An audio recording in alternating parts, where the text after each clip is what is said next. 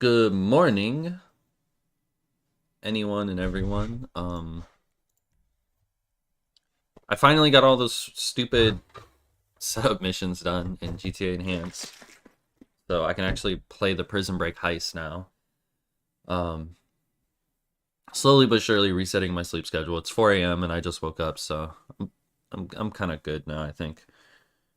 Um, Planet Fitness doesn't open until 6 a.m., so I figured, hey, I'll stream a little bit because this is what I'm gonna be doing anyway before because the Planet Fitness doesn't open for 2 hours. So I'm just gonna be drinking my nutrition drink that I showed you guys last stream, watching my fucking YouTubes and playing my GTA's. Hey Chanwer, what's up? Welcome to stream. How are you? Destiny just uploaded this video debating whether people should be allowed to have a house.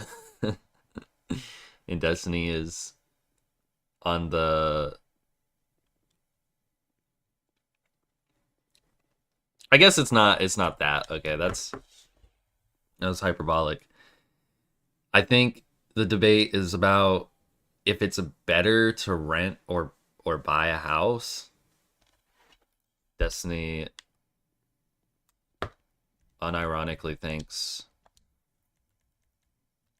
renting a house is better. Maybe it is better. Maybe it's better in certain contexts. I don't know. But I feel like everybody would probably want to own a house if they knew they could. I don't know. I feel like the only reason you wouldn't own a house and you rent is because you're fucking broke. Nobody wants to be broke. Just chilling. I'm good. How about you? I'm pretty good. I'm all right.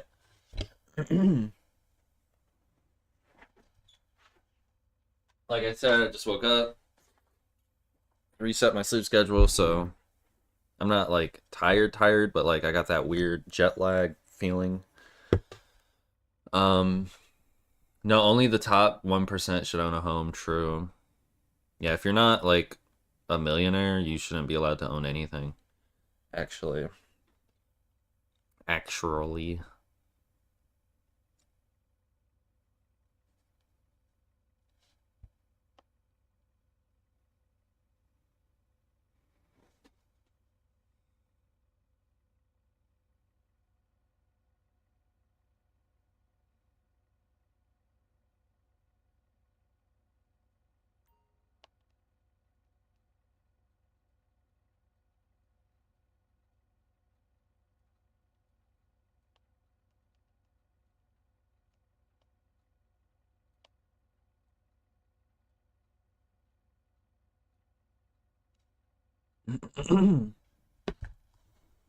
I still haven't slept. I believe it. I believe it. I wake up at 4 a.m. Chandler goes to bed at 5 a.m. But that's just our dynamic, you know?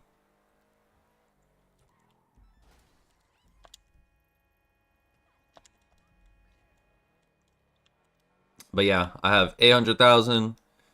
Once I play the Prison Break heist, I'll have another 300,000.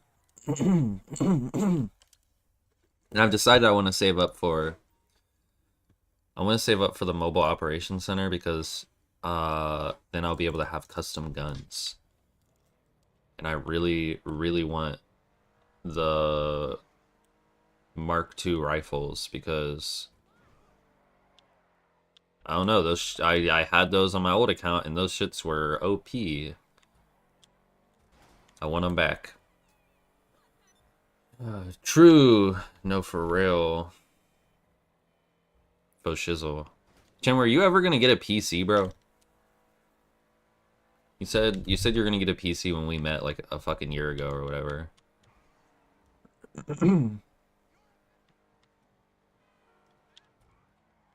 I want to stream. I want to stream video games with you.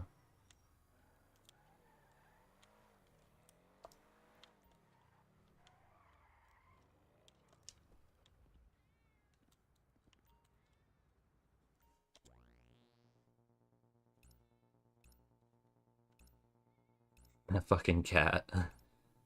Meow. Meow.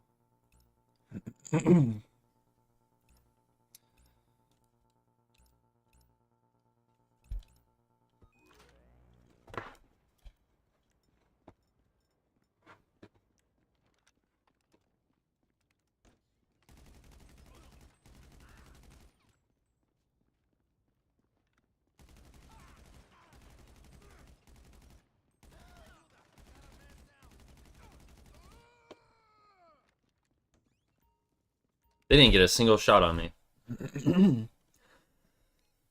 The way I ran in that bitch, I should not have lived that.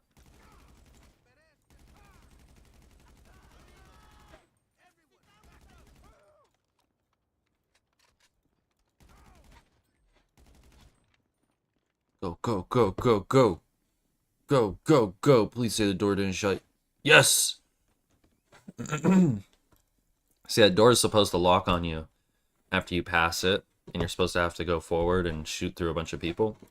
But if you grab one of the packages, one of the cargoes, quick enough, and run back, the door doesn't lock yet. I have 18 minutes to deliver this and then try to grab another one. So I think you get 20k for each crate that you deliver. And it takes literally only a couple minutes to do this. These free mode events are fucking dope. Someone shooting at me? What the hell?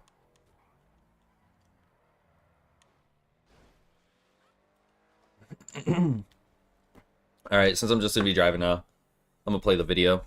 Destiny debates the American Dream, rent versus buy, showdown. This is a long video. I don't know if I'll be able to watch it all on stream. I was just gonna watch it anyway, so I was like, hey. I'm watching YouTube videos and playing video games. I should just fucking go live because that's all other streamers be streaming anyway. I always feel like if I go live, I have to have like a plan and like be super entertaining, but bro, XQC is fucking like one of the top streamers. Nobody even knows what that dude is saying. So I'm gonna just start going live no matter what I'm doing, and if anything entertaining happens, then I'll like record it and make a video out of it or something, but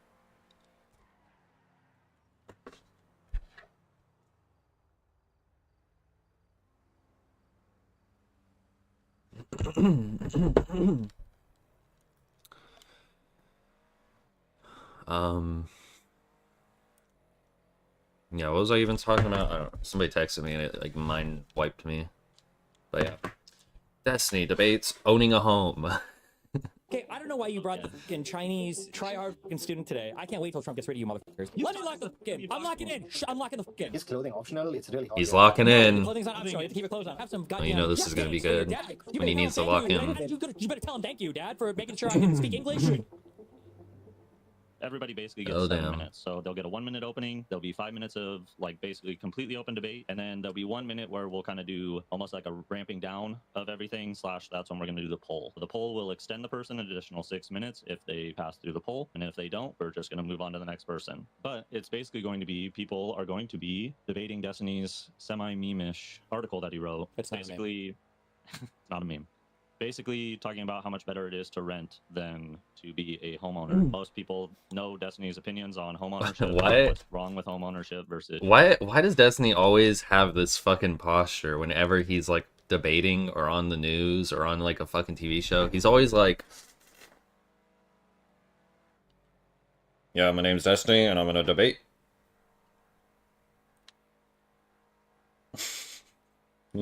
You see what I'm talking about? Look at his fucking face, dude. He always like it's like a turtle retreating into its shell. He's always like that, bro. And he's not like that on his stream. On his stream, he's like how I'm sitting now. He's like fucking normal, but I don't know. It's just a funny thing I noticed.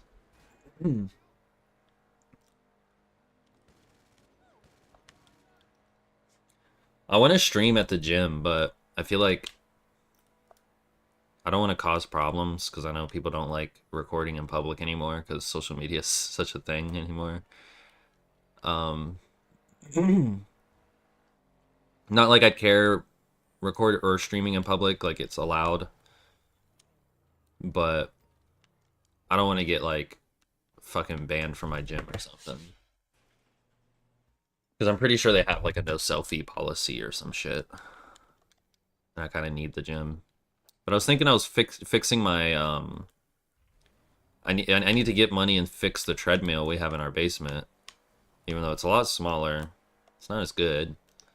But it's a treadmill, it works. So if I fix that, then I can really stream 24/7 because I'd be able to stream myself doing my run like I used to back when I would stream all day.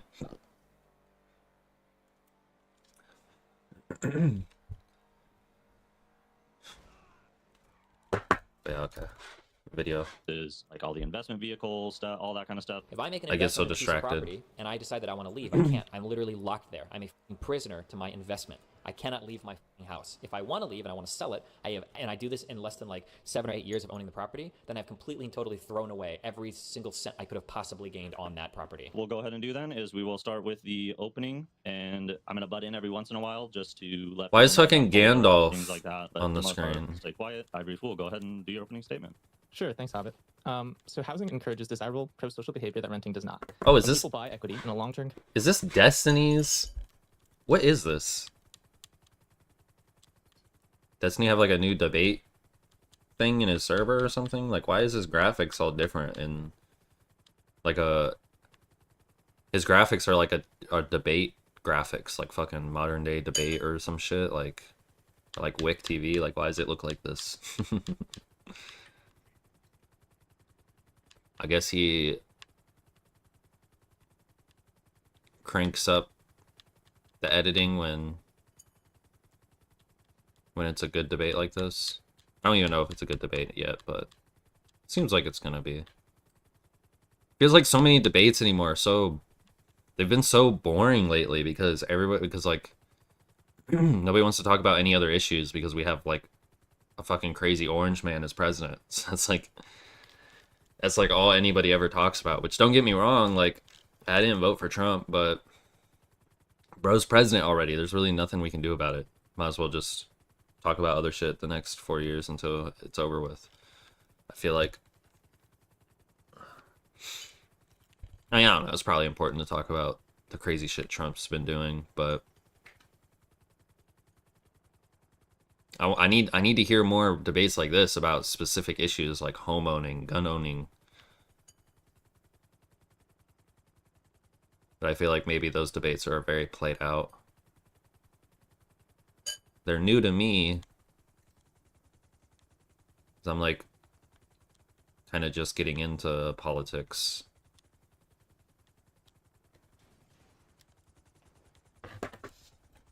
True, it just be boring now. Also, I want to play with you too. It's just expensive to do what I want to do for a PC. Just get one, bro. PCs are fucking modular. You can upgrade it later. Just fucking get one, dude. Just fucking get one, dude. Dead by Daylight will literally run on a fucking potato too. So like, probably most of the games we play together, you're not gonna need like any crazy PC anyway. You could probably just go to a fucking any Walmart and buy any Windows PC they have, and it would be able to run the games that we're gonna be playing. But I don't blame you for wanting to get a super good PC, but fucking just get one, dude. I just want to fucking play with you, like, bro.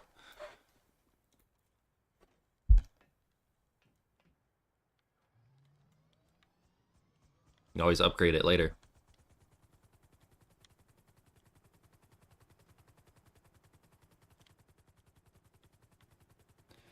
I can't wait to run later. I haven't ran in like 3 days. The last time I ran though, oh my god, I was so fast. I kept a 6 minute 40-second pace for like 2.5 miles.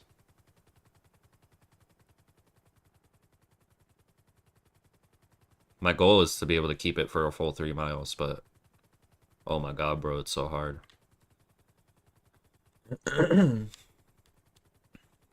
Me with a chopped ass PC.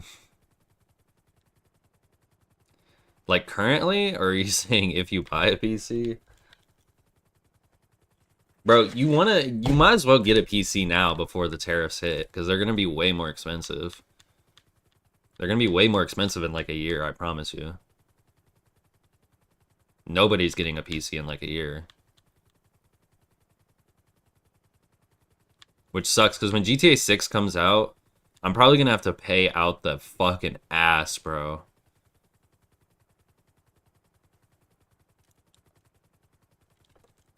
Because there's no way my PC is going to be able to run GTA 6 in its current state. I'm going to definitely need to make some upgrades. If I listen to you and get one from Walmart. Yeah, I'm not saying you should do that. I'm just saying you probably could and still play like all the games that we're going to play together.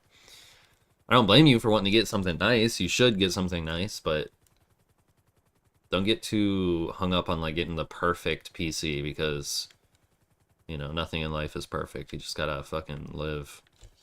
Imagine how fun it'd be playing Dead by Daylight with each other on stream. We're missing out on all the memories we could be making because you want a bougie ass PC. Like, I need you to be for real, Chandler.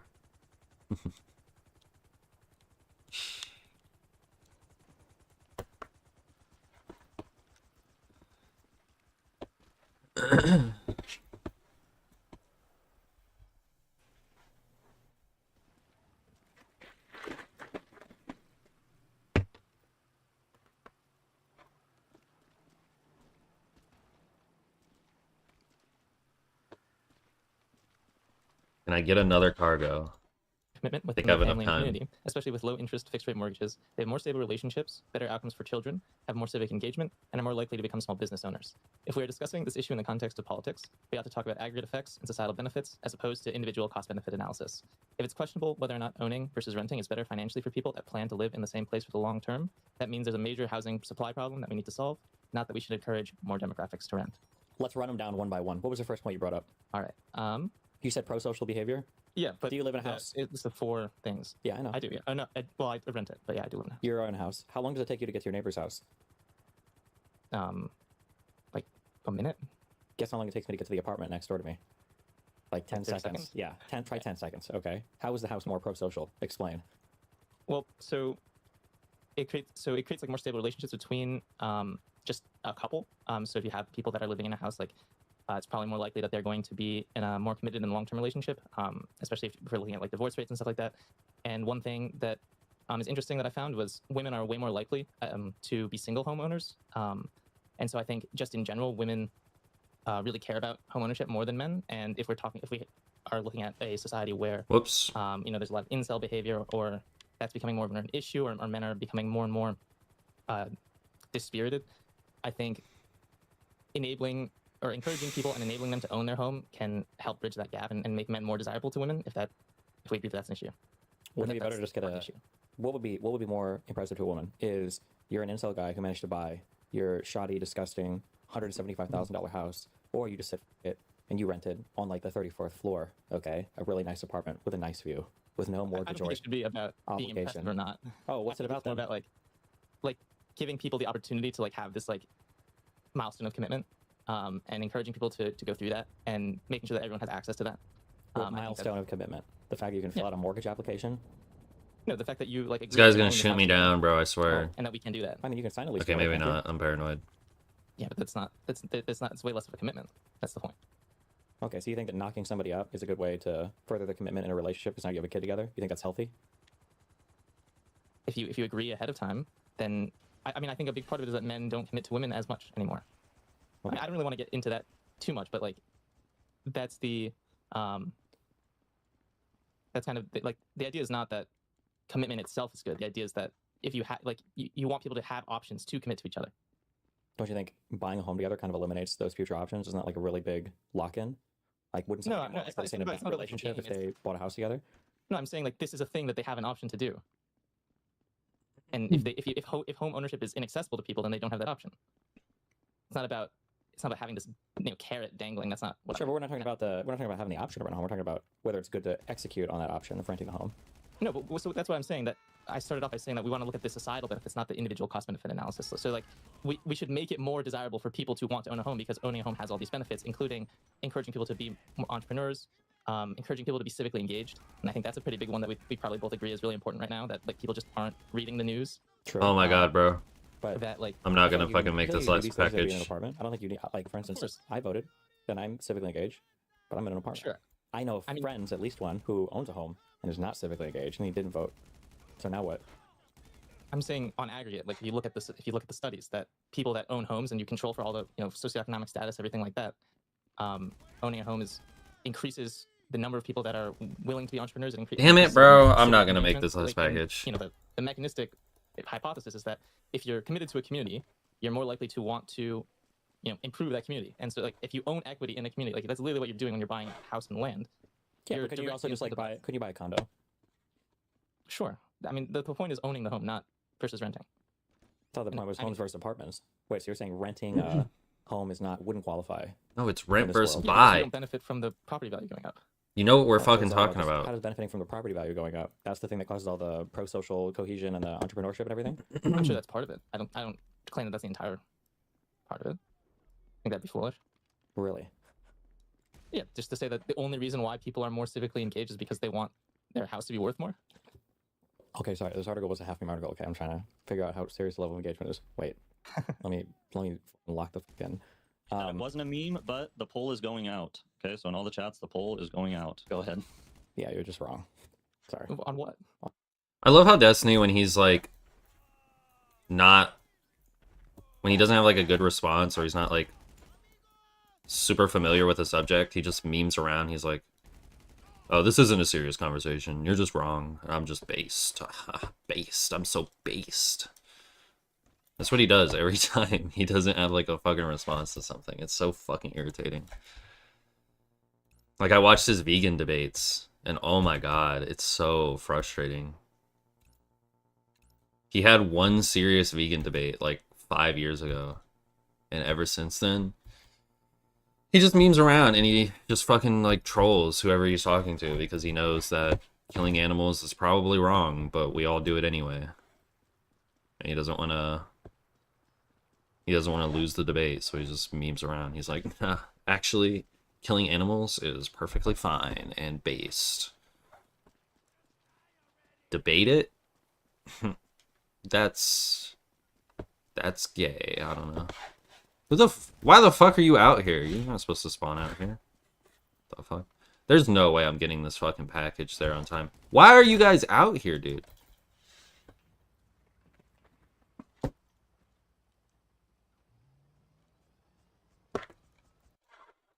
On everything. Based on what? On my feelings. Do you want me to show you like some sort of citations? Yeah, give me one citation. Go ahead and show me your first citation. What do you got? Okay. So using a large U.S. individual level survey data set over the 1996 to 2006 period, we showed that a 10% increase in home equity raises the probability of transition into entrepreneurship by 14%. Oh yeah. How many of those people lost their? When did that data set end? In 2006. Yeah. How many people lost all their businesses and everything the next year? Huh? So then we should make it less likely that people lose, like less volatile. Like we can I create policy agree. that. Do you know what reduces volatility? Renting versus owning, because then the volatility is all shifted onto the landlord, and I can just pay a But it's smooth monthly payment. I mean, the whole point is that in that period where people didn't really think that this was a possibility of foreclosure, the people that own their home were more likely to be entrepreneurs. So Yeah, the people who there's felt like they a- had absolutely no risk to take whatsoever, felt like they could invest in businesses. That's not surprising. That's because they had no risk, because the banks and the financial system for the housing market was crazy. Destiny currently getting owned in the marketplace. Give me the so next- ideas. next this time citation. has been extended. Next citation. Okay. This one better not end at 2006. Right. So we found that access to entrepreneurial bank credit is easier for homeowning entrepreneurs at both the intensive and extensive margin. We saw that during the crisis, the gap actually widened between homeowners and renters with respect to their access to credit, despite the lower market value of the homeowner's collateral. So, I mean, even in the case where their housing, like the housing market is collapsing, banks are still giving preferential treatment to keep business afloat to homeowners rather than renters. And I'm assuming they controlled for, just the total number of like debt to asset ratio and stuff like that. Oh yeah, you would make that assumption, wouldn't you? Because it helps your argument, doesn't it?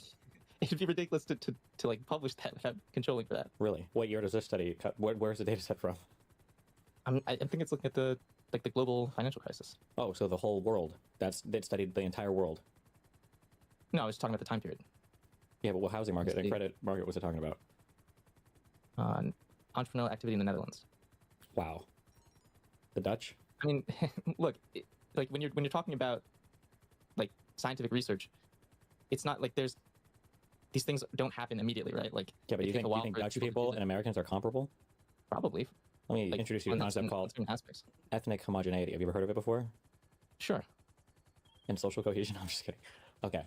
So I mean, the, No, the no, point, stop. the point is that I'm responding to your point. Okay. Okay. How would owning a home give you access to more credit? Were these people taking out like credit based on their homes, or yeah, you use your equity that you have on your house, isn't the study just saying then that people that have money or have assets have access to credit? Wouldn't that make sense? right? But the Like they could have any other asset or class theoretically, and they would still have access to the same credit, right? Like instead of owning a home, let's say they Yeah, dumped all that money into a 401k or whatever, they'd still have access to credit. They just happen to be dumping their money into a house, right? yeah, and the mere fact that people own the home makes them more likely to be an entrepreneur. Yeah, that makes sense. But that's just Yeah. because of the. I feel like With same credit to debt ratio. with the same same credit to net debt. Oh, with the same net worth. Yeah, because you control for socioeconomic status. I guess what I'm trying to understand is how does like if I've got $50,000 of equity in a house versus $50,000 of equity in some kind of other asset class. I don't know why Okay, so- having the house gives me special access to credit that I wouldn't have otherwise. I don't think they're saying it gives you special access to credit. I think they were saying that that type of asset, that type of collateral is more preferable to banks. Okay, that might be true, but that's a shitty reason I think to own a home. Well, so I'm not saying that's why I'm not arguing on the individual. I responded to a fucking text message and I did not hear what the fuck they said. Bro, this video is kind of hard for me to, or any topic that has to do with like economics, like at all, I get pretty lost, not gonna lie. I have a hard time tracking because I just don't know fuck all about economics.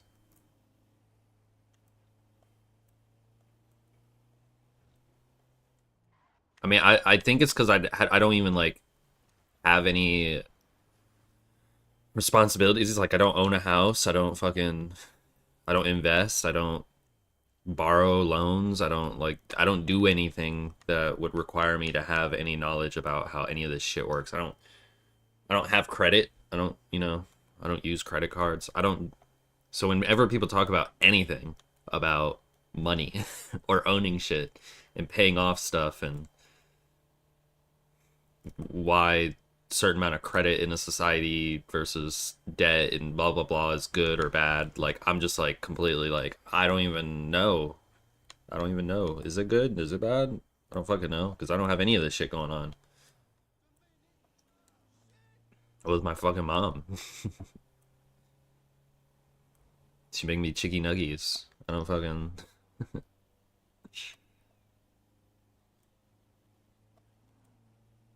Bro, why are they sending... There's 10 people in this lobby. They really gotta send these fucking stupid cars on me. I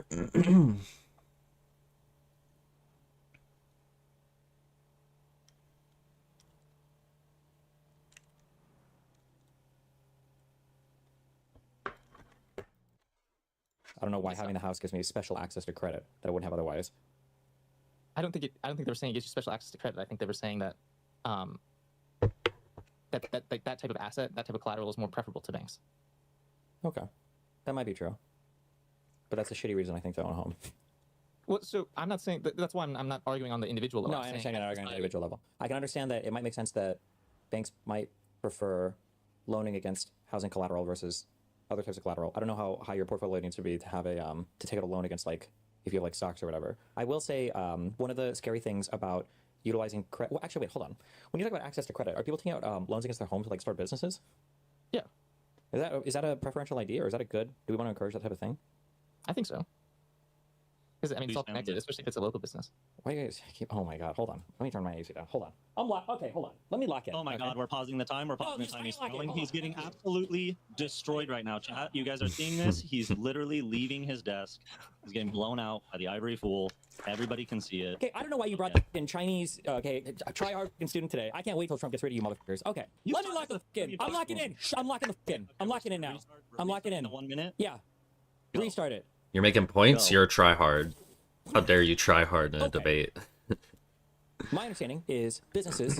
My understanding, by the way, is the polite and humble way of me saying I know this is a fact, but I don't want to present it that arrogantly. Okay. My understanding is that No, it's businesses not. have a very high rate of failure. Okay. If a friend came to me and he said, "Hey, I want to get credit for a business. I want to take a loan from the bank, and I know just the way to do it." I go, "Oh, really? What are you gonna do?" So, I want to take a loan against my house. I would say that's f***ed, bro, because now if your business fails, not only are you exposed on the business side, you've opened your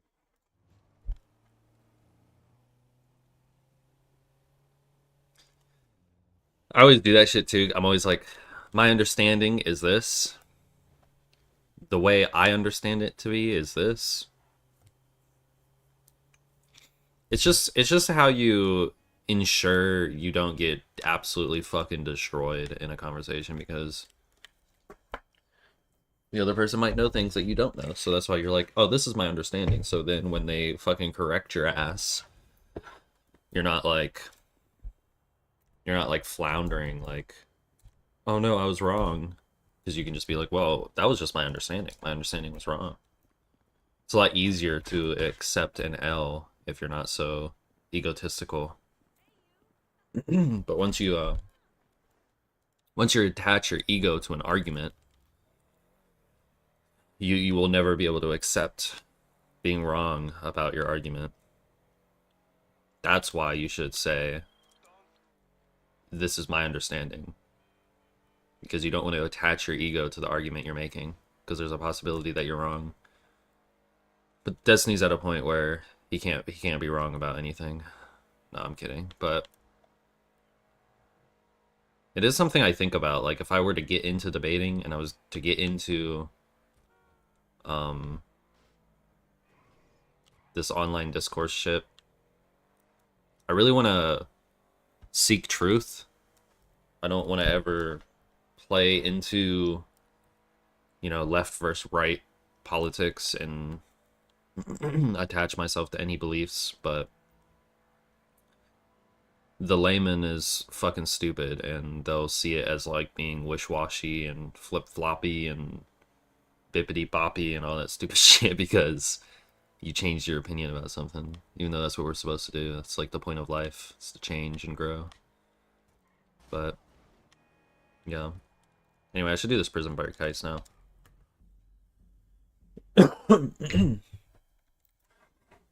yourself personally up to liability, because if your business fails, you're going to lose your business and the business. Okay, is businesses. My understanding, by the way, is the polite and humble way of me saying I know this is a fact, but I don't want to present it that arrogantly. Okay, my understanding is that Go for it. businesses have a very high rate of failure. Okay, if a friend came to me and he said, "Hey, I want to get credit for a business. I want to take a loan from the bank, and I know just the way to do it." I go, "Oh, really? What are you gonna do?" So, I want to take a loan against my house. I would say that's f***ed, bro, because now if your business fails, not only are you exposed on the business side, you've opened yourself personally up to liability, because if your business fails, you're going to lose your business, and now you're going to lose your f***ing house. Your life is over. Would you really recommend somebody to take out some type of loan against the value of your house when new businesses have a fail rate of like 90% over 5 years? So I mean, I think we both agree that renting, in terms of like the actual living conditions, aren't really all that different. That so it's like if someone loses their house and they have to rent now because they took on this risk, like I think we both kind of agree that, like, that's fine. No, Like, they don't it's not necessarily need a fine. house. Wait, that's my argument. It's not fine. If I'm in an apartment and I can't pay my lease and I lose my apartment, what happens? I can't pay my lease. I get kicked out. If the landlord is a huge asshole, Let's go. But he could take me to small People claims court, joined. for the some part of the lease maybe. But if I can't afford my house, whoo, we're in big trouble. I have to sell the house. I have to make up the difference in whatever the equity and the borrowed amount is. So let's say I've got a house, $1 million house. Let's say I have $50,000 in equity. Let's say that I borrow out $50,000, against the equity. Now I have no equity in the house. And then let's say that I go upside down on my, no, I don't have to go upside down even. Let's say let's say that my wait, It's not like taking a long-term stock option or like a short-term stock option where you don't just like leverage everything and then lose more than you put in. Well, what do you think the risk is? That's why it's risky to start a business. If you lose it, you lost. You can lose what you put in, but you're not going to lose more than what you put in. True. Usually. Well, true, but if you're starting a small business, okay, not all of us are, Big Bucks McGee over here, all right, in the ivory tower of academic elitism, okay? So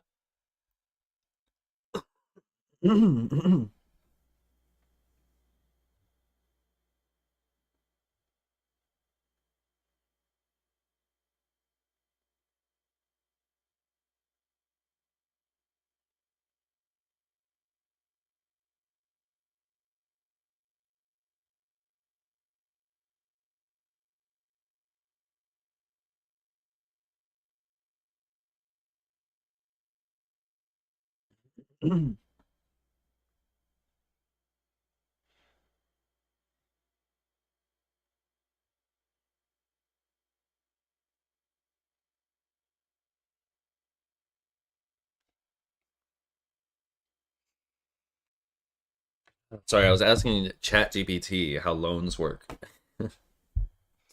I always forget how mortgage and loans and shit work.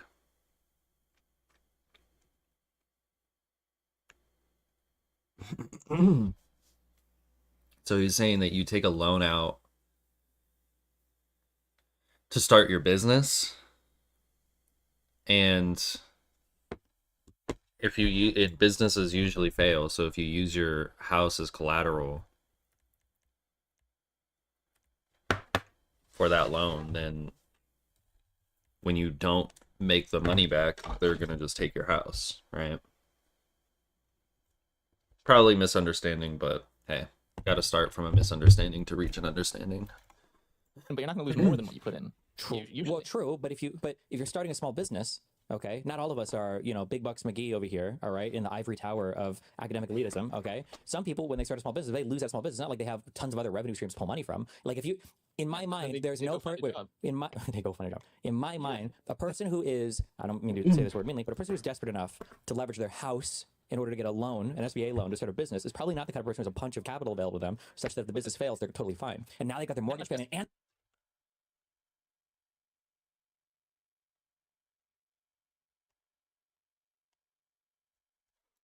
And remember, the professor's paying you, not me. Not me at all. So keep him alive.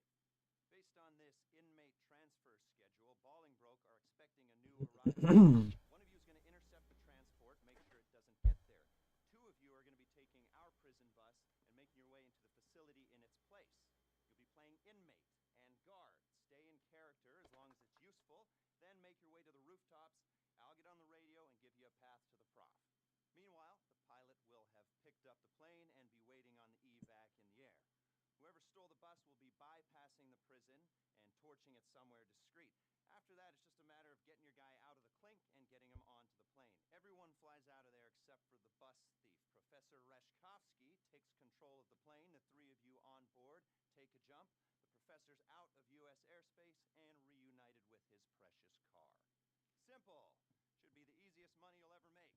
Speak soon.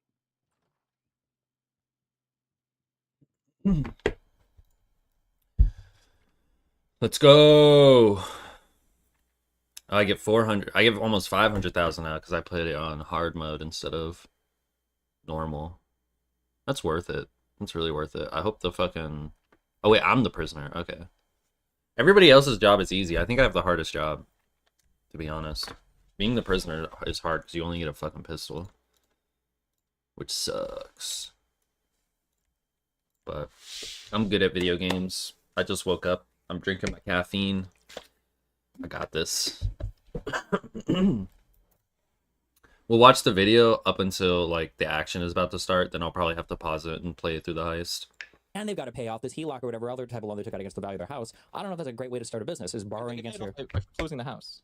That's a big deal, because now you've got to foreclose. Big deal, yeah, but it's not life ending. Like, you can just go rent, like you said. Yeah, but And now you you're have- renting with a foreclosure under your belt, so your credit is going to be... Yeah, that car's cool. You run the risk of... Police car. depending on what Okay, that- okay, I don't know if foreclosure is the right word, right? Because if you're just releasing the house, if you're selling the house and you're paying off the loan, like, you're not. I don't think that hits your credit. Like, Oh, it just I'm means so sorry. Foreclosure is when you... I believe foreclosure is when you default on the loan and then the bank... What is going on, bro? Did somebody leave? My game is fucking glitched, dude. Bro, I'm gonna fucking...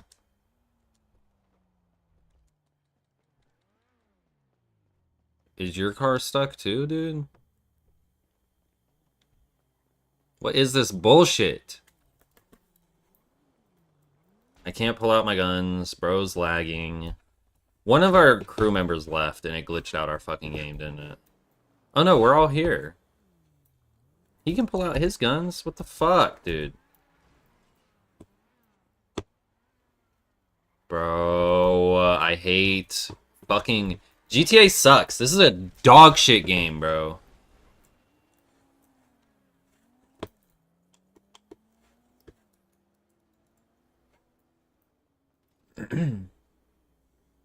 I was literally glazing this game so much last time I streamed. Like yesterday or the day before. I was... Finally, dude, Jesus. What?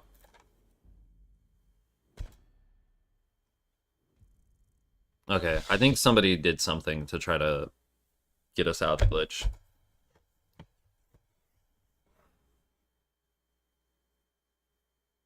We can't even restart? No, this dude left. Oh my god, bro. This game is so dog shit, dude.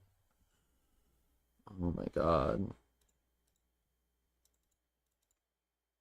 Nothing makes me turn on a game faster than when it's glitchy, bro. Like, oh my god, I just want to play the fucking game. Like,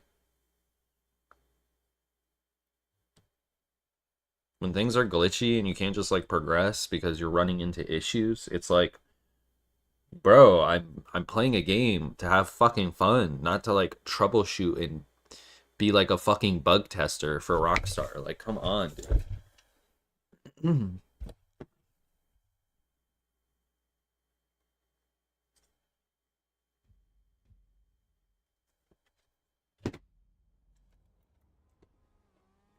Yo, iPhone text messages are so extra. It really be like doing confetti and making random messages like animate and get all big and shit, and it's just very extra. Sorry, I'm a hater right now. I'm in my hating mode right now.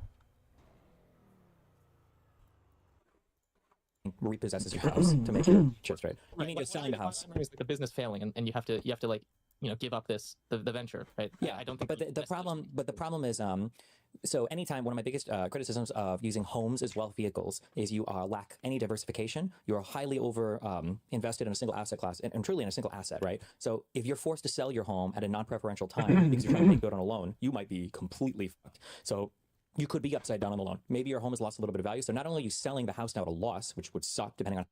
This is why I want my fucking camper van. I've probably talked about it on stream before, but my goal in life is to have a like mobile operations center like in GTA.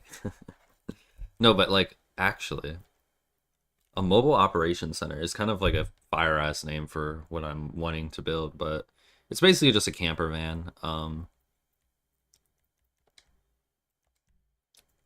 I don't know if y'all have seen those things.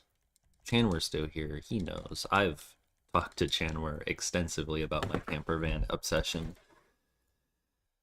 Yeah,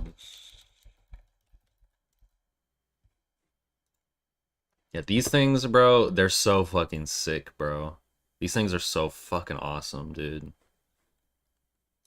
The solar panels on top and shit. Even this one is like cool, even though it's smaller and stuff, but I'd want to get a big ass Sprinter van.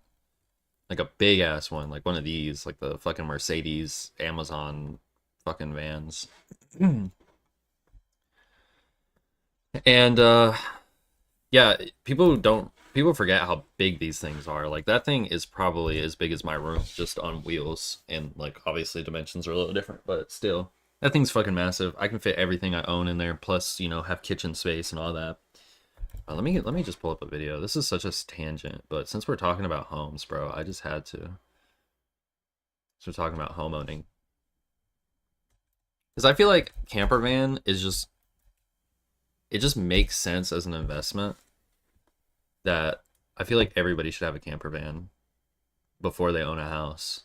Because then, like, you can use your house as an investment vehicle. Even though Destiny's against that. A lot of people are, but if you have a camper van already, you can travel, you can live in it, all that stuff, and then you buy a home as like your place to live, but then you still have the camper van in case you ever have to sell your home, or if you ever want to, or whatever. Yo, my shit's lagging, bro. Maybe that's why my shit's glitching out. Maybe it's not even Rockstar's fault. It's because I got too much shit going on my PC.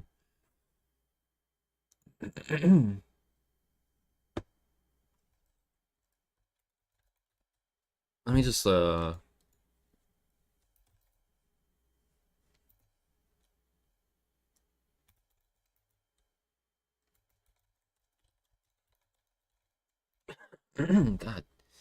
damn this lag, dude.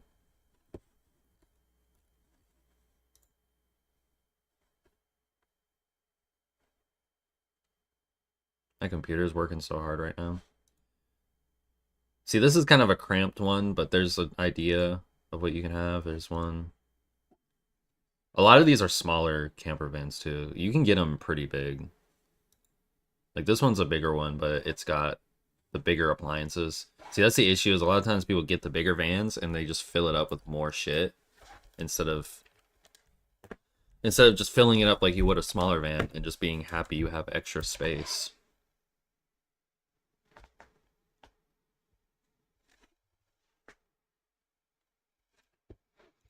Is this a van? No, it's not. What is this? This is like a fucking RV or something. That shit's huge. I wouldn't be against having an RV too. I just like camper vans because they're so small. Feels safe. Feels cozy. Feels like oh my god, bro. Is this gonna happen every time?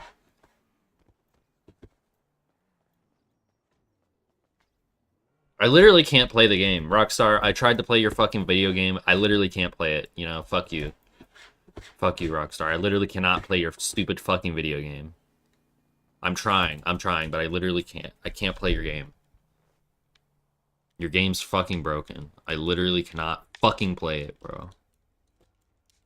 This is so stupid. Can't pull out any of my guns.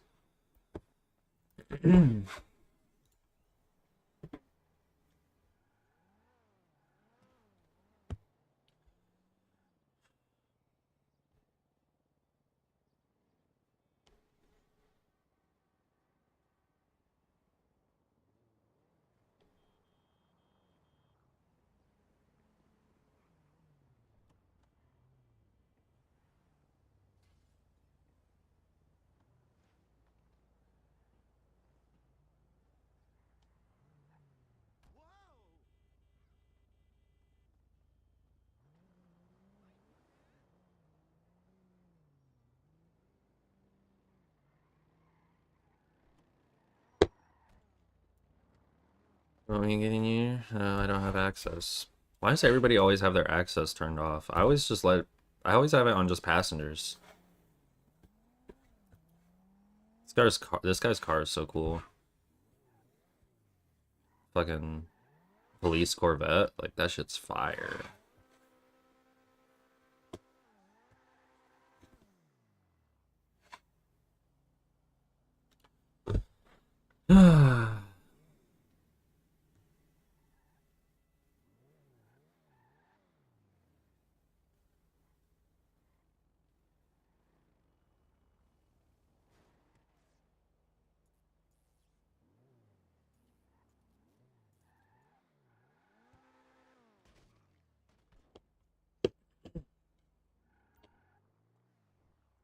Oh my god.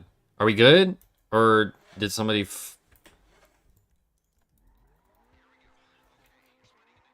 Oh my god. Why did it do that, dude?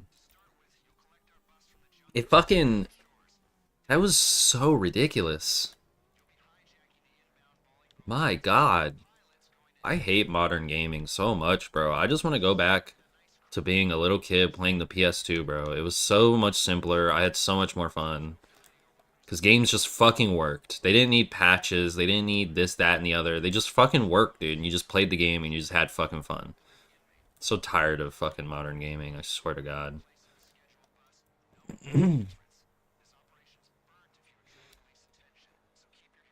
Like, what the fuck was that, bro? That's like... I feel like we put up with so much shit in gaming that just shouldn't even be acceptable. Like, that should never happen, dude. Like...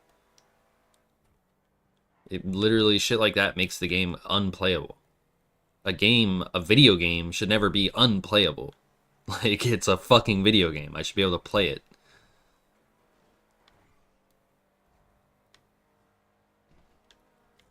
But alright, I'm gonna play the video, like I said. on how have early to you are in pause the it ownership when- cycle yeah. of it. You're selling it at a loss. You have to make up the difference to the bank. You might do that on a payment plan or something.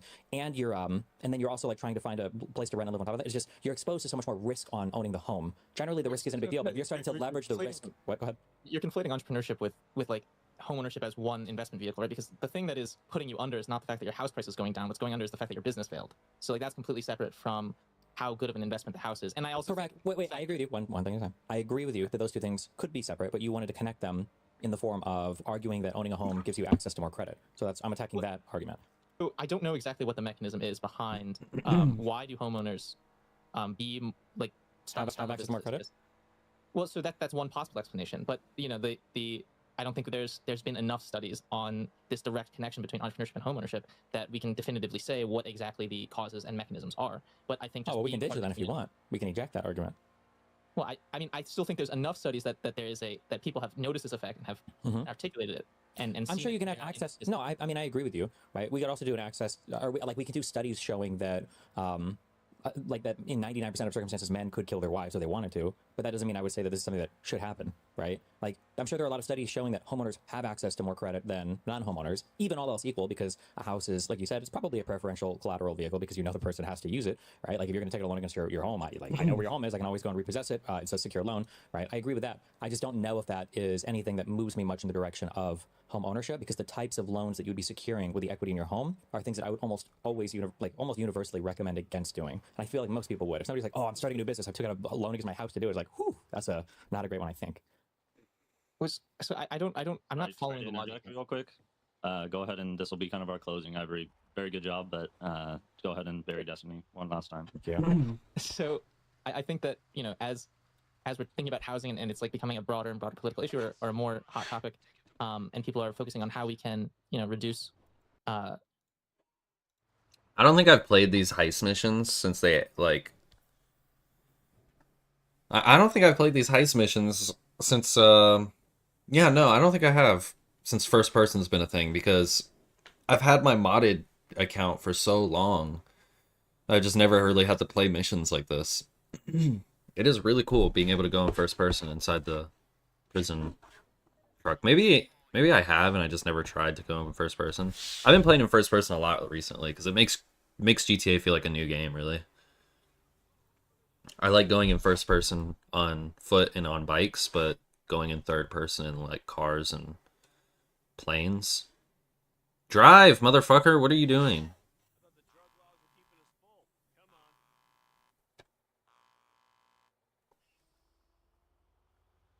Okay, maybe something different's happening on their screen, I don't know.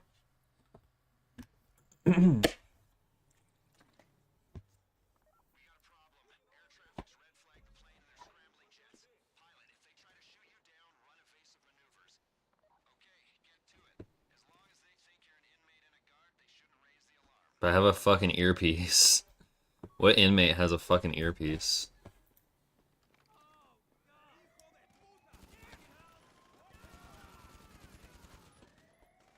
I don't know why they shot us so early. I didn't mean to pull out my gun. It just kind of happened like that. Oh, I tried to see the plane. Did not see it. Oh shit, I see the jet. See, it's just so cool playing in first person. I feel like it's easier to hit my shots too. Even though movement in first person is really clunky and weird in this game, I always feel like it's so much easier to hit your shots in first person because you're actually seeing things the way you would, like, yeah. And objects are closer. Like, literally. When you're in first person, everything is closer to your camera than when you're in third person. You have the camera floating behind you, so it kind of just makes things unnecessarily hard to... Yeah.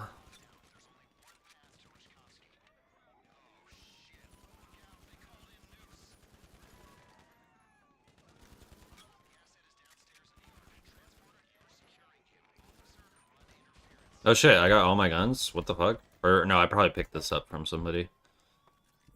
Yeah, I definitely did. Try to get any more ammo I can. Alright, bro, I'm here. Come on.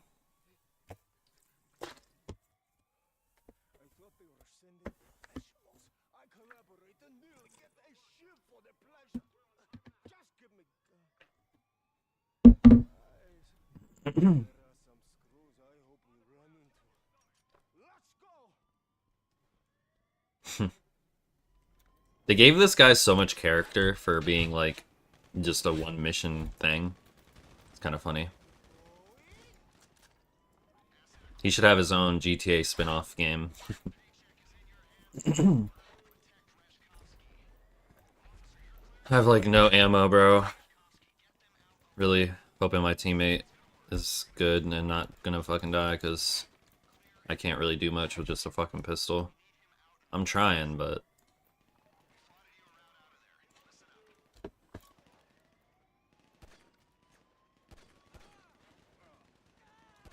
trying to hit their heads. So much easier to get headshots in first person, too.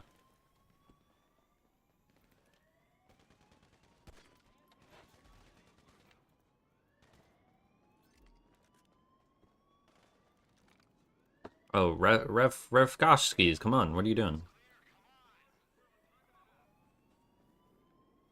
Bro, I hope we don't run into another bug. Is he not gonna follow us? Is he glitched?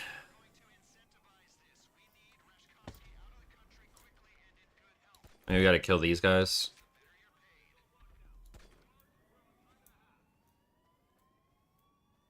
Where in the... oh, come on, pussy. What the fuck are you doing?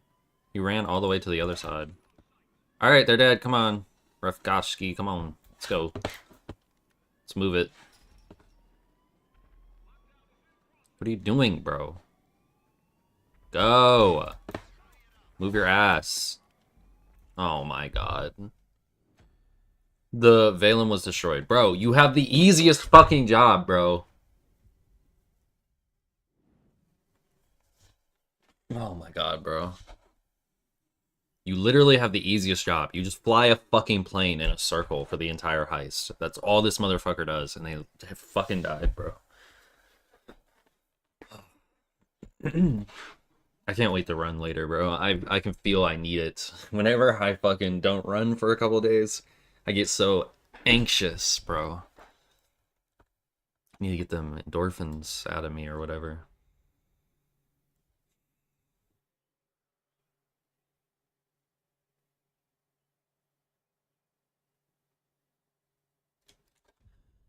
We've only watched 20 minutes of this fucking 2.5 hour long video. I gotta do the heist, though.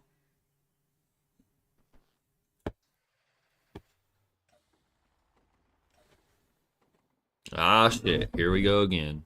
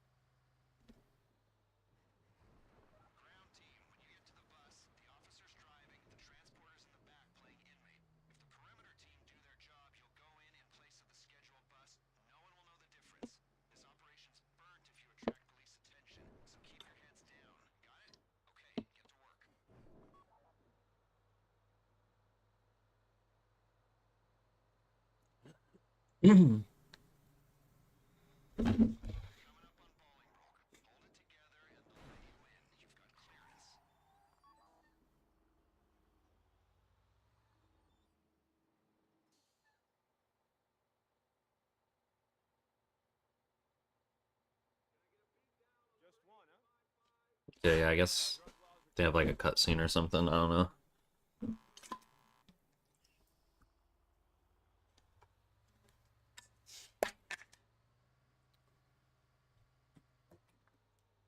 Ah, that felt good. That nutrition drink thing that I drink every day is like a perfect breakfast.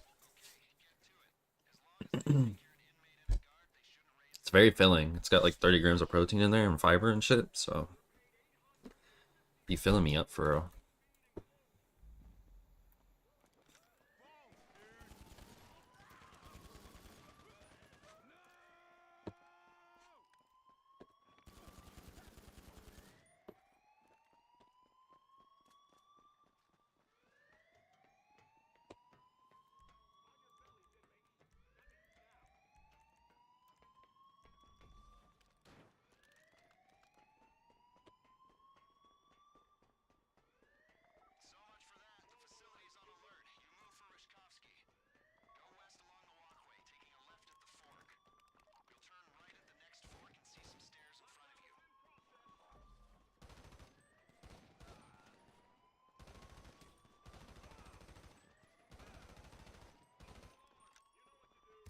Bro, I hate when they take like a ridiculous amount of bullets to kill. It's like, bro, you are not Superman. Why the fuck did it? I have to unload a whole clip into this dude. Oh, hey.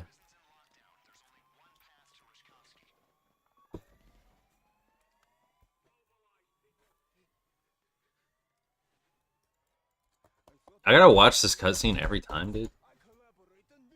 There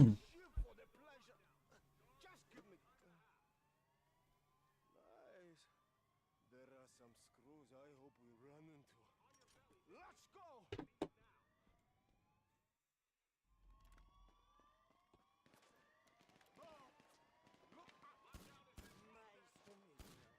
Excuse me if I have trust issues with the U.S. government. Asset acquired. Get to the pickup. A paycheck is in your hands, transporter. Protect Reshkovsky. We plotted you a route out of there. Listen up. Officer, you're clearing a path for the transporter and Reshkovsky. Get them out alive. This is how it's gonna work. You're gonna clear the area, then Reshkovsky will move up. Clear and move. Clear and move. We need him out in one piece.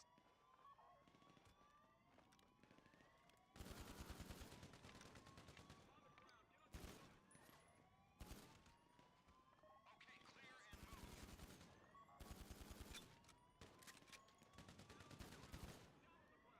Reshkovsky ain't moving till we have some space here.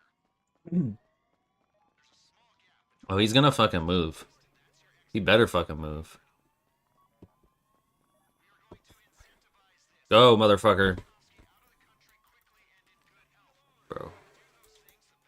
Move your ass, dude. What's the issue, bro? They're not even over here. Come on.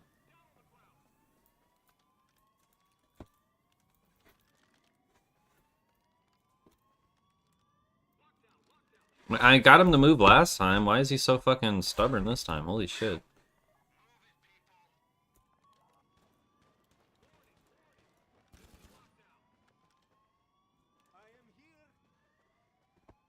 Yeah, I know you're here. That's the issue. I need you to go there. Come on.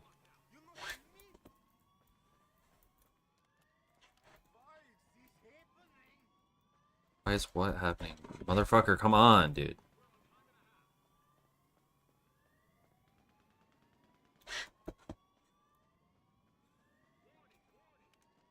This is so dumb. Maybe we can come back for him, like in a vehicle or something. He's not following us, dude. This game is so dog shit, bro.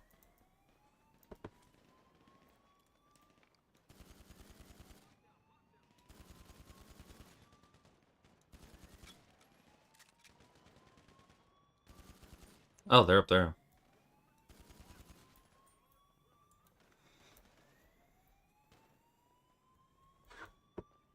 He's just not following us at all. That's crazy. Can I get in one of these? No.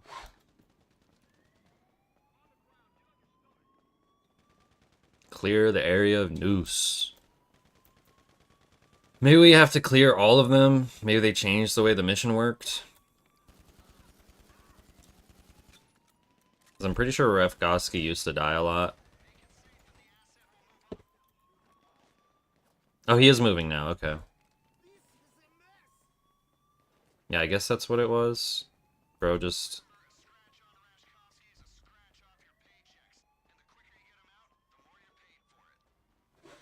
Can he just move a bit faster? Like, come on, dude. Return to the prison yard. What am I doing? Come on. I just want him to fucking move it.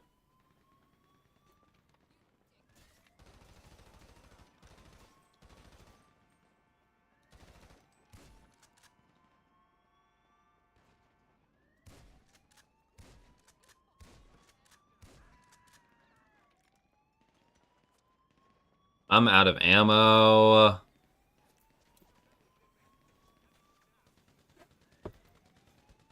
Bro, I'm completely out of ammo.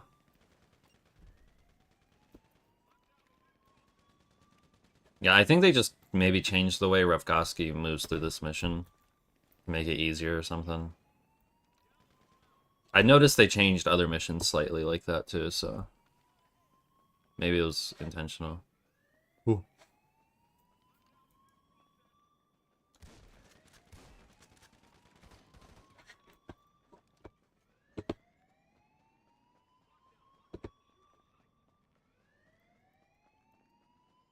Go and collect. Okay, yeah. Yeah. Yep. Yep.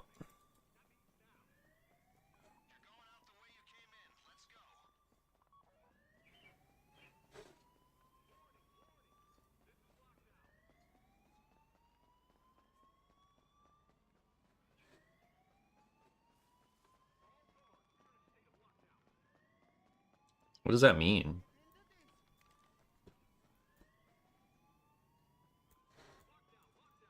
Okay, maybe not. Maybe he is glitched.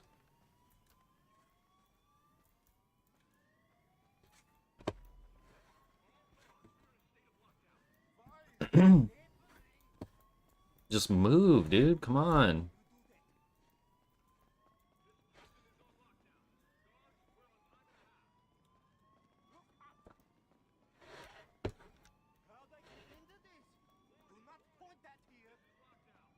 Then move, you stupid motherfucker.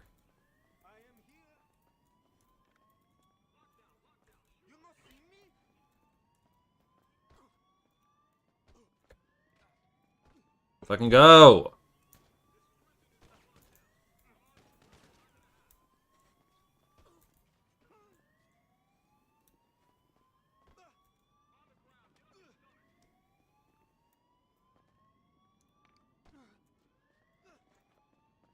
Watch him like fucking die from me pushing him or some stupid shit.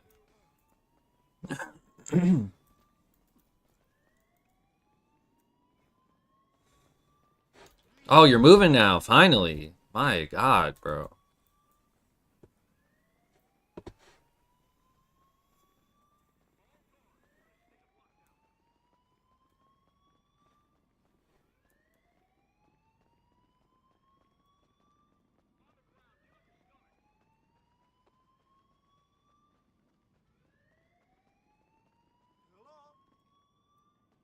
No, keep moving. Come on, bro. Don't stop now. Come on. Keep going. Keep going, you stupid motherfucker. No, what are you doing? Why are you trying to, like, go back? Oh my god, bro.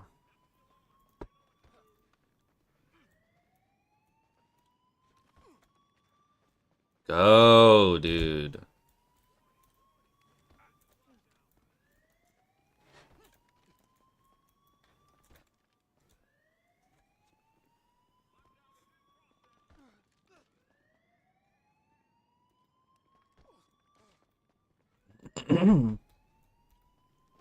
Nope, don't even think about fucking turning around and going back. Like, come on, bro.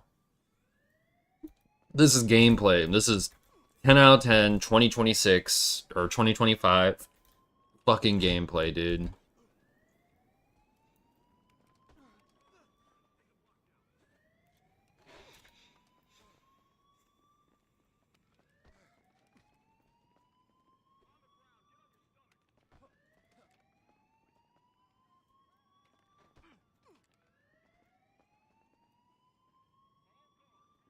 Where do you think you're going, dude? Fucking go that way, bro.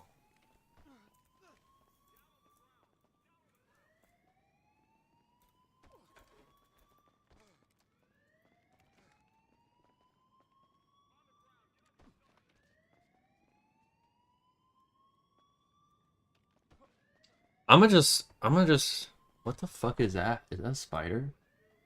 Is that a spitter on my wall? Oh, the spitter. I don't like it.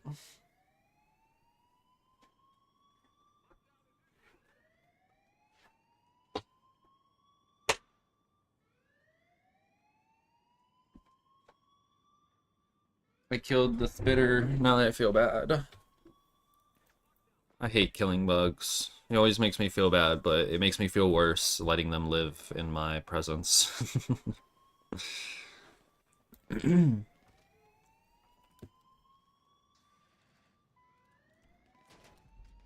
Bro, what is going on?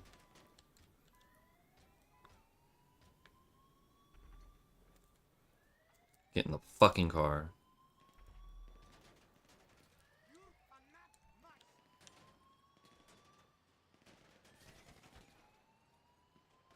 Watch him not get in the plane when the plane lands, bro. I swear.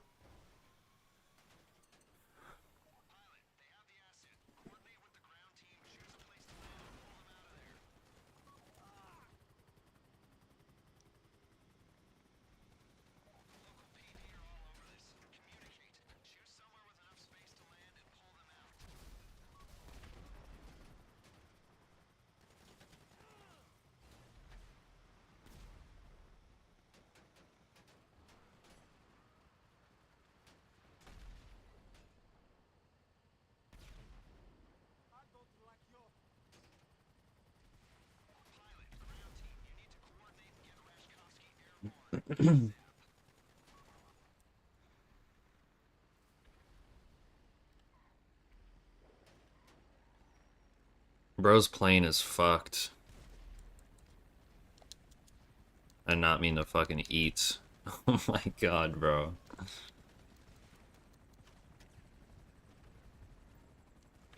Go, go, go! Why? What are you doing? Get in the fucking plane! Oh my god. Get in the plane, dude.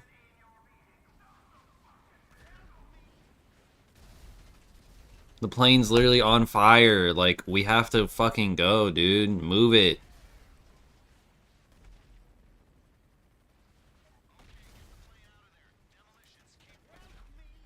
If we lose this, I'm gonna have to be the pilot next, because...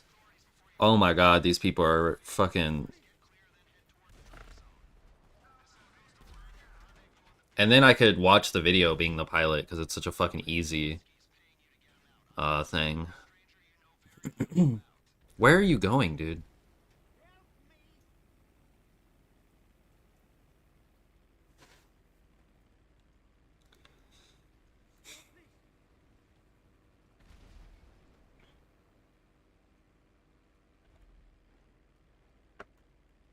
I can't believe we did it.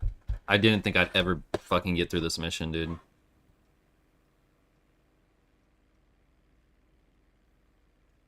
And it really is annoying because this prison break heist is really cool and unique.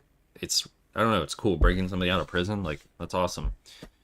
But it really, you flying towards the helicopter, you fucking moron. But man, GTA just sucks sometimes, dude. Getting the people to play the mission with you and having to rely on randoms to do their fucking job right. It's awful.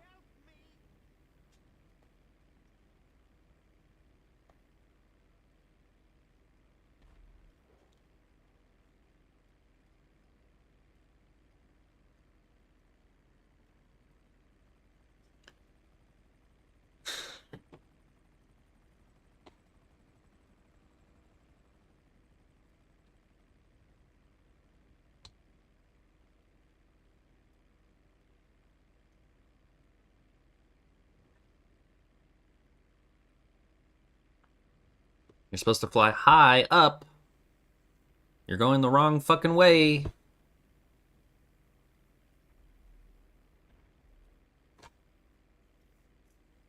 I hate randoms, bro. I hate randoms so much, bro. I hate randoms. Oh my god, bro. Like, oh my goodness, dude.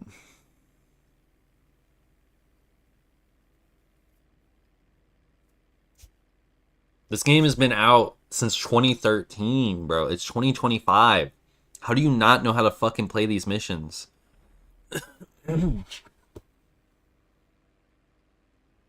It's gotta just be little kids and shit. I forget. You know, most of people who play video games are fucking children. They're not literally adults like me. Probably this kid's first time playing this mission. It is what it is. I need to relax. But come on, dude. It's just so fucking frustrating. We made it this far just for the fucking pilot to not know where we're going. It's awful, dude.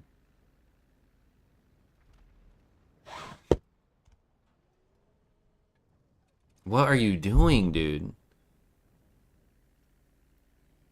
What are you doing?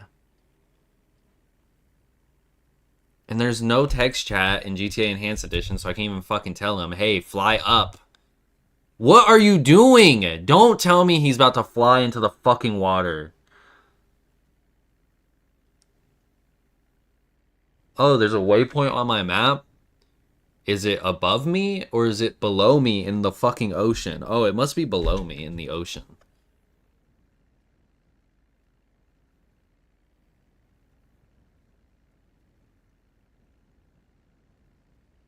Okay, what is this dude's user?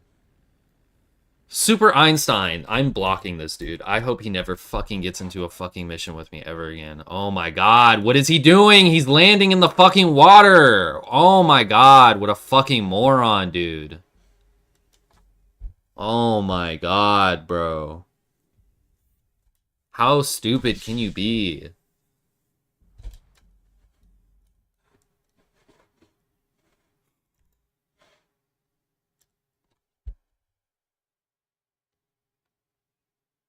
Like, bro, you have the mindset to be like, oh, I'm not meeting the waypoint. Where is it?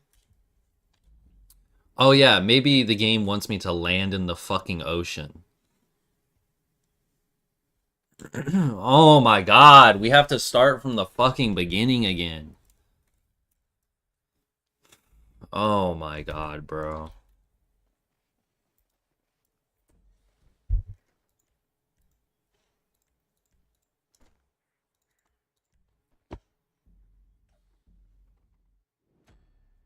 Pilot left. What a fucking moron, dude. What a useless fucking person. Oh my god, bro. How are you even playing this game? Why? Is bro trolling me? Is bro stream sniping? He's gotta be trolling, bro. There's no fucking way that just happened, dude.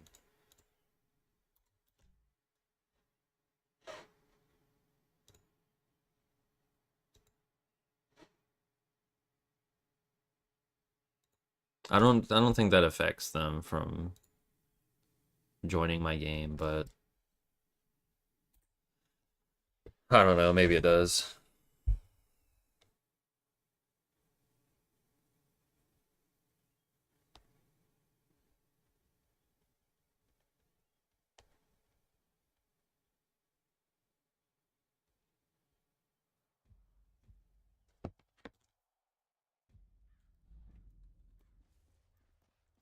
I can't believe that just happened. What a waste of fucking time, dude.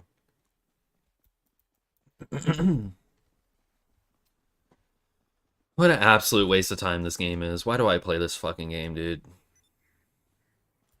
I'm so close to uninstalling GTA and not looking back until GTA 6 comes out. I'm so fucking close.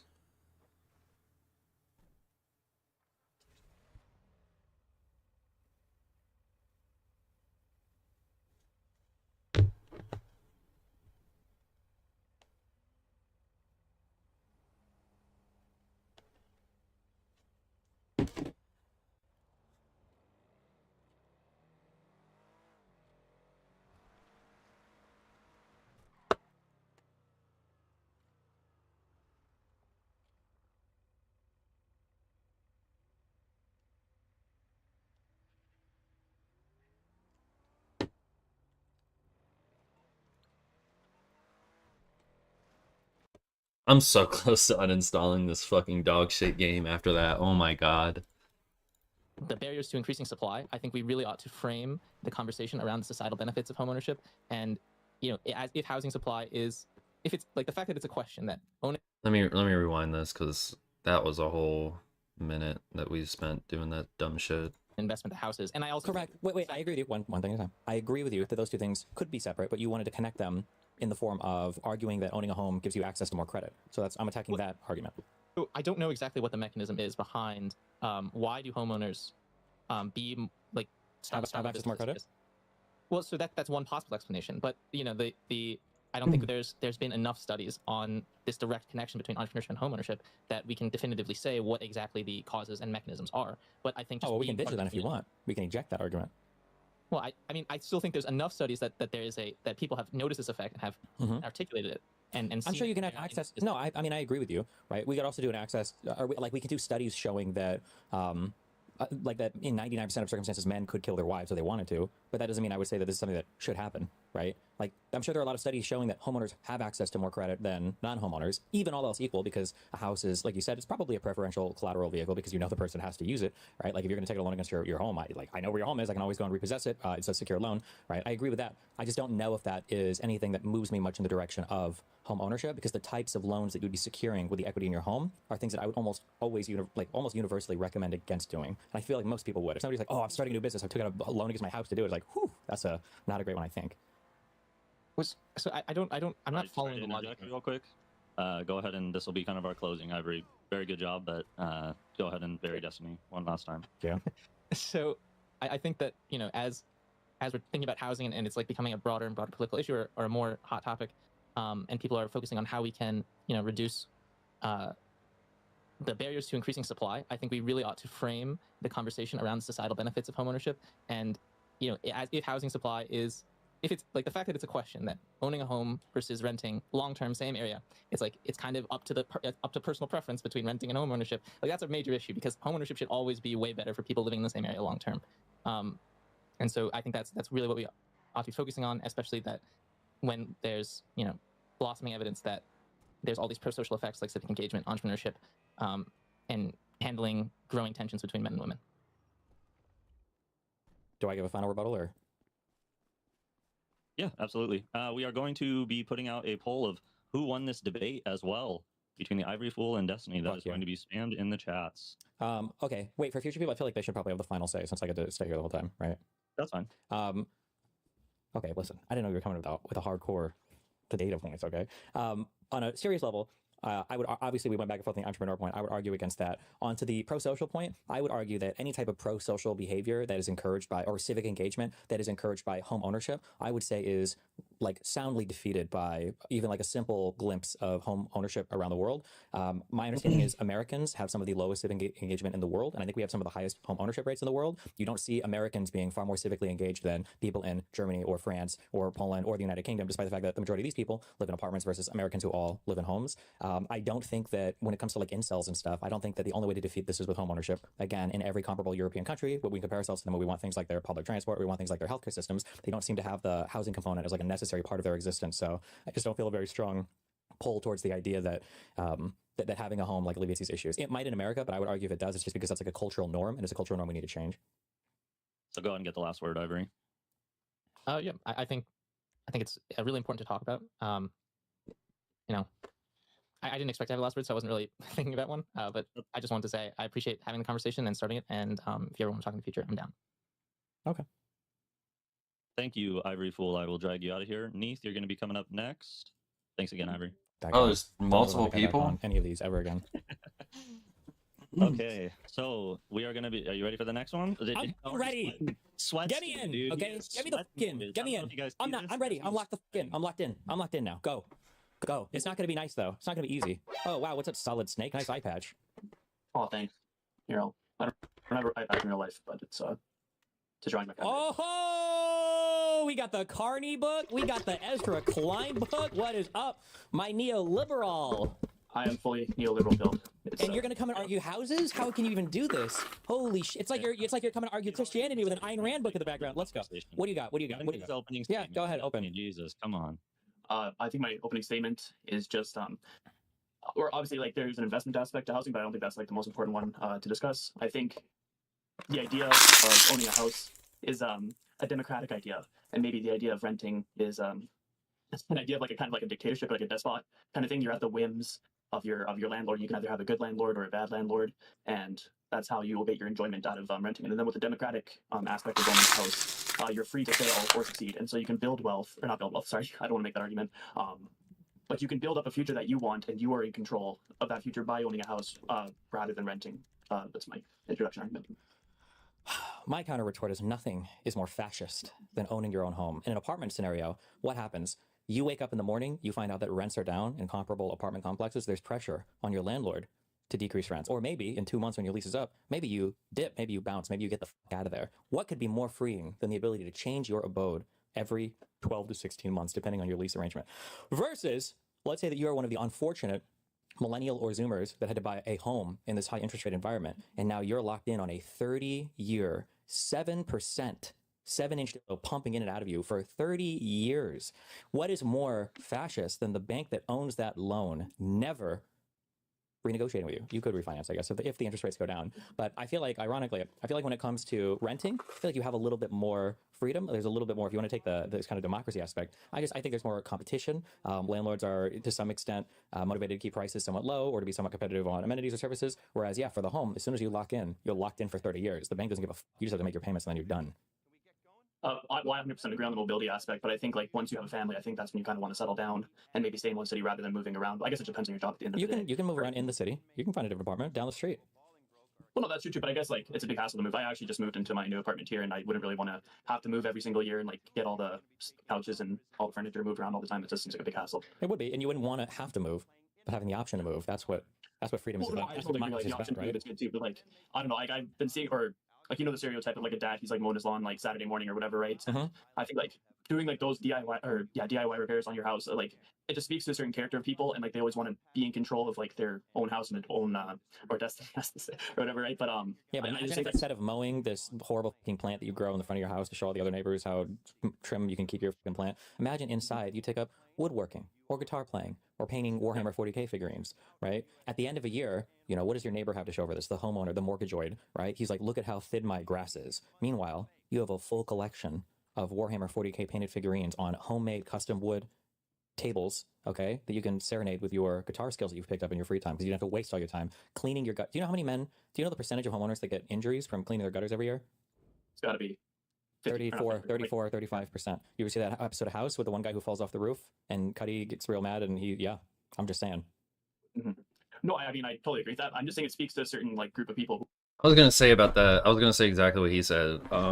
Nobody wants to fucking move every year, like every year and a half or whatever. Like, bro, be for real. Yeah, renting's cool because you get to move every year. Like, nobody wants to do that. Usually when people buy a house, they do want to stay in that house for like 30 years. It's like the whole fucking point of buying a house is you want to settle down. You want a place to like at least 18 to 20 years because you want to raise a kid or something probably. Like, it's usually the mindset of somebody who buys a fucking house. But somebody who rents, it's literally just out of necessity. They're just broke. It's not like they're like, oh yeah, I love renting.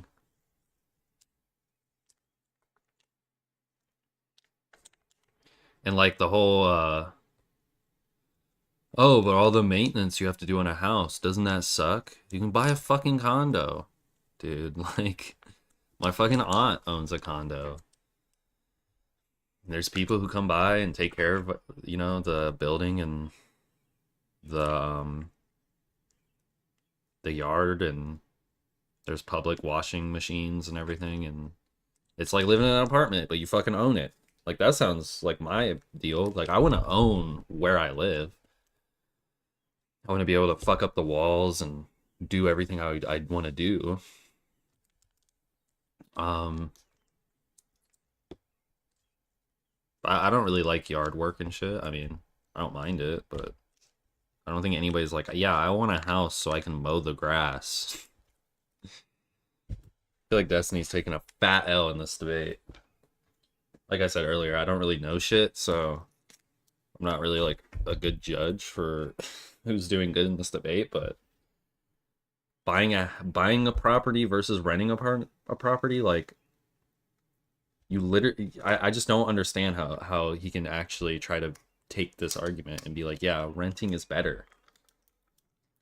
Like, for who? For broke people, that's it. It's literally just a necessity thing. There's nobody who's like, I would rather rent than own my fucking property. That doesn't exist. I don't think there's a single motherfucker out there like that. Even people who prefer living in apartments. If you gave them unlimited fucking money, they'd probably buy an apartment instead of renting one.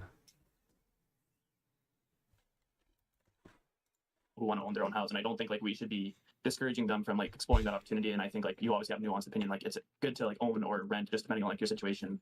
I guess the thing that I don't like being serious, the thing that I don't like is that it feels like culturally there's so much baked into home ownership that makes it seem like an inevitability that you have to own a home to get these things. So like even the thing that you said, like having an investment in a community, well, you have to own a home to do that. That has to be an American idea because we're the only country that has that idea, right? I don't think I've ever been to a European country where the people are like, oh yeah, like I'm here in an apartment, so I don't give a fuck about our politics. Like that's just such a mind blowing thing to me. And I'm actually curious. I don't have these numbers on hand, but I'm curious who. That would actually there's a counter argument. I was like, who is more civically engaged? People that live like in This guy's not gonna ready up. He wants more fucking money, which is fucking stupid. You're making $131,000 to fucking what? To play a mission real quick? Like, come on. Why the fuck should I give these people higher fucking pay? They can't even... I've already had to play this mission like 5 fucking times because randoms suck so fucking bad. But then randoms will really... The fucking level 40 ass random will sit here and pout and run the timer because he wants a higher fucking cut. He wants more than $131,000. Like, come on, bro. Be for real. Like, you literally just went on call. You're probably fucking around in free mode, and now you're about to make $131,000. Meanwhile, I had to fucking do all these setup missions. It took me like a fucking week in real life to actually get to this point because of how fucking dog shit the matchmaking is. And this guy wants more fucking money? Like, are you serious? I'm about to lower his fucking take. The selected heist member is at the minimum cut. Damn, I miss when they used to let you do 0. Because on my hacked account, or my modded account, or whatever you want to call it, I would always do heists and take 0% cut to like help out the GTA community because I had billions of dollars and all that. So I was like, fuck it. I'll take 0%. I'd always tell people to give me 0%.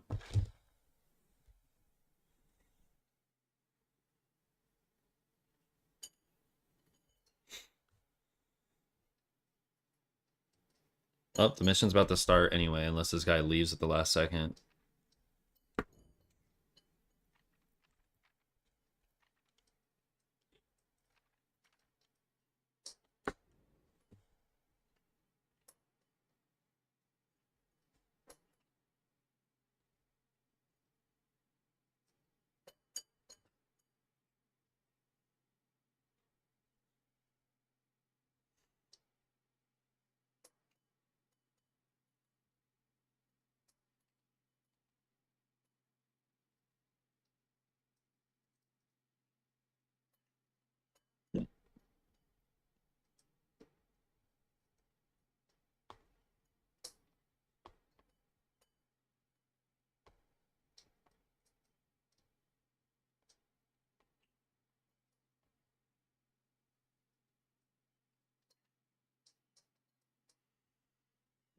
All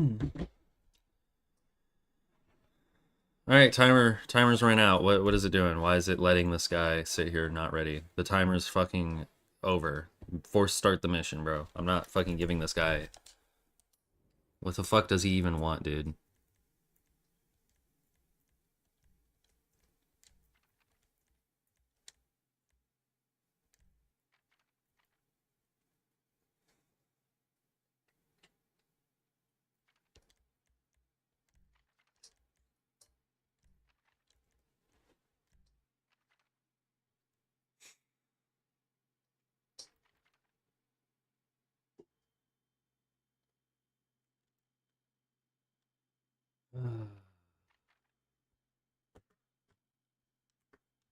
Okay, bro, we'll just sit here. We'll just fucking sit here.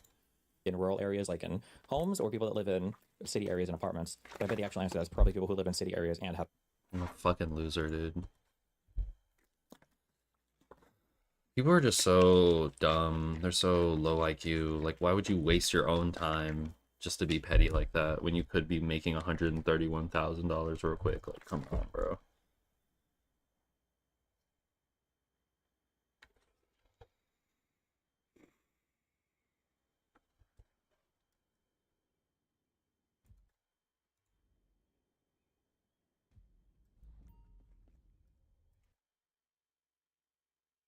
Our ego often causes our own suffering for some shit.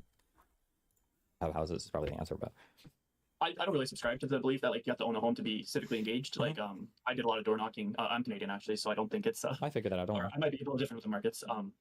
But or like I guess like your civic engagement is all just based on like how much invested you feel in the community and whether or not like you rent or like own a house. Like it's all just about how much you care or how much time you have to do all these things or whatever, right? And I think it's hard to change the idea of like owning a house because I actually was trying to do research before this into the idea of like home ownership, and I read this dissertation saying that like the American dream was never originally to own a house, and it was basically like all these European immigrants who migrated from Europe post Reconstruction who wanted to own a house as they saw it as a way to become middle class rather than low wage laborers or whatever, right? And it didn't end up like helping them become middle class, but it satisfied their like desire to have control over like that jump into becoming middle class in a sense. Like middle class people just it was like 50-50 renting and Sure. owning. So And I can understand that back in when we say Reconstruction, are we doing like post Civil War? Is that what we're talking like 1870s Yeah, to yeah, like okay, 1920, I think was the about? observation.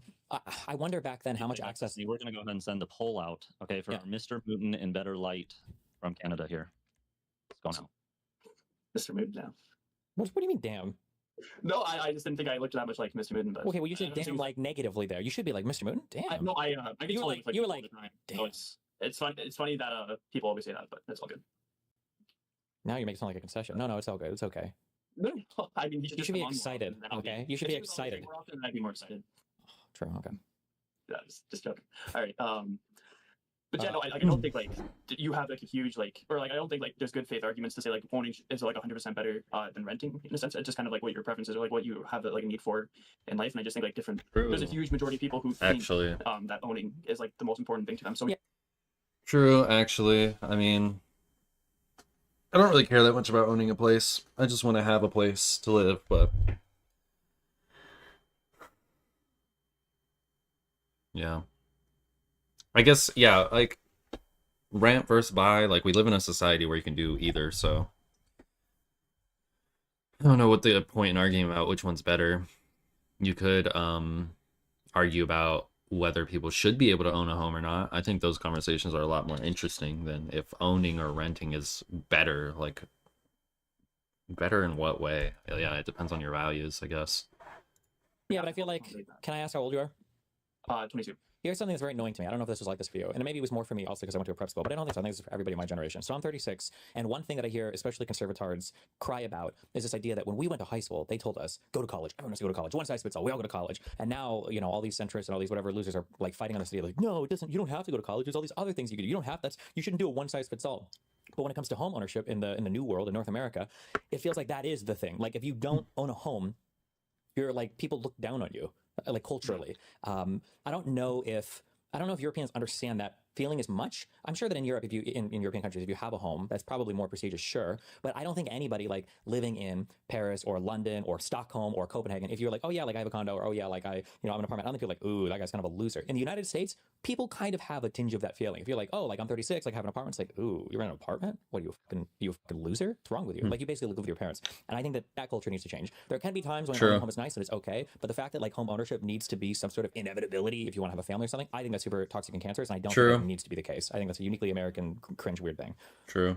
Oh yeah, like I 100% agree. Like I don't think the debate should be whether or not like you rent or your own. I think the debate should be, or like how you talk to people about this. It should be like it's okay. Ella, to get have- down. You can own your Get apartment. down. Like that's totally fine. You can have a condo apartment, but like True. it shouldn't be like a single family house in a suburb. It should be like multi-family, dense like housing in that sort of sense, right? And that's obviously a big issue in Canada is that like we have no housing at all, and so that's like maybe one of the ways of like how you get around that is like you just start densing people like more together, whether that's apartments or with True. Looking at my cat in the I just got the background. sickest idea ever. What is this debate over? Is it over houses versus apartments, or is it over owning versus renting? it's renting versus owning. Okay, I should just buy a condo. That's like the best of You all should. worlds. Yeah, Just keep them landlord. true. Well, Like that's too. I don't care about that. That's too much work. Are you? Oh, you're a strong liberal. You're happy with how the elections turned out? Yeah, I campaigned for my local Liberal candidate. Unfortunately, didn't win. I live in like Saskatchewan, so Saskatchewan. Is that a province or is that a weird city in like Alberta? it's a province in like the middle of Canada, right beside Alberta. Okay. Damn, you're way the. It's kind of like Nebraska if you think about it. Yeah, I mean Alberta's kind of like Nebraska. I guess Alberta's more like Texas, right? Yeah. yeah. Okay. What else? What's next? What else? That's Like, all I don't know. I also got for you. I don't know. I think you should actually move to Canada and not the U.S. Why? Why the fuck would I move to Canada? Canada's just like a better country, or like I think the future. Oh, of Brexit okay, is Canada. okay, I know okay. that's- We're gonna get back onto the debate Okay. topic. Okay, Canada sucks. Okay, let's be Canada honest sucks. here. Wow. He just means Canada sucks because of the way that you guys treat your natives is unacceptable. That's true. That's true. I think you guys treat them like way worse than we do. But Well, but at least So we're you guys don't even like acknowledge they exist, do you? true. Yeah, you guys at least do your land acknowledgements. I'm sure that makes them feel way better. Yeah. Well, yeah. I guess we should probably keep it to like housing, renting, and owning or whatever, right? But like, do you like disagree with like the fact that we need to like have more apartments or like have more dense housing in any of that sense? Dense housing, I'm okay with, but housing and density in the United States seems to always go contradictory to each other. Like when people want houses in the United States, it's almost always single-family homes. Well, right. It says like there's like an aspect of like privacy to that too. Like obviously, like depending on your Oh apartment, my like, god, your the neighbors game's walking gonna. around. Okay, the game didn't do it this time. Okay, I was worried it was gonna be all glitched again. Maybe this is the one. Maybe this is the one, guys. Like you can't, like I can't hear people in my apartment, so that's good. But like, it's just always so like there's obviously should be competition for like apartments that like have the best possible thing, but not everybody can have that, and not everybody can afford that, right? And I think they would rather have a shitty house than a shitty apartment. I think lots of people would rather have that. Rather have a shitty house than a shitty apartment. That's probably true-ish. I just feel like there's so many downstream negative effects from having like people Did in you- shitty houses where That's true. yeah. Nah, bro, because I mean, it depends how shit your house is, but honestly, anybody can make their house nice. I mean, unless like you literally have like the floor falling in or some shit. Like, how shitty is your house? You can just make it not shitty, right? Like, save your money and put in the work and make your house nice. Somebody would much rather have a shitty house because I feel like a house is pretty easy to, or not easy, but like it's a lot simpler. Or not even simpler, it's doable. It's just the fact that it's doable. It's, you can fix up a shitty house. You can't fix up a fucking shitty apartment. You don't own it. Let's say you fix up the inside and you make the inside perfect. Assuming you're even allowed to do your own maintenance or whatever. Sometimes you're not. I think, or something, I don't know. But, yeah, even if the inside, like, I lived in an apartment for 7 months on my own. I think that was the only time I lived completely on my own without roommates or anything, and I kept the inside of my apartment spotless, and it was super clean and nice. It was actually a pretty fucking nice apartment if you were just inside of it, but the moment you leave the apartment, bro, the hallways were disgusting. I think somebody's cat got out and peed on the fucking floor in the hallway, so somebody just poured cat litter on top of it instead of cleaning it up. That was like the most atrocious fucking thing I ever witnessed. Your cat pees in the hallway in a public fucking like space, and instead of cleaning it up, you just pour fucking cat litter on it. Like, why the fuck would you do that? Like, what the hell is actually wrong with people? Why are people so foul and disgusting anymore? I swear to God. So many times I go to people's apartments and shit, and it's just disgusting. Like, I don't care if people aren't clean freaks. You have clothes on the floor, you have some dirty dishes, okay, whatever. But if your apartment stinks, if your animals shit and piss everywhere and you don't clean it up as soon as it happens, like, what is wrong with you? Like, do you have no respect for yourself? There's so many people like that anymore, I swear to God. I say anymore, but maybe people are always disgusting. That wasn't even only... I remember I went outside once because after you leave the hallway, it leads to outside. And there was a water heater out there. Somebody threw a bunch of clothes out there. Somebody just had trash out there. It's like they just took the trash bag from their fucking kitchen and they just dumped it out there for some reason. Like they wanted to keep the bag because it was just a pile of fucking trash. Like the apartment I lived in was so fucking foul, and you were allowed to have pets, obviously, and nobody cleaned up after them. You couldn't walk in the grass around my apartment because there was fucking dog shit everywhere. So yeah, I'd rather live in a shitty house that I own, that's on its own. It's not like a fucking duplex or a condo. I'd rather own a house. Also, not even to mention fucking bugs crawling through the fucking wall into my apartment. That's why I only stayed there for 7 months, because when bugs got in, we fucking got my ass out of there. So yeah, living in an apartment is disgusting, to be honest. Not always, but living in a bad apartment is way worse than living in a bad house. You can always fix the house. You can't necessarily fix the apartment. And if all your neighbors and shit are just disgusting people, like there's just really nothing you can do about that. And if the people who own the place don't crack down on anything, like what do you do?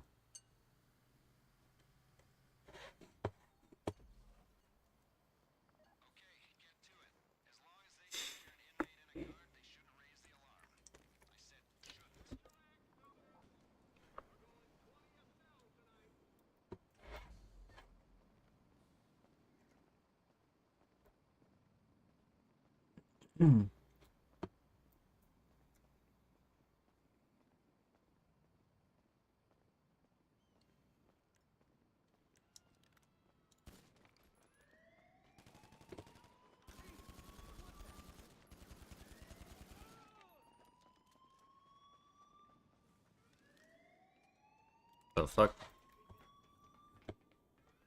I missed the ladder.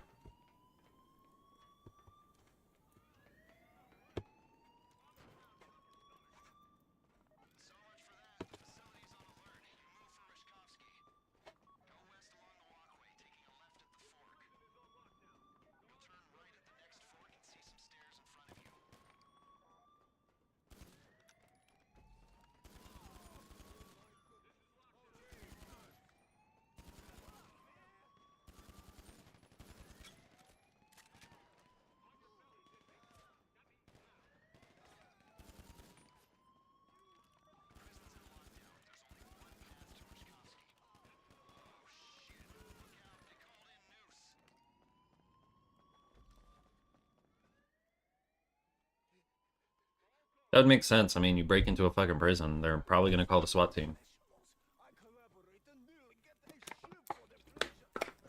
They've done killed like over a dozen cops already. Like, GTA really downplays how much of a insane criminal you are. Like, the sheer amount of people that you kill. But it's a video game, so you know. It'd be cool if they made a game that was like super realistic.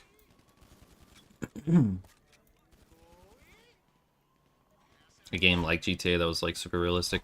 But maybe that would be GTA 6. Who knows? I don't think so. I think it's gonna be really realistic in certain ways, but still be like goofy GTA stuff in other ways. It seems to be how Rockstar likes to do their games. They don't want to be like the game of realism, but they like adding realistic shit into their games. Can you shoot that guy? Come on, bro.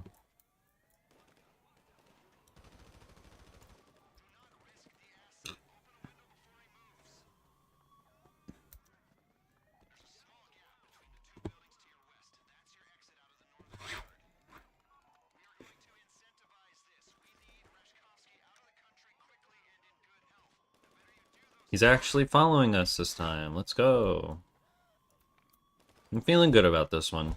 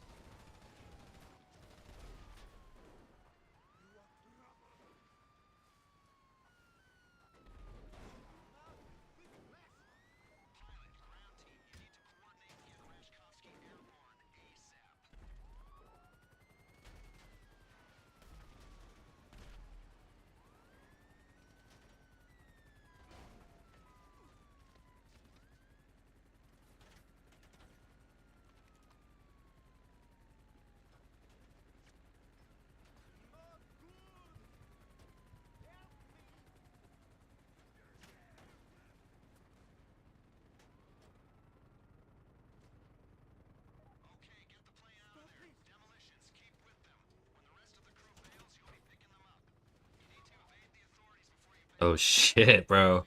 Being in first person in this plane just gave me like fucking flashbacks of being in a plane in real life. Oh my goodness, bro. It's making me feel crazy.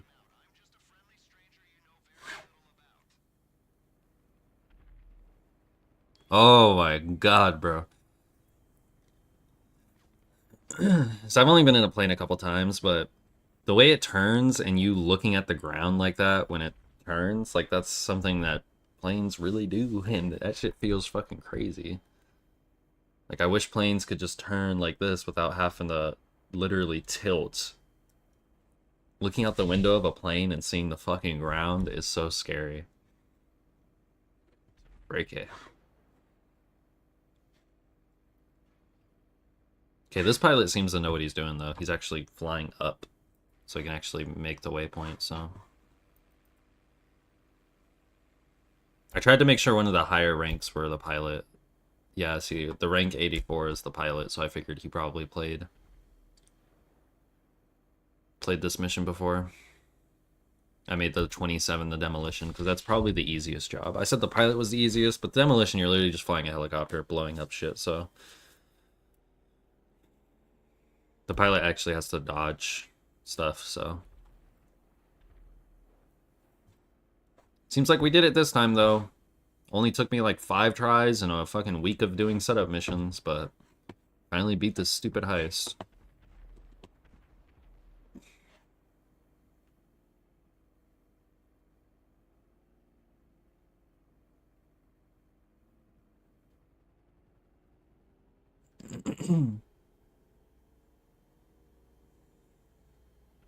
Yeah, I'm gonna just play the video.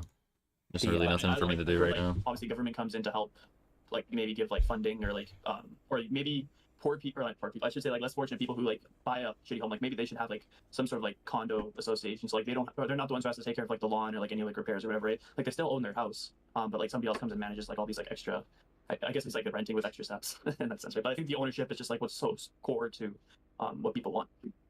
Yeah, I guess. Yeah, I also don't like the ownership aspect when you say quote what people want to, because it ends up creating this weird like generational expectation. I don't. It's probably true in Canada as well, because I think Canada and the U.S. are siblings when it comes to culture. Like in America, people think that they own the right to have their entire lineage live in their house for the rest of existence. Like unironically, like if I grew up in this house, my kids should have this house, their kids, their kids, their kids, their kids. And it's, I think it ends up being a big stifling thing to any kind of future development. I'm actually curious in Canada. I bet you do have it in Canada. I'm curious in Europe. Is gentrification a concept in Europe? Is it in Canada? Oh yeah, like there's like neighborhoods like in my city that are being like gentrified. Like they used to be pretty rundown neighborhoods, and they're trying to be more investment into those areas, and they're actually like very cool aspects of the city. Like it's way better, or like even downtown is being like gentrified. Gentrification, isn't that just when people move to an area and like change it? Like wouldn't that happen literally anywhere? Where previously working class or low income neighborhoods undergo revitalization, often resulting in the displacement of longtime residents as wealthier individuals move in. Yeah, why would that be like a specifically American thing? What a weird question. I don't know why that would only happen in America and not Europe. That's a really strange question from Destiny.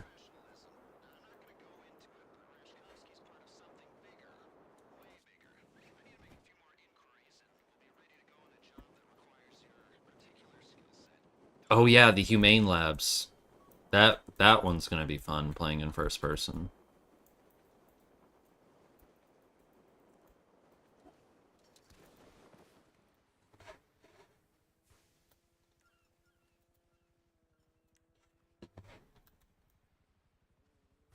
I did not mean to do that. Oh, somebody's got a firework launcher. Hell yeah.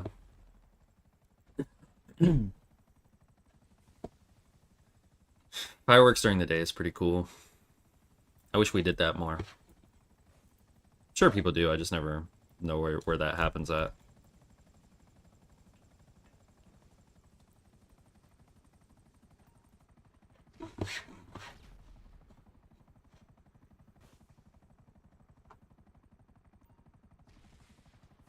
Let's fucking go, we did it.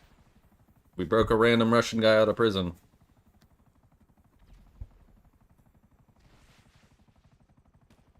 I wonder where he went with the plane. Did he stay in America? Did he fly north, south, east?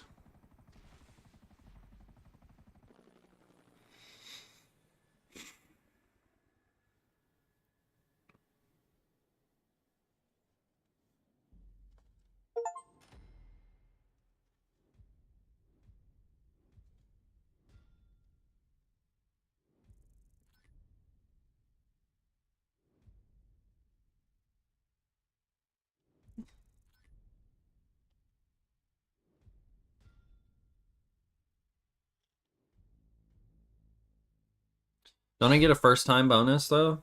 Or something?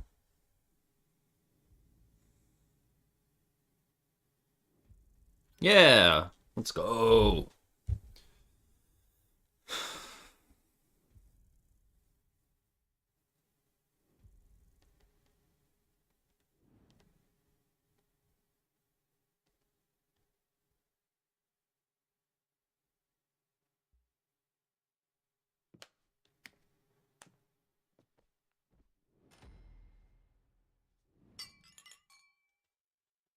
Let's go, all you randoms. We did it.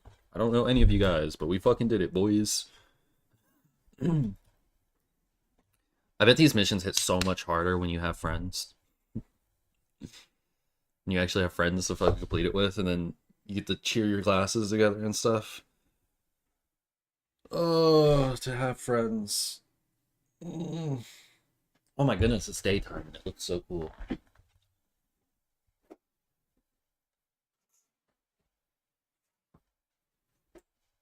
It's one of those mornings where it kind of looks like dusk when it's morning. Like there's a weird yellowish tint over the world outside, and I can tell it's like a clear day. It's not like a cloudy morning. It's my favorite. These are my favorite mornings. Oh, we did it though. We got our first time bonus. Now we're at $1 million again. Let's go. How much do I need for the mobile operations center?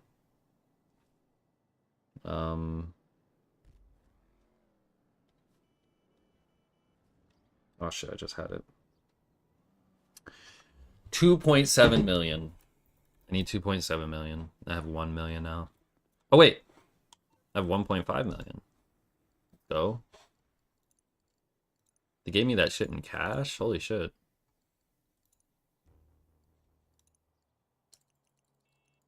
Alright, so we just have like another million to go.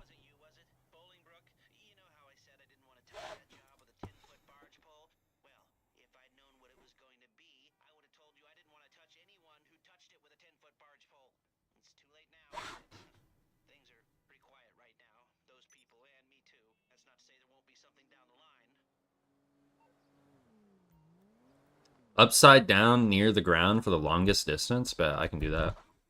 Try to like just accommodate more people instead of people being out in like the. Because in the United States, like I don't know if it must be the same in Canada. I don't know in Europe. In the United States, gentrification is literally like the worst word ever. Like you're basically, it's like saying the N-word but with housing projects. Like gentrification is the worst thing ever. And it's strange to me because like what does it mean when you gentrify an area? It usually means that you are like improving the area like a billion different ways. But people don't like it because sometimes people that live there might be displaced. And it's like, well, are all of our decisions around housing and city planning and all that, are they built around the idea that whoever happens to be in an area, their entire lineage is going to be there for the rest of eternity? Like that just seems like a very restrictive and bad way to do like a city planning. I actually don't know like too many people who like have that like intergenerational household thing where like it's passed on to the next. It always seems like the kids move out, they go to a different city, or especially in Saskatchewan, like lots of the kids will move out to other provinces for job opportunities and that stuff, right? And their parents stay in that house until like they sell it for like retirement or whatever. So I don't really know that. Like the house passes down from generation to generation. It's usually like once the house is sold, that money will be passed down to the kids like through like their estate or whatever, right? Destiny, if you want to go ahead and give a little closing, and then we'll give him the last word. Unfortunately, there was too much agreement that what happened, and I mean, the guy's got a Klein and Carney book behind him. What are we gonna disagree on? You know. I mean, you were desperate for people, so I just thought I'd Wow. volunteer and get help. So, I fucked that thank up you so quick. much. Holy shit. Any last words that you have? or was he supposed to go first, or was I supposed I'll to? go first. You know, I realized in the middle of this conversation, I should buy a condo. You should. I don't know why I haven't. That would be a really good idea. But yeah, and then yeah, go ahead. Oh, that's all you have to say then. What was the Right. central point of our disagreement? What did you bring up? I don't think we really disagreed on anything, but I think it was just like the investment in the community of like staying here, owning a house, and like stay like it's about. What's staying up, in the city and William? to the city rather than like. Stop Stop, get out, and give me your license. You were driving something dangerous. Yeah, I kind of died. I don't think I could have given you my license. But hello, William. Welcome to the stream. It's lovely to see you again. I just beat the Prison Break heist. Now I'm doing this free mode event while I'm watching Destiny debate. Should people own houses? No. Owning a house is for cucks.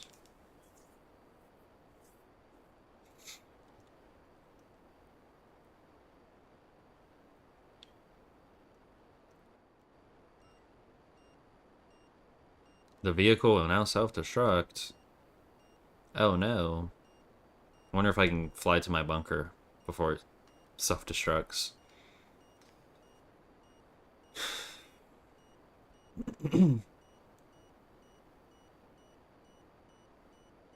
Yeah, I'm not gonna make it.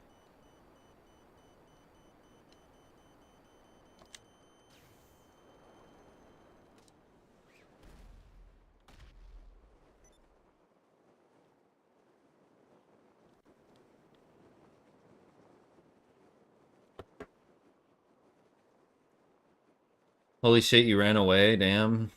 Seriously, don't you think they're going to blow you up at any moment? What? The plane? It had a timer in the right corner.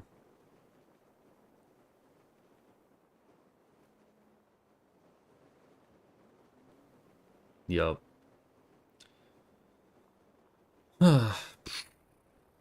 How are you today, William? How are you this morning? 6 a.m. where I'm at.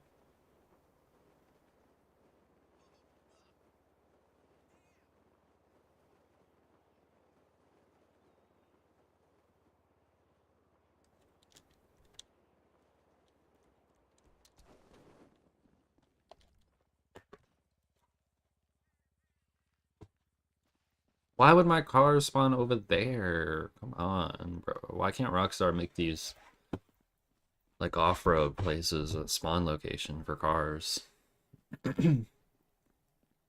So dumb.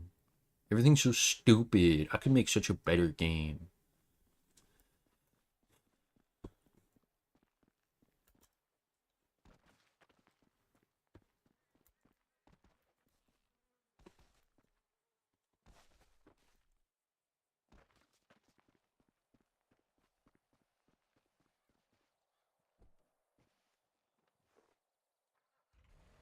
So they won't attack you unless you steal it from the base? I don't know what you're talking about, bro. Like, I have no idea what the fuck you're talking about. The plane? I didn't steal, or I was doing a, do you not play GTA? You don't know what's going on? You don't even know what you're looking at right now?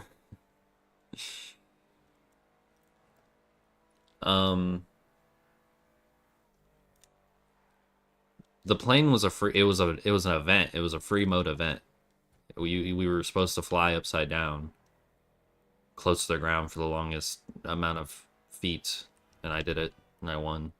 And once the event's over, the plane explodes.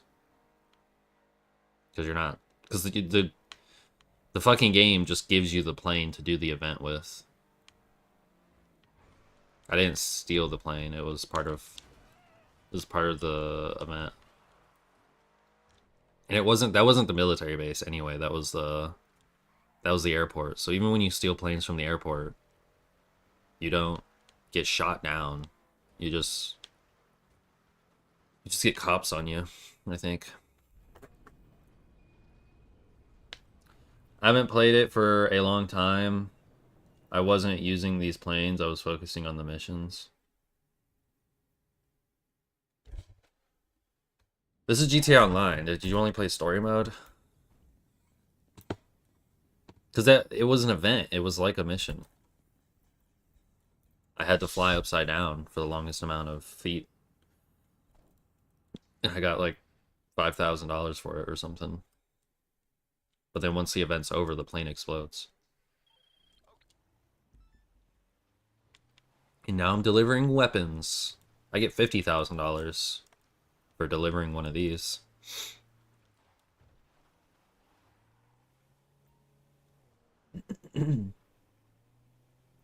Yeah. Yeah. How are you? I'm good. I'm fantabulous this morning. This game's been pissing me off a little bit. But other than that, I'm fantastic. I slept pretty good. Considering I just reset my sleep schedule, I slept pretty damn good, not gonna lie. Usually I'm way more tired waking up after pulling an all-nighter. But I feel pretty good. I feel pretty good today. I feel ready to conquer the day. Probably just gonna watch this debate some more, play more of this game, and Planet Fitness is open now, so, you know, whenever I'm done streaming and playing this game and stuff, I'll probably go to the gym, run on the treadmill, because that's really all I do. I might play some Beat Saber on stream, because I also play Beat Saber for exercise. It's like upper body cardio. So I might do some of that before I go to Planet Fitness. As I said earlier before you were here, can't stream at Planet Fitness, unfortunately. I mean, I probably could, it'd probably be fine. But technically it's against the rules to take pictures and record and stuff inside their gym because they don't want people in the background being caught in it, so I'm gonna respect that. I don't want to cause any issues, especially at the gym that I actively go to and use. I plan on fixing our treadmill, though, that we have here. We have a treadmill in the basement. It's not a great treadmill. Nowhere near as good as Planet Fitness's treadmills. But, you know, it gets the job done, so. The ground pin on it broke, though. I need to fix it. Then I'll be able to use that treadmill again, and I'll be able to stream myself running like I used to. Back when I used to stream all day, every day, like fucking years ago, I would stream myself working out. Just because why not? But yeah, that's when I was able to do my full workout at home.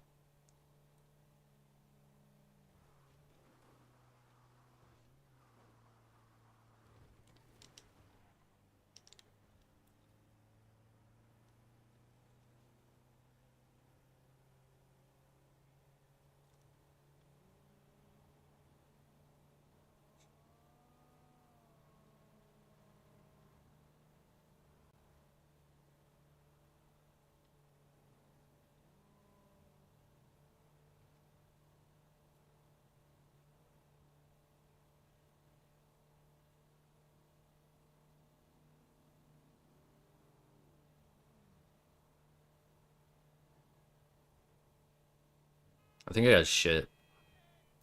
Which makes sense. Usually I have to shit in the morning before I run. I think I can feel it. Feel it coming on. I feel it brewing inside me. That's what my friend used to always say. He'd be like, I feel my shit brewing. I'd be like, go take a shit then. He's like, no, it's still brewing. So stupid. Goofy. Sorry, guy. You were in the way.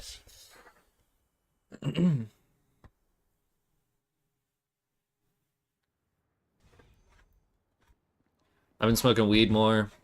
I always say I'm gonna quit, but lately I've been smoking too much, and it's been giving me the munchies, and I've been overeating like crazy. And I can feel the consequences.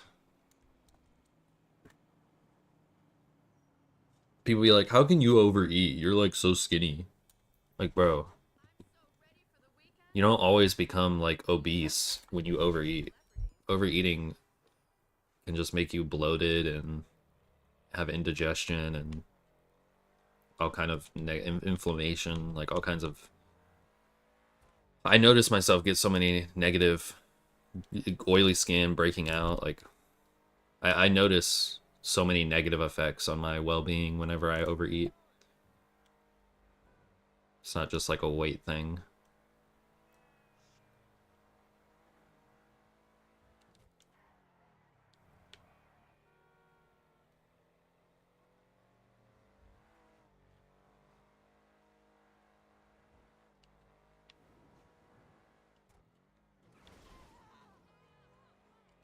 What should we do now? We don't have the next heist yet.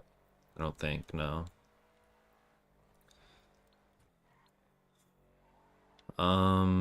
We just delivered bunker. There's really nothing else for me to do right now.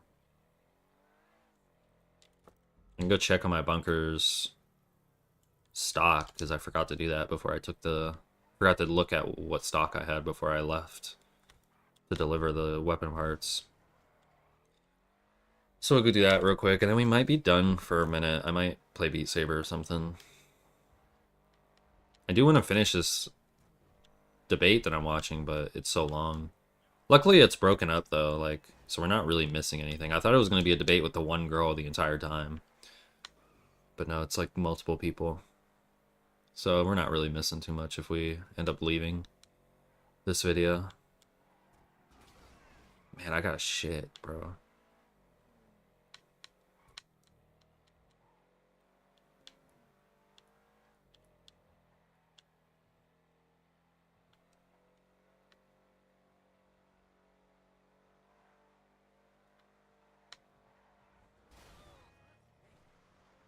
I also feel like I need a little bit more caffeine. Usually that nutrition drink I drunk earlier, whatever. That has some caffeine in it, but I also have these V8 energies that I drink sometimes. A little bit more caffeine. I love caffeine. It makes me so ready. Drink some fucking caffeine, bro. I'm just ready. I'm ready for anything.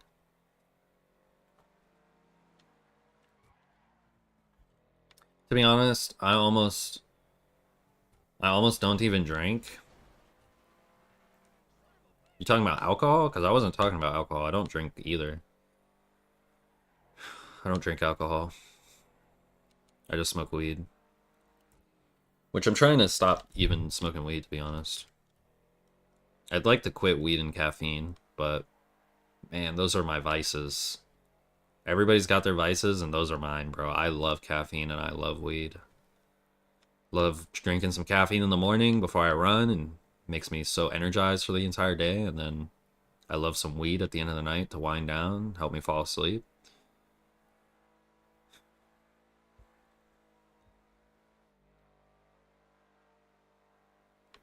Or are you just talking about drinking in general? To be honest, I almost don't even drink. Like anything? Like you just don't be drinking fluids ever? Because that's not good. That's not good at all. I heard though, if you eat a ton of fruit, like if you're like a frugivore, you can get away with drinking like no water because there's so much water in all the fruit that you're eating. I heard that's a thing, but pretty sure you need to eat other things other than fruit to meet your full dietary needs. But yeah, I heard if you're like eating tons of, I don't know, watermelon, fucking apples and berries and shit all day, you get like so much water from all that stuff. But I don't know how true that is. It's just something I heard. It's probably not true. I feel like everybody should probably be drinking a little bit of water on its own. A lot of people don't. Yes, alcohol, the last time I had was maybe 2 weeks ago. Oh, nice. Proud of you.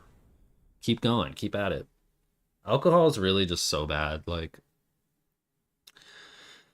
yeah, they talk about everything being bad, but alcohol is like a unique evil because it's so like insidious and normalized, and it's like just as bad as like hard drugs. Like alcohol is really fucking bad for you, and people just don't even know it. People like will argue with you about it, like, oh, alcohol's not that bad, bro. To compare it to hard drugs, it's a bit extreme, but no, it literally is. It's like one of the only drugs that you will fucking die if you quit it cold turkey. And it makes you like, the effects of it are just bad. It's just a bad drug.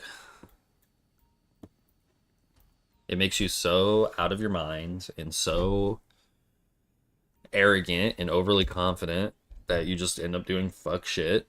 And you can't feel pain and stuff like you normally would, pain and other emotions, so you end up doing wild shit. And the addiction for it is insane. And the health shit, obviously, like, it is so bad for you health-wise, so much worse than any other drug. Or not any other drug, but like most other drugs, like, that you'd hear of most people doing. It dehydrates you, it fucks with your sleep. So many empty calories, like, it's just so bad. Even moderate drinking adds up over time. Like, even if you were like, oh, I only drink like a 6-pack every weekend or something, that's not shit. That is not like an alcoholic by anyone's standards. Somebody who drinks a 6-pack every week. But even that will have negative health effects long term, which is fucking crazy because there's really not many other things that you can consume that little of and it will actually like affect you very negatively. But if you drink a 6-pack every single weekend for your entire life, I guarantee you're going to see some negative effects. It might not be very much, but it's just one of those things. It's literally poison. It's just not good for you at all. Man, I gotta shit, bro. I might just play this video and go use the bathroom. Weed is not good either. And smoking in general. Yeah, weed's not good, but it's not nearly as bad as alcohol. Like, people really try to even say that weed and alcohol are like comparable when they're just not. Like, weed is 0 calories. You're not getting like lung cancer or anything from fucking smoking weed. Like, yeah, it might raise your risk a little bit, but people don't understand how clean weed smoke really is. Like, it's not perfect. I'm not saying it's good for you. I'm not even saying it's neutral. I'm saying weed is bad for you. It does have bad effects, but those bad effects are so small. They're so small. They're so much less than sugar and caffeine and other things that are like legal and normal and everybody consumes it. Like, caffeine probably has, 100x worse health effects on you than smoking weed. So weed is like just so, most of the bad effects from weed are like very subtle, like mental stuff that most people just don't notice. But like physically, I don't really know how bad it really affects you physically. It kind of shortens your breath. It makes your lung capacity a lot less. So it's not recommended to smoke weed if you like care about your lungs in the sense of wanting to have good lung capacity and whatnot. But you have to smoke a shit ton of weed to like get COPD or something. And even people who are like the worst weed smokers ever, like I'm talking spending like tens of grands of money on weed every single month or whatever, even those people, they usually are fine. Like, yeah, they smoke a lot and their lungs probably are fucking crazy gunked up, but they're not gonna like die like cigarette smokers do. Cigarette smokers fucking die from their smoking. Weed smokers just generally don't. So it's kind of like, it's like, how can you compare weed to like literally any of the other bad things that we consume? You consume too much unhealthy food and that'll kill you. But weed, like, it just, yeah, it has negative effects, but it really never kills you. Even if you smoke it from age, I don't want to say like super young, but I'm just saying, theoretically, even if you smoked it from a super young age, it's going to fuck up your brain development and stuff, but you're not going to like have any, you're not going to be like, 60 years old and you're going to get diagnosed with some life-threatening illness because you were smoking weed. But that will happen from eating fast food. That will happen from smoking cigarettes. But the worst that happens with weed is like, you're like a little slower metabolically and mentally. Just a little slower, a little less. Your body's not as well functioning as it could be.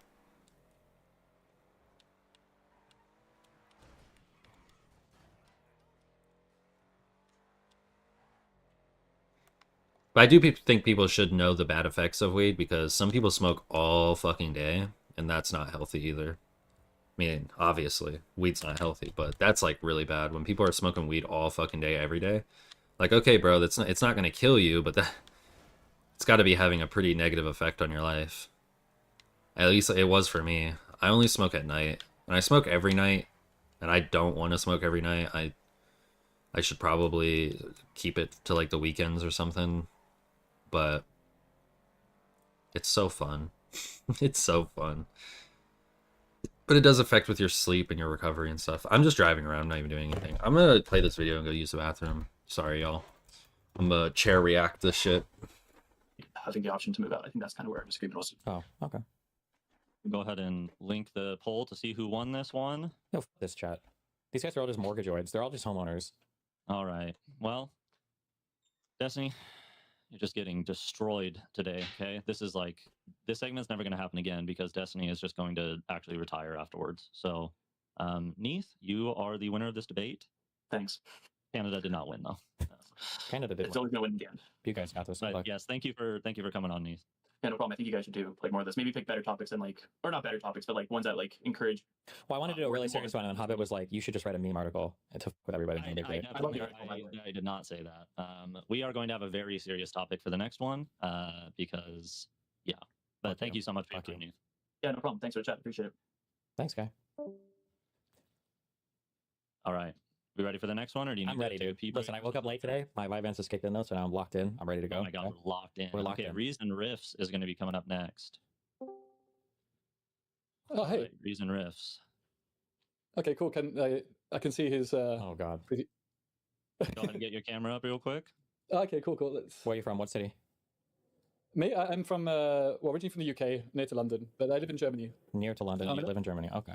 and I spent a lot of time cycling around Europe. And Like Yeah, actually like I've- bicycling? yeah, I did Oh, I see about, the bicycle in the background. Oh, yeah, that's the indoor trainer, and there's a guitar, and I also have one of my Warhammer models here. Just Holy shit. Okay. Where in Germany do you live? Did you say what Meet city? your new opponent. I live near Leipzig. I'm a physicist. Oh, okay. I was in doing a Leipzig a PhD. few years ago for a dream hack, I think, or for something. Yeah. Okay. Yeah. Well, I think I know. Yeah, it was in Leipzig Messe. Yeah. Yeah. Local fair. You're a physicist. Mhm. What do you do as a physicist? I'm working with statistical models, so it's systems that are out of equilibrium. So if you imagine systems that are driven rather than just being in a relaxed state, then those systems I'm looking at, and you get really interesting pattern formation. So like bird flocks, for example. So when you next see a flock of birds moving around, you can think of some of the physics I work on. But it's applicable to a lot of things. Okay. And I also have a degree in philosophy. Jesus. But that was another life. So Okay. Okay. All right. Get ready, Destiny. Go ahead with your opening statement. Reason Riffs. Wait, my one Okay. quick question. yeah, sure. Wait, have I ever given a take on any physics related thing that's made you cringe that you think I'm wrong about? Yes. What was it? Okay. No, it was on nuclear winter. I mentioned this in Oh, the I know comments you're before. the guy in chat. You said this yesterday. Fuck you. I almost Right, called you out in chat. yeah. You said I'm a physicist in training or something, or I do this, and you gave a take on nuclear winter that was cringe. Fuck you. Yeah. What was I Um, wrong about? Well, you didn't understand why it wouldn't lead to further climate change, but that's an oversimplification of where the clouds settle and where the light's being reflected from. So when it's reflected from the surface, it then has a longer distance to travel, which means it gets trapped in the atmosphere. Whereas with nuclear winter, it gets reflected far higher up and therefore is lost into space. That's why nuclear winter is a real bugger. And the studies show that a full-out war between India and Pakistan could be a bit dangerous for us all. But Okay. yeah. Wait, I'm sorry. Final question. Hobbit's trying to ruin our. Wait. The light is. Oh, wait. Can you explain to me the difference real quick? Why is it in Venus? Why is it not the case there? Why does Venus have an atmosphere that seems to trap heat more than a nuclear winter here would reflect it more? Why? Because the light seems to get to the ground. So it depends on the particle size. So from what I understand, the particles that would end up in the stratosphere from nuclear winter would be much larger. So there's a high likelihood of the light being reflected earlier on.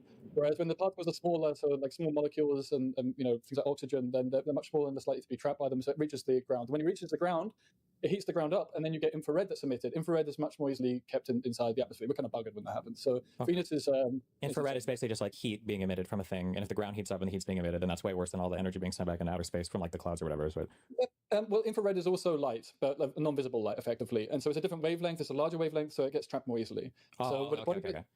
Yeah, so it's the same stuff. So to say, yeah. Okay. but- All right, go. Sorry. All right. Okay. I just want you to feel intellectually sphere for a micro moment before you get obliviated on your housing takes. It's a joy for me to share my understanding. But On housing, I actually have two disagreements with you, but I'm going to put one to the side because your article was about the individual's perspective and the individual's context. So there's the broader discussion around the housing market, how much should be left in the market, how much state involvement, if any, should be involved. We're going to leave that to one side. Hopefully one day I'll get to debate you again on this. Okay. You came from a perspective of the individual, and from the individual, I can delineate like two key things. One is the financial, and one is the psychological aspects of renting, right? Uh-huh. And you seem to be in this position where you're suggesting, I mean, from your article, it's generally like that, renting good, buying bad. But from the discussion so far, you seem to be compromising your position somewhat. Is that fair? Well, we write articles to be a bit more, hyperbolic to get the interest going. But Yeah, I assume that might be the case. But nevertheless, the question is then, who is renting for, who's buying for, and what kind of percentages are we talking here? Can we even go as far as to say that for the majority of people, let's say in the US, that buying is preferable? But that buying is preferable. Well, I mean, you're making the question. Yeah, it's preferable, but why is it preferable, right? I think those are the things that you Yeah, should for sure. Yeah, I'm just laying the groundwork for where we might disagree. Sure. In the United States, most people look very highly upon owning a home, even a bad home, versus renting an apartment or something. Yeah. Yeah, I think that's because also it's more plausible than, say, in Germany. I mean, I'm from the UK. In UK, the percentage is a little different. It's more towards what the US is like. That's because of the destruction during World War II. The lack of supply after World War II led to a culture of renting. And that because it was a lot of state building of houses, a lot of it was rented out, given that was social housing. This created a culture in which it became acceptable to rent. So that's kind of the historical ground for why in Germany it's a little different in many European countries, but not so much in the UK. In the UK, there's a similar culture to the US of, my house is my castle. That's the saying in the UK. And there is this culture that's similar to the US. So I think it reflects upon it being possible, and then it becomes a status symbol to some extent. So I agree that there's a bias towards it, as if it's black and white, always good, never good to rent.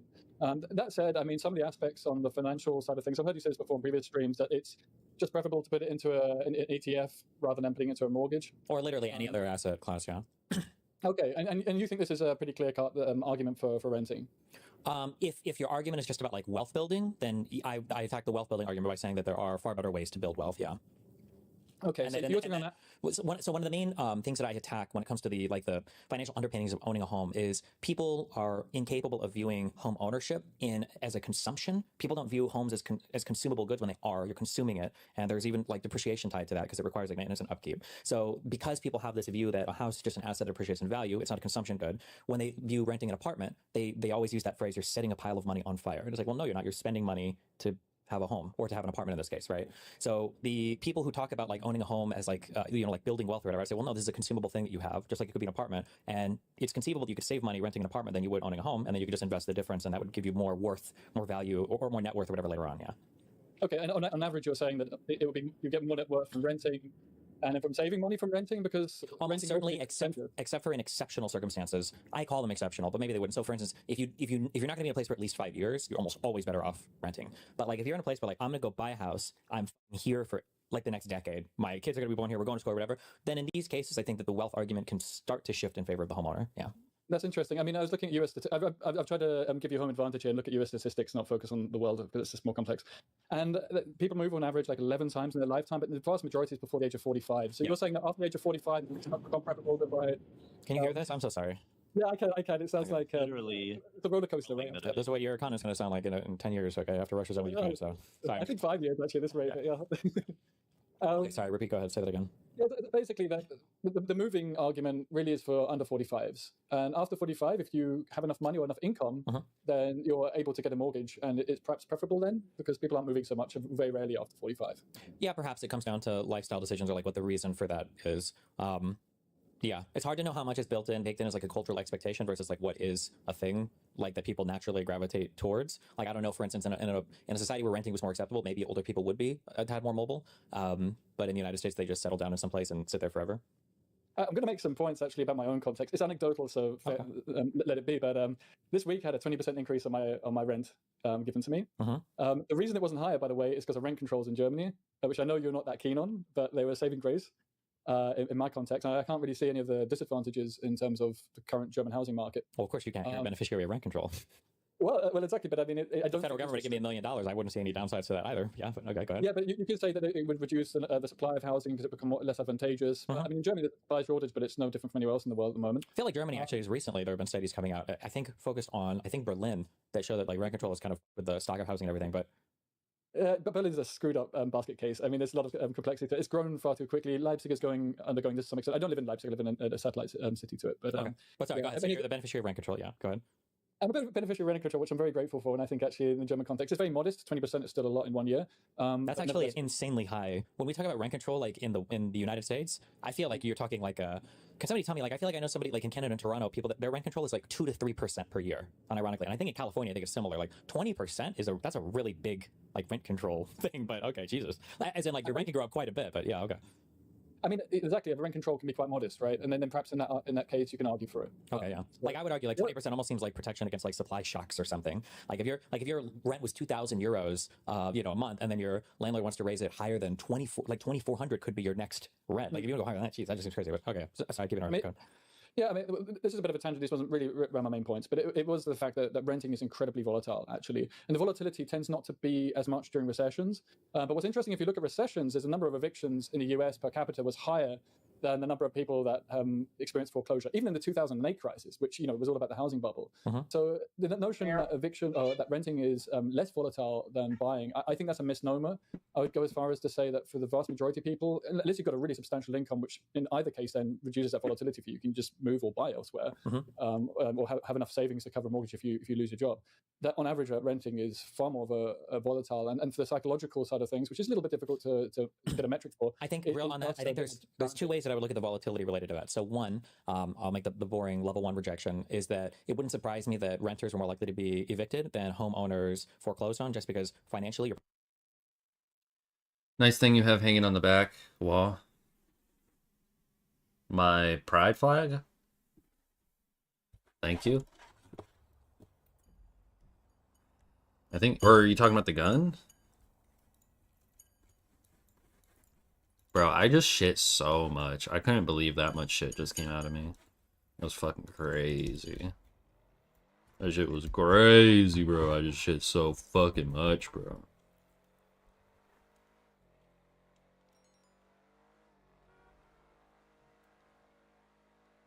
I like shit out my entire fucking colon. It's a massive fucking log. It was so fucking long and girthy.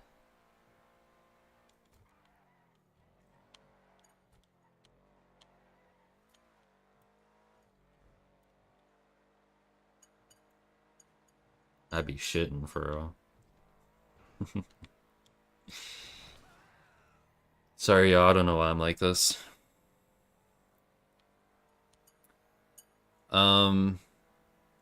Yeah, dude, the gun. This is crazy. I'm a little quirky. Yeah, it's a paintball gun. It's not a real gun.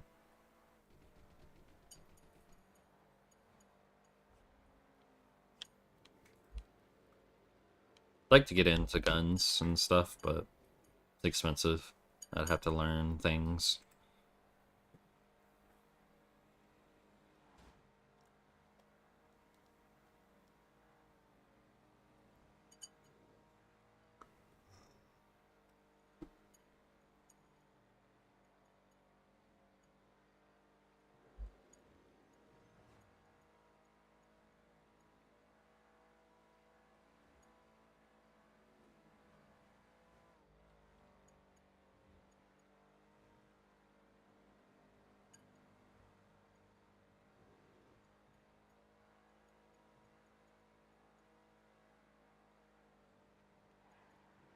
I shit so fucking much.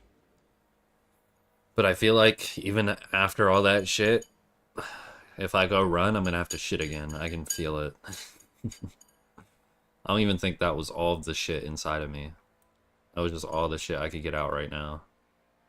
Because like I said, I've just been overeating and I've been smoking weed and not running. And I think all that makes your digestive system move slower and makes you like hold on to stuff more. So yeah.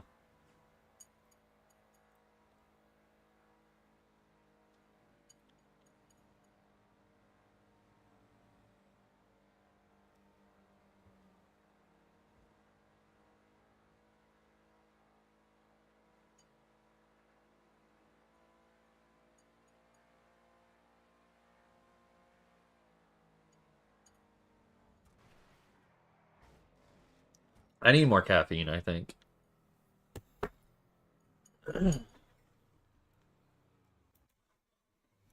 probably more in a better spot to be a homeowner than you are if you're renting, just in the United States how the culture goes. Now, it's possible that whatever you're citing, maybe they control for that, or this was just like a broad look at the statistics.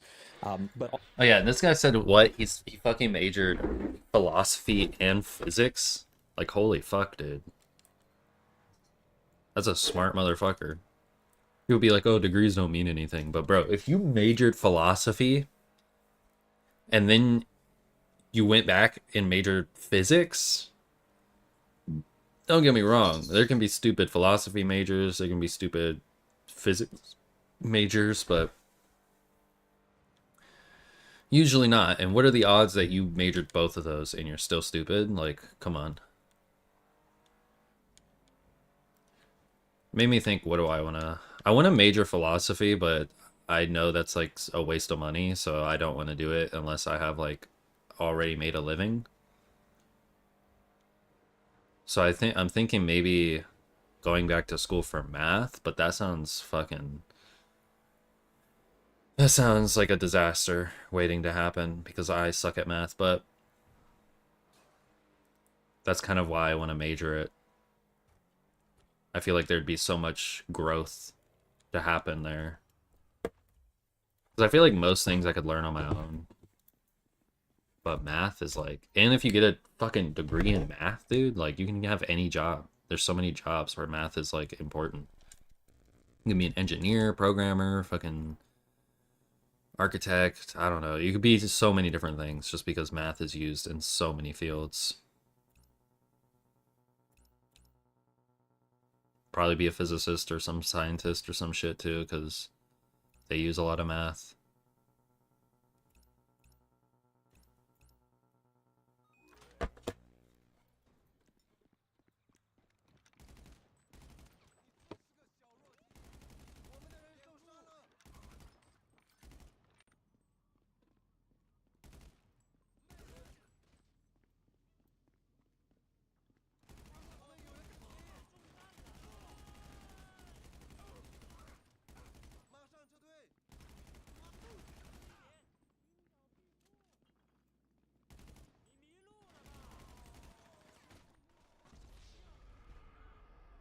Even if it was a real gun, it wouldn't be surprising. It's America, not Algeria. LOL, yeah. Yeah, no, I'm in Ohio. I could definitely own any kind of gun I want. Just not a crazy interest I have at the moment since I live with my mom. It's probably something I'd get more interested in if I lived on my own. Especially if I had a house or something, because... Or if I got into, like, hunting or something, because... I don't know, I feel like... I'm just a very pragmatic person. I kind of get into certain hobbies because they're useful to me. Like, I like philosophy and shit because... everything in life is philosophy. I like 3D printing because I can, like, functionally make stuff. Especially with, like, my social media and stuff. So I feel like I would get into guns as a hobby when it became something in my life that would be useful to me, like going hunting or needing a gun for self-defense or whatever. For now, I just carry pepper spray on me. I feel like that's good enough for self-defense, but getting into guns is just like a hobby would be pretty cool. Going to the range. You're in Ohio? I am in Ohio. Ohio-chan. Hello, what are you doing? My cat's always gotta get in the shit.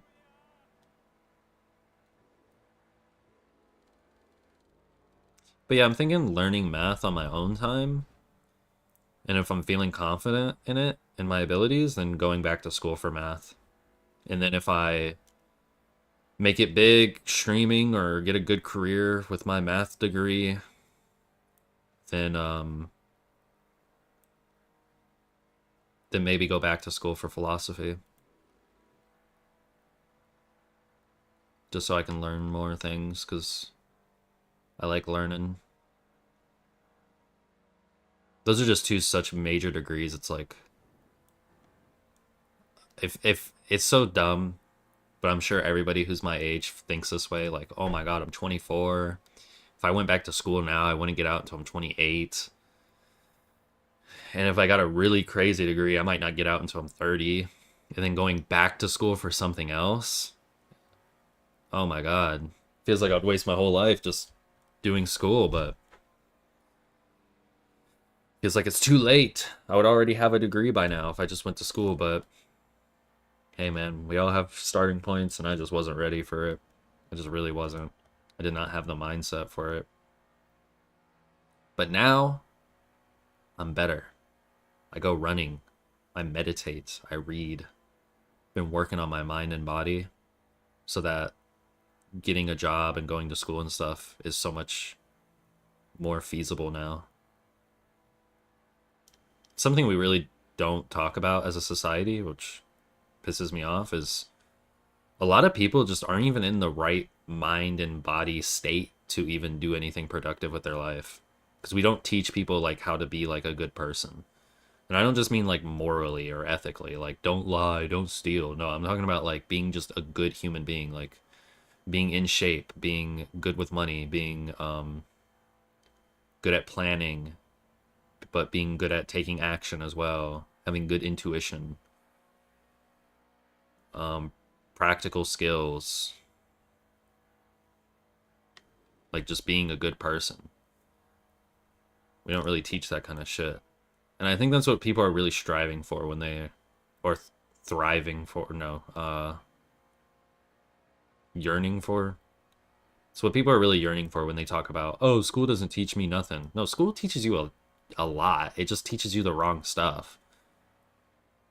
Like, honestly, K through 12 should be about, like, structuring good human beings who are capable of thinking for themselves, working hard,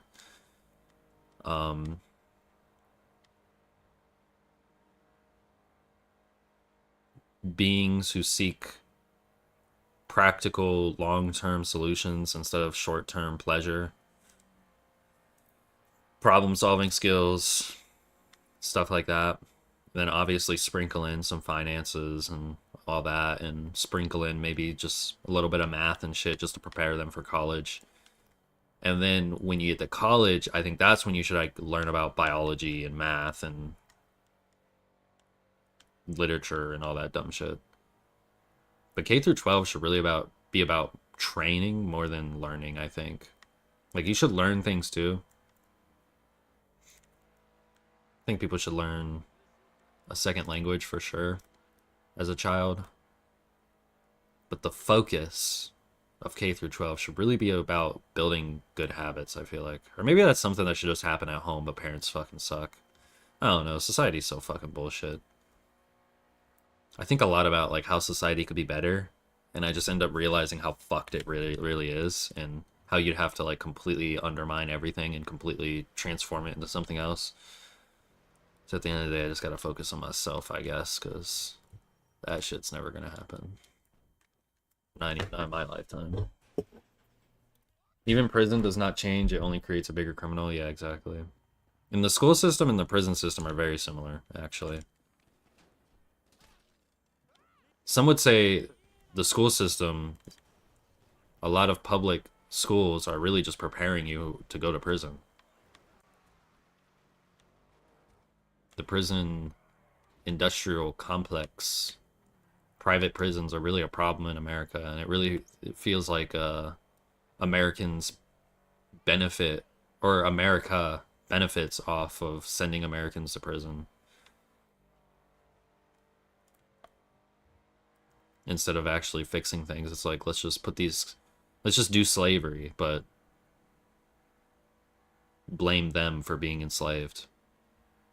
That's how you do it. Then you get to make money off of them for however long their sentence is, and while they're in there, hopefully make them worse so they go back.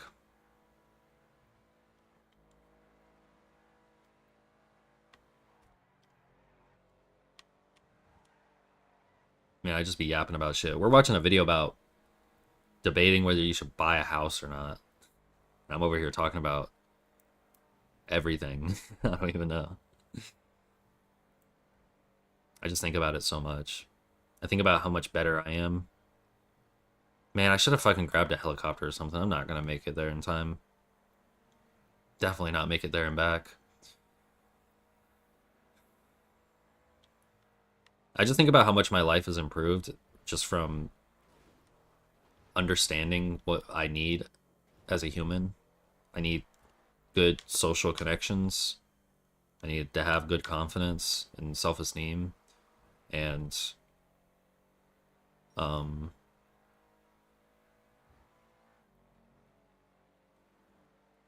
need to do physical activity.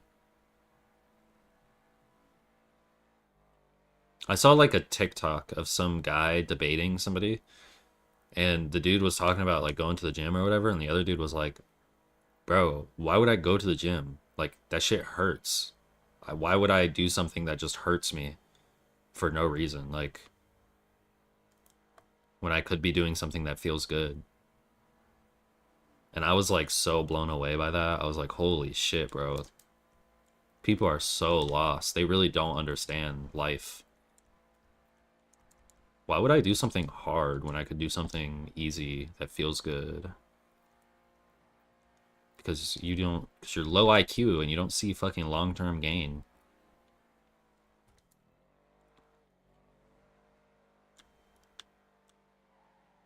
Like, I don't even give a fuck about like getting big and muscular or anything. I work out for the sake of working out because it makes me feel good. It gives me confidence knowing my physical abilities. I can fucking run multiple miles back to back at a 6-minute, 40-second pace. I'm proud of that. You know, it's not like the best pace ever. But the average American definitely could not do that. Not even close.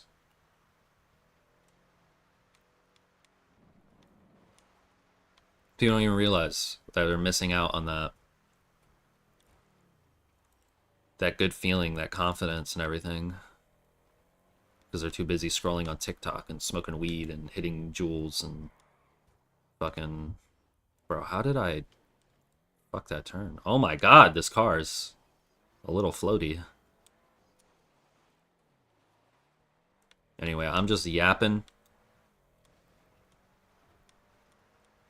I'm gonna start the video in a second. Alright.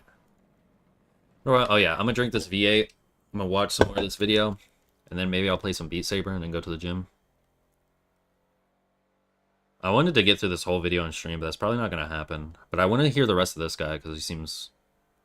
I don't even know if he seems smart, to be honest. I didn't hear anything he said. I just heard that... I heard he had a fucking physics degree and a fucking philosophy degree, and kind of made me wet a little bit. It's like, I'm not saying degrees are end all, break all. People might find it cringe that I admire having a degree. But it is admirable. You gotta put in a lot of fucking work. I mean, maybe not so much nowadays with ChatGPT, but assuming you did put in the work, like, that's fucking admirable, bro. You do know shit. You are smarter in a way. You can still be wrong about things, but if you have a fucking degree in philosophy, you're probably smarter than most people. If you went to school at all, you're probably smarter than most people. It's just how it is. Let's rewind this back to when they first started talking so I can actually get the full gist. How long did they talk for? They don't talk very long. Okay. Oh, hey. Rees and riffs. Okay, cool. I can see his... Oh, God. Go ahead and get your camera up real quick. Okay, cool. Let's... Where are you from? What city? Me? I'm from, originally from the UK, near to London, but I live in Germany. Near to London. You live in Germany. Okay. And I spent a lot of time cycling around Europe, and... Like, yeah, actually, like bicycling? Yeah. I did Oh, I see the bicycle in the background. Oh, yeah, that's the indoor trainer. And there's a guitar, and I also have one of my Warhammer models here. Just Holy shit. Okay. Where in Germany do you live? Did you say what city? Your new opponent. I live near Leipzig. I'm a physicist. Oh, okay. I was in Leipzig a few years ago for a dream hack, I think, or for something, yeah. Okay. Yeah. Well, I think I know. Yeah, it was in Leipzig Messe. Yeah. Yeah. Local fair. You're a physicist? Mm-hmm. What do you do as a physicist? I'm working with statistical models, so it's systems that are out of equilibrium. So if you imagine systems that are driven rather than just being in a relaxed state, then those systems I'm looking at, and you get really interesting pattern formation. So like bird flocks, for example. So when you next see a flock of birds moving around, you can think of some of the physics I work on, but it's applicable to a lot of things. Okay. And I also have a degree in philosophy. Jesus. So that was another life. So Okay. Okay. All right. Get ready, Destiny. Go ahead with your opening statement, reason riffs. Wait, my one Okay. quick question. yeah, sure. Wait, have I ever given a take on any physics-related thing that's made you cringe that you think I'm wrong about? Yes. What was it? Okay. No, it was on nuclear winter. I mentioned this in Oh, the I know comments you're before. the guy in chat. You said this yesterday. Q, I almost Sorry. called you out in chat. You said, I'm a physicist in training or something, or I do this, and you gave a take on nuclear winter that was cringe. Q. Yeah. What was I wrong about? Well, Oh you my can God, I'm understand why fucked. It wouldn't lead to further climate change, but that's an oversimplification of where the clouds settle and where the light's being reflected from. So when it's reflected from the surface, it then has a longer distance to travel, which means it gets trapped in the atmosphere. Whereas with nuclear winter, it gets reflected far higher up, and therefore it's lost into space. That's why nuclear winter is a real bugger. And fucking the studies show dumbass, that, a Destiny. full-out war between India and Pakistan could be a bit dangerous for us all. But Okay. Yeah. Wait, oh, sorry, final question. I was trying to ruin our... Wait, Yeah, that was the dumbest shit I ever heard Destiny. Destiny, like, bro, I've been watching Destiny for a while, but I'm getting to the point where I've watched so much Destiny that I'm, like, really seeing how fucking stupid he can be sometimes. Like, he was like, why would a nuclear winter make the Earth cold? Wouldn't it make the Earth hot? Because the clouds would absorb the heat and it would insulate the... Like, it was just so dumb. Like, bro, no. I don't think it's that fucking hard to understand that with the world being like this, some of the light gets through, but some of it also escapes. And we have, like, this thing where, you know, or some of it stays. Some of it gets through, but some of it's able to stay. So, you know, the atmosphere, like, in GTA right now, see how the atmosphere is, like, all broken up? There's clouds, but there's blue sky and all that, because the light can actually get to Earth, heat up the ground, and then as it bounces off, it stays in the Earth a little bit because we have an atmosphere.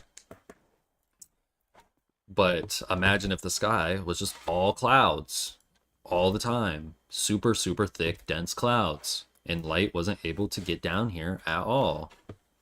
Yeah, eventually we would run out of heat. And things would get very cold because we're not able to get new heat. Because the fucking sky is covered in clouds. Like, it's not that fucking hard to understand. You don't need to be a fucking physicist to understand why nuclear winter. Bro, people will always do that about just, like, random subjects that are, like, super common knowledge, I feel like. People will just be like, does it actually work that way? Because what if, insert stupid fucking weird logic as to why something wouldn't work the way you obviously think it would. I don't know. Yeah. L Destiny doesn't know how fucking nuclear winter works. What a dumbass, bro.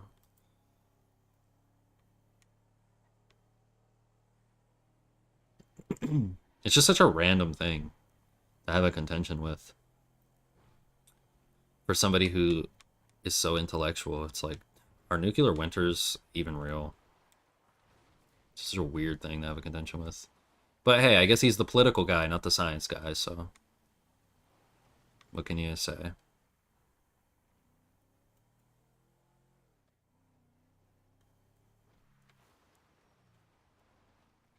Kind of want to sell some product real quick. I know there's not a ton in there, but I could make a decent penny, I think, if I sell it right now. the light is... Oh, wait, can you explain to me the difference real quick? Why is it in Venus? Why is it not the case there? Why does Venus have an atmosphere that seems to trap heat more than a nuclear winter here would reflect it more? Why? Because the light seems to get to the ground. So it depends on the particle size. So from what Also, I don't know how relevant this is because, like, I'm not super informed on all this, but I know some planets stay hot even though they have a super thick atmosphere because they don't actually get their heat from the sun. They get their heat internally from the fucking core of the planet. So yeah, like if we had a nuclear winter right now, it wouldn't just immediately become cold. I'm pretty sure it would take like a year or two before things actually started to get so cold that people couldn't live here. But obviously the nukes would kill everybody before any of that happened. But it's not like the nukes drop, the clouds cover, and tomorrow it's all snowy outside. Like, that's not how it fucking works. Like, the world is probably gonna be very, very hot for quite a while because a bunch of fucking nukes just went off. And yeah, the clouds covering everything will probably trap that heat inside the earth for quite a while. And then we do have a hot core. So we are generating a little bit of heat too, which will prolong how long... What am I doing? Right, I wanted to sell some stock. 162,000, that's pretty good. But yeah, our core doesn't generate enough heat on its own. A lot of our heat comes from the sun, and if you completely block out the sun, yeah, a lot of the heat's going to be trapped in our shit. But eventually, we will just run out of heat. It doesn't just stay there forever. But yeah, I want to hear what this guy's explanation is. Maybe like certain light waves. I'm gonna guess what his explanation is. He's gonna say certain wavelengths of light get through Venus's atmosphere, but then when they reflect off the surface, they are unable to escape the atmosphere because their wavelength has changed after they've reflected. I don't know if any of that is even coherent, but that's my guess. Let's see what the actual thing is. I understand the particles that would end up in the stratosphere from nuclear winter would be much larger, so there's a high likelihood of the light being reflected earlier on. Whereas when the particles are smaller, so like small molecules and you know, things like oxygen, then they're much smaller and less likely to be trapped by them, so it reaches the ground. When it reaches the ground, it heats the ground up, and then you get infrared that's emitted. Infrared is much more easily kept inside the atmosphere. We're kind of buggered when that happens. So Venus is...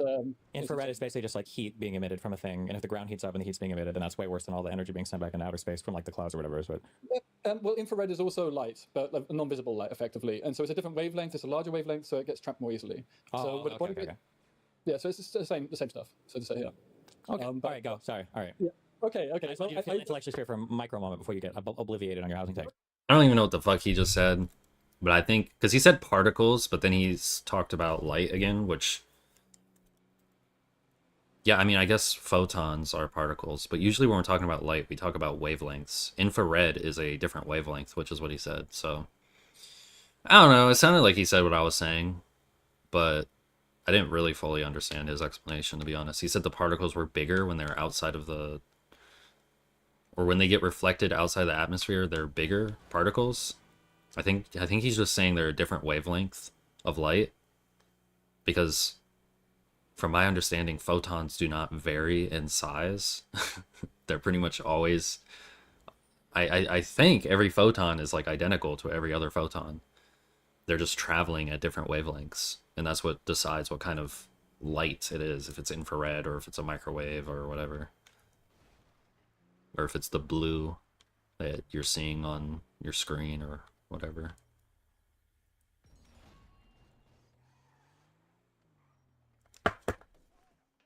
Ah, shit. I gotta kill people.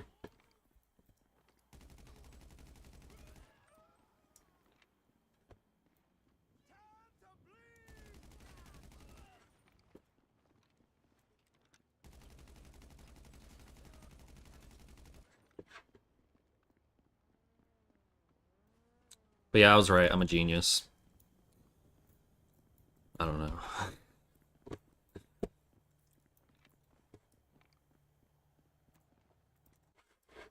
It's a joy for me to share my understanding. But on housing, I actually have two disagreements with you, but I'm going to put one to a side because your article was about the individual's perspective and the individual's context. So there's the broader discussion around the housing market, how much should be left in the market, how much state involvement, if any, should be involved. We're going to leave that to one side. Hopefully one day I'll get to debate you again on this. Okay.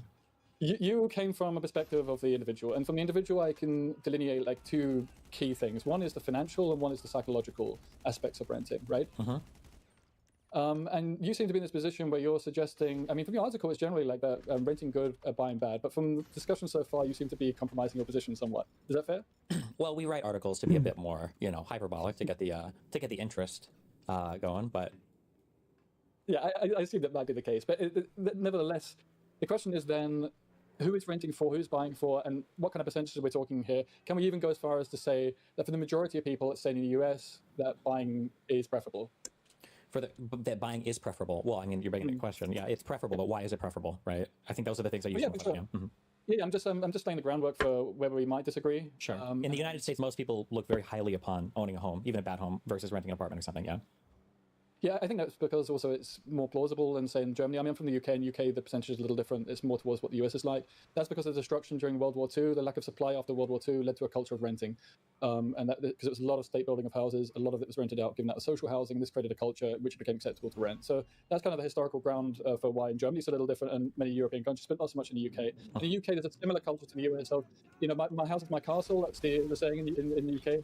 And there is this culture that's similar to the US. So I think it reflects upon it being possible, and then it becomes a status symbol to some extent. So I agree that there's a bias towards it, as if it's black and white, always good, never good to rent.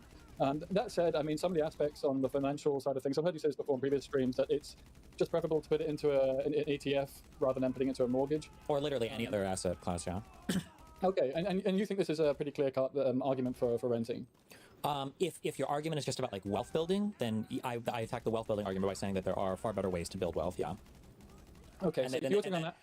So one of the main things that I attack when it comes to the financial underpinnings of owning a home is people are incapable of viewing home ownership as a consumption. People don't view homes as consumable goods when you're consuming it, and there's even like depreciation tied to that because it requires like maintenance and upkeep. So because people have this view that a house is just an asset that appreciates in value, it's not a consumption good. When they view renting an apartment, they always use that phrase, "You're setting a pile of money on fire." It's like, well, no, you're not. You're spending money to have a home, or to have an apartment in this case, right? So the people who talk about like owning a home as like like building wealth or whatever, I say, well, no, this is a consumable thing that you have, just like it could be an apartment, and it's conceivable that you could save money renting an apartment than you would owning a home, and then you could just invest the difference, and that would give you more worth, more value, or more net worth or whatever later on. Yeah.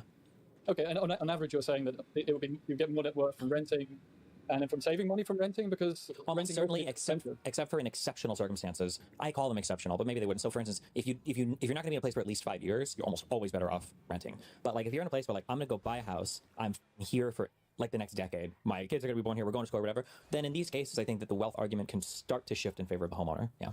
That's interesting. I mean, I was looking at US statistics. I've tried to give you home advantage here and look at US statistics, not focus on the world because it's just more complex. And people move on average like 11 times in their lifetime, but the vast majority is before the age of 45. So you're saying that after the age of 45, it's not comparable to buy. Can you hear this? I'm so sorry. Yeah, I can. It sounds like Literally, it's a roller coaster. Right? This is what your economy is going to sound like in 10 years, okay, after Russia's over Ukraine. So, sorry. I think 5 years actually. This rate, yeah.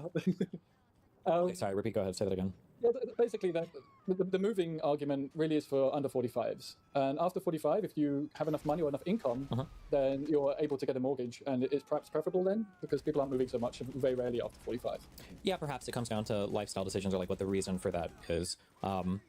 Yeah, it's hard to know how much is baked in as like a cultural expectation versus like what is a thing like that people naturally gravitate towards. Like I don't know, for instance, in a society where renting was more acceptable, maybe older people would be a tad more mobile. But in the United States, they just settle down in some place and sit there forever.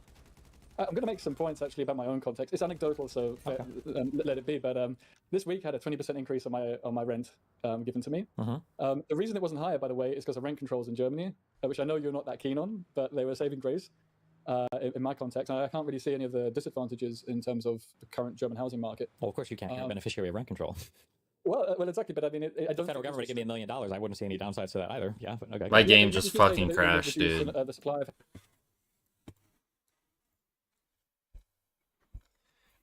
Oh my god, this game is so dog shit. Oh my god, bro.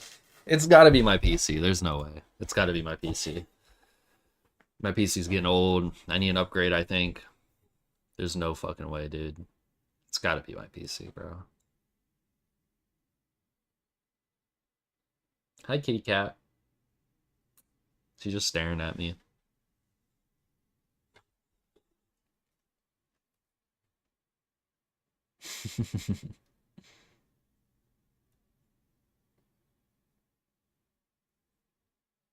Baby girl.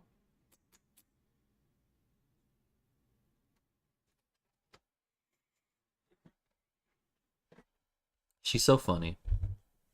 I really just have a creature living in my house that I feed, and now she loves me. She cuddles with me. She don't even know why. Head empty, just chilling, existing. All her needs met, just chilling with me, watching me play with GTA and talk to myself. She probably thinks I'm so crazy. Why does he do this?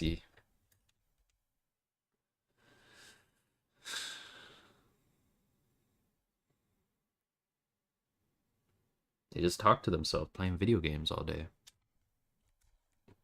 Who are they talking to? housing because it become less advantageous. Uh-huh. I mean, in Germany, there's supply shortage, but it's no different from anywhere else in the world at the moment. I feel like Germany actually is recently there have been studies coming out. I think focused on Berlin that show that like rent control is kind of with the stock of housing and everything, but But Berlin's a screwed up basket case. I mean, there's a lot of complexity. It's grown far too quickly. Leipzig is undergoing this to some extent. I don't live in Leipzig. I live in a satellite city to it. But okay. But sorry, yeah, go ahead. I So mean, you're the beneficiary of rent control. Yeah, go ahead. I'm a beneficiary of rent control, which I'm very grateful for. And I think actually in the German context, it's very modest. 20% is still a lot in 1 year. That's but actually nevertheless- insanely high. When we talk about rent control, like in the United States, I feel like you're talking like a. Can somebody tell me? Like, I feel like I know somebody like in Canada and Toronto, people that their rent control is like 2 to 3% per year, unironically. And I think in California, I think it's similar. Like 20% that's a really big like rent control thing. But okay, Jesus, as in like your rent can grow up quite a bit. But yeah, okay. I mean, exactly. The rent control can be quite modest, right? And then perhaps in that case, you can argue for it. Okay, yeah. Like I would argue, like 20% almost seems like protection against like supply shocks or something. Like if your rent was 2,000 euros, a month, and then your landlord wants to raise it higher than 2,400 could be your next rent. Like if you want to go higher than that, geez, that just seems crazy. But okay, sorry, keep it on. Yeah, I mean, this is a bit of a tangent. This wasn't really around my main points, but it was the fact that renting is incredibly volatile, actually. And the volatility tends not to be as much during recessions. But what's interesting, if you look at recessions, there's a number of evictions in the US per capita was higher than the number of people that experienced foreclosure, even in the 2008 crisis, which, was all about the housing bubble. Uh-huh. So the notion that eviction or that renting is less volatile than buying, I think that's a misnomer. I would go as far as to say that for the vast majority of people, unless you've got a really substantial income, which in either case then reduces that volatility for you, you can just move or buy elsewhere, or have enough savings to cover a mortgage if you lose your job. That on average, renting is far more of a volatile, and for the psychological side of things, which is a little bit difficult to get a metric for. I think real on that. I think there's two ways that I would look at the volatility related to that. So one, I'll make the boring level one rejection is that it wouldn't surprise me that renters were more likely to be evicted than homeowners foreclosed on, just because financially you're probably more in a better spot to be a homeowner than you are if you're renting, just in the United States where the culture goes. Now it's possible that whatever you're citing, maybe they control for that, or this was just like a broad look at the statistics. But also, when I talk about volatility as well, the outcomes in terms of how volatile personally it is to your life, I don't know if that's like a real expression, is different as well. So for instance, let's say that I say that did you know that twice as many people are injured playing football as they are playing basketball, right? Controlling for all the other stats. And let's say that when I look at basketball, let's say that the average injury is a sprained ankle, but then let's say that when I look at football, the average injury is a sprained ankle, and twice as many people are injured in football as basketball. But in basketball, the average injury is your leg gets cut off. Even if twice as many people are injured when it comes to basketball, that's not necessarily a bad thing. So, equating this to the housing market, getting evicted from an apartment sucks. But and maybe I'm over relying on like personal experience. Getting foreclosed on a house can be like financially ruinous for like the next decade of your life. I don't know. I wish I had these stats offhand, but like I don't know how many of these people have to file bankruptcy after that. You could be on the hook for like a ton of money. There's just like a whole bunch of like obligations that you have relating to a home where if you can't pay it, you're in a really state. Versus an apartment, generally the worst thing to do is just kick you out. And it's like, Well, I mean, you can often downsize. I would assume after losing a home of a certain size, and if you can find a way of doing that with the family size that you have. So I think it's a bit ambiguous as to really the consequence. I mean, I can see your analogy. It's a good one. It's the probability versus risk. One big thing that I think a lot of people that don't own homes know, and maybe it's different in Europe. So in the United States, every time you buy and sell a home, there's a little speed bump that you have to go over that could be significant depending on your financing situation or your money situation, and it's closing costs on a loan. So anytime you buy or sell a home, you have to pay their closing costs. I think are around 5.5%. I think they go to the mortgage place or whatever. So if I buy a home for like $1 million, there's like an extra $30,000 to $50,000 that I just have to pay just for like closing the loan. So anytime you buy and sell a home, this is why I say like if you're going to be in a place for at least 5 years, it starts to become more worthwhile. But buying and selling homes over and over again can be a very costly endeavor. Yeah, well, they're saying that mortgages are tax deductible in the US, right up to like $500,000 for a couple. It's not relevant for most people, but the interest that you pay month to month can be tax deductible, such that it's removed from your gross income, your taxable gross income. But this is way substantial at the beginning when you're paying off the initial costs, and the interest is the total interest will be higher. So that's pretty good for first-time buyers. Not really, but it gets into complicated tax reasons. But like for instance, let's say that I have a mortgage for $1 million, and let's say that on the first month, or not $1 million. Let's say we have a $500,000 mortgage. Let's say that I pay $4,000 a month. Let's say that by the end of the year, let's say that I've paid we'll say 3,000 a month. Let's say I paid like 30,000 in interest. That just means that I can knock off, if I'm overcoming my standard deduction, because you also have to itemize your taxes as well to take advantage of the interest deduction on this. It's like by the time you get through everything, it does save some money if your home is large enough and you're paying enough. But because the standard deduction in the U.S. is so high, this is like getting a touch shit. It's the amount of money that people save on home interest deductions. It's not very meaningful to poor people, I guess. Yeah. Sorry. Okay, but I mean, the other side of it is I think you would bring up the S&P, like let's say 7-10% average a year increase. ETFs can perform in this way.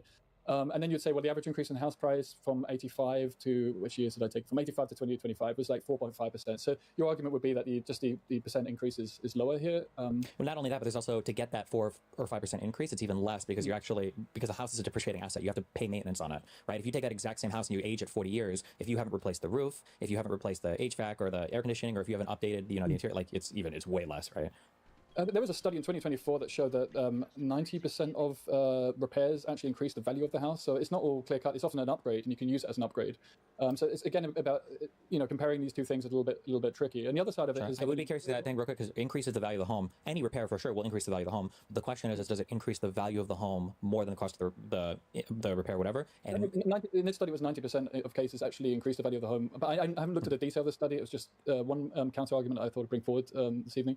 I'd be curious to see that, because when I was in the market for homes, I'd always heard that it was a big myth, that if you put in like a new $40,000 kitchen, you can sell the home for like 20 or 30,000 more, but you're never recouping. The only people that can actually make money on additions like that are people that specialize in fixing up homes. But if you're paying like a contractor, you're paying somebody else to do an add-on or an addition to your home, it'll increase the value of the home, but it's always going to cost you more than what the increased value of the home would be. But yeah, I don't think that's what the study was pointing at. It was actually pointing at that otherwise, like if it increases by $1, then you can say, well, it's one of these cases, and then why would the other 10% not increase the value of the home by even $1? So I think it was insinuating that compared to the cost, it was actually increasing the value of the home. And the other thing is the big thing about mortgage, which is why when you actually look at the percentages, it is favorable from a financial perspective, is that mortgage is massive leverage. So, I mean, a conservative leverage conservative case in the US would be, say, a 9-to-1 leverage. You put a 10% down payment, and then if you can get this kind of leverage on a fairly low risk asset, like a stock, that you know is going to go up, you can make some insane money, and then you're looking at like 12% interest. It's equivalent to 12% interest with the money that you're putting in, compared to 4.5% increase in the value of the home. And of course, it's the home and the land, right? So the depreciation is on the home itself, not on the land. So it's also a question of, if you own valuable land, I mean, you could have a wreck on some valuable land, but that's going to be a good asset. So again, there's the ambiguity there. But that's actually not ambiguous. That's actually a real point. But most mortgageoids are too stupid to understand leveraging, so it never comes up. So, but no, that is true. One of the few ways that you can argue that homeownership is advantage to stocks is that if I put $1 million in the stock market, my $1 million can appreciate, but that's it. If I put $1 million into a home, I'm actually leveraging that 5-to-1, 10-to-1, 20-to-1 if you have an FHA loan, maybe 5%, and now you're actually appreciating the value based on leveraging, like 20-to-1 or 10-to-1 or 5-to-1. Yeah. And that can be true, although I would argue, we're going a little bit into the weeds on this, but I would argue that actually ends up creating harmful downstream distortionary effects on markets, because what happens in these cases is there is a tax that most economists view highly favorably, and that tax is a property tax. And one of the scary things about people that are leveraging their income to buy a home, meaning they found a way to have an asset that's appreciating in value substantially because they only have to invest a little bit into it, is that those people are then not able to handle the maintenance fees on that asset if those maintenance fees are related to tax increases. So then you end up in these really weird distortionary markets, like in California, where they're like, well, if you're going to have a tax increase on a thing, the tax can only go up like 2% per year, because now you have these people that are oddly tax priced out of the homes that they live in. So you have these people with these homes worth millions of dollars that aren't making any money, they don't have any cash flow, and they're saying, I can't afford the property taxes, we need to get rid of them. You could argue that's the fault of the homeowner, that you could just not do that, but yeah, but I mean, this would feed back into the issues for renters, right? Because I mean, of course, a rented home is also owned by somebody else who experiences this themselves, and so then they push that. That's one of the reasons why my rent's gone up, is because there will be increased costs for the homeowner. So in the end, this gets pushed onto renters anyway. Plus, there's the additional volatility if the area is just in demand, and so they can put the prices up beyond the costs. Sure, but I'm okay with those costs. I want to sound harsh here. I'm okay with those costs being pushed onto renters, though. Much the same because I'm okay with those costs being eaten by homeowners as well. If a homeowner wants to leverage their income and buy, or they want to leverage some capital, they want to buy a house, and they want to deal with the property taxes, I'm totally okay with that. Much the same that if a landlord wants to do that, then that's fine as well. I just think the pricing in an area should always reflect the asset value and the taxation. When you have landlords there, it will reflect both those values because they'll pass it on to renters, which I think kind of the consumption should move along with like the economic opportunities available in the area and all that. Whereas if you have homeowners there, they're going to try to push down that cost of the taxation, which I think creates bad distortionary effects. One thing that I think is okay, but a lot of people really hate to hear this. I don't know if the feeling is different in Europe than America. In America, we hate this, but I think it's okay sometimes. I don't think that everybody should be able to afford to live in every single area. I think it's okay to say like this city is too expensive for people that work this type of labor to live here. Like probably only the people that can work here should probably be able to live here. But when you try to create a market where everybody can live everywhere, all the distortionary effects just end up destroying like any coherent economic policy. Yeah, I think that's an interesting point. I mean, it's an issue of inequality and not accepting any inequality whatsoever. It's a broader issue, right? Yeah. And that sometimes there will be some inequality. It can actually be a motivator. But then it's a question of why and who can afford to live somewhere. So London's an interesting case because a lot of people who actually work in London can't afford to live there. There's a number of cases, thousands of cases of people living in garden sheds and garages, the kind of accommodation that people shouldn't be living in. And 3.4% of houses are actually empty. What the A hell? lot of homes are owned as a form of equity, which is distorting the market in itself. So ownership there is, I mean, this goes against the previous debater's point. Like ownership can actually be very anti-democratic and can drive inequality. That's not a good thing. So yeah, I think the idea of a priori being being entitled to a home, I think it's ridiculous.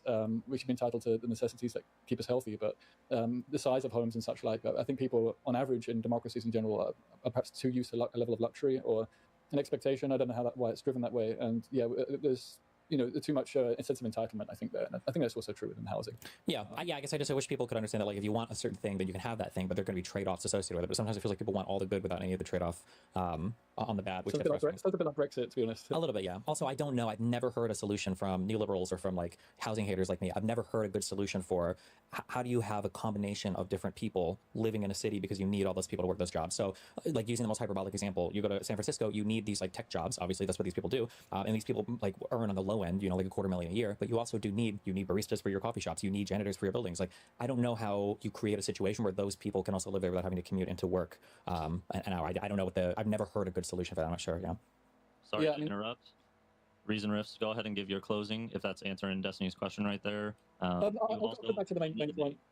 Yeah. Oh, well, yeah. cool. Okay, I wasn't paying too much attention there, but no, I've really enjoyed that. She's really good-natured. No, I'm going to go back to the original point. That just simply comparing the increase in house prices and with performance of ETFs is a bit of a misnomer. You need to look at the leverage that you can get on mortgages.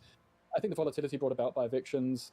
Okay, you may say that you're not going to go bankrupt as a result, but you got to think about where you live in regards to your job. That's kind of reflecting upon what we're talking about at this point in time. And the Also, isn't it your fault?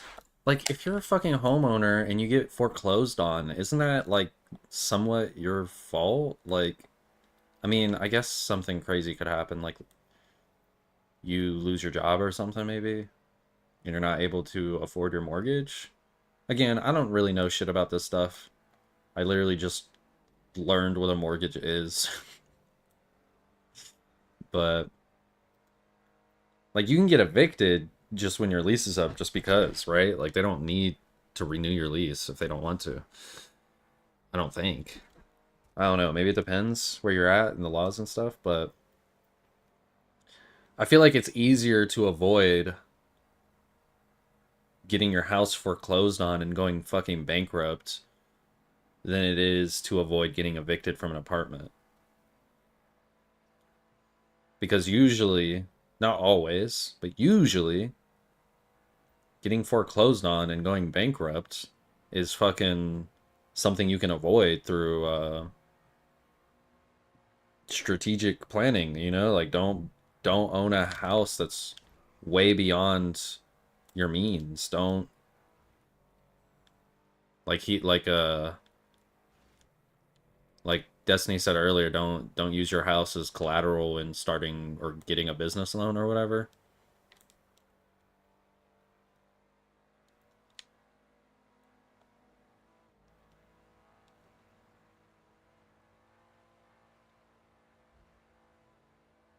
Like, I don't really know, but that's just how it sounds for me. It sounds like everybody would rather own a house, and if they fuck up their life because they had all their eggs in one basket, then that's kind of their fault, is it not? My cat said no. My cat said no, it's not. Not their fault.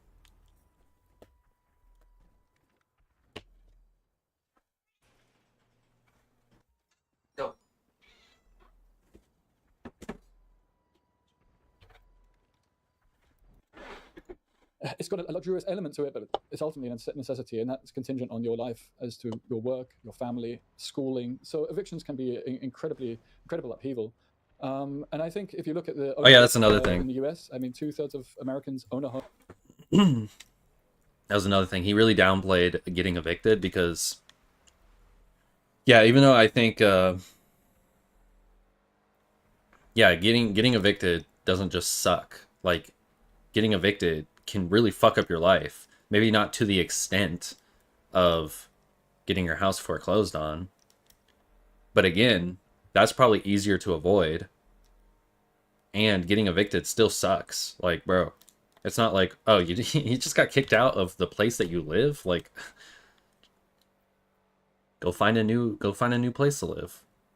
Like, that was such a weird thing for Destiny. That was a very out of touch thing for Destiny to say. Yeah, getting evicted sucks, but you know, somebody who gets their house foreclosed on, they could go bankrupt and, you know, be tied to all this money that they have to pay back. And while if you get evicted, you're just getting kicked out. Like, it's no big deal. Like, bro, you understand people getting kicked out from the place that they live is like, bro.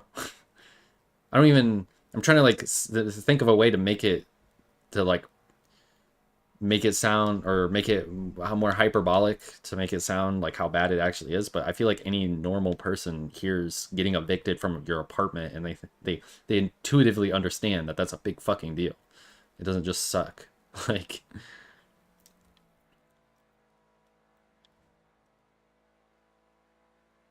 and the fact that it's, from what I understand currently, it's mostly out of your control. People get evicted all the time for stupid shit.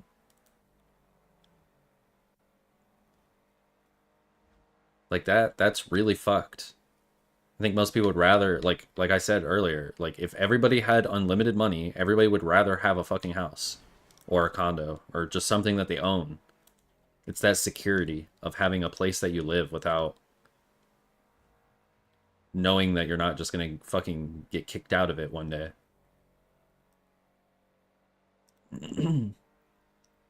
Yeah, somebody could foreclose on your house, but that's only while you have a mortgage, right? Like, don't you pay that off and then you're good once you own the house? Or like, once you own your house, you own it. If you're making bad financial decisions, then that's different. And again, a lot of people, they own a house that's like right up to where their means of their standard of living is, and that's the reason a lot of people get fucked over in life, is because as they make more money, they want to buy more things, and they never have extra money ever. Like, most Americans don't have like any savings or whatever. Like, as soon as you have enough money to buy a house, you shouldn't buy a house. Honestly, you should probably save the money for a while first and wait until you have way more money than you need to buy a house. Like, let's say you want a house that's $100,000. Or actually, no, because people usually, people would never be able to afford, I'm wrong about that. People would never be able to afford a house if that's how they bought houses, because you put a down payment and then you have a mortgage and all that shit. But again, you shouldn't just have nothing. You shouldn't, like, how much does it cost to get a house initially? Like, I don't know. I'm not going to get this other package anyway.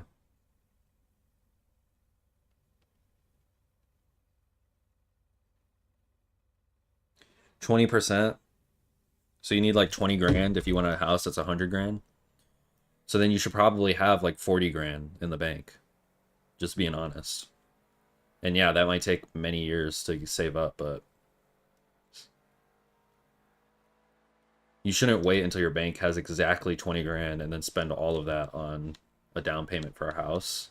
That's just not financially smart. But like I said, I'm going to get a camper van, so I never have to worry about where I'm living, because I'll have a fucking mobile operations center. mobile base. I say that stuff because it sounds way cooler than saying a mobile home. Mobile home gives redneck. Mobile base of operations? That sounds badass. Then, if I get evicted, I really can just move. Destiny's like, if you get evicted, just move. Most people can't do that. But if you had a camper van, you could. It's like, oh, you're evicting me? Okay, let me just grab my stuff and fucking leave.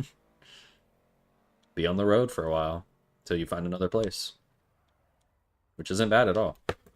People don't realize how fucking sustainable it is to live in a camper van nowadays. With Starlink and Planet Fitness and all of these services that we have, you really don't need like a house to have all of your needs met.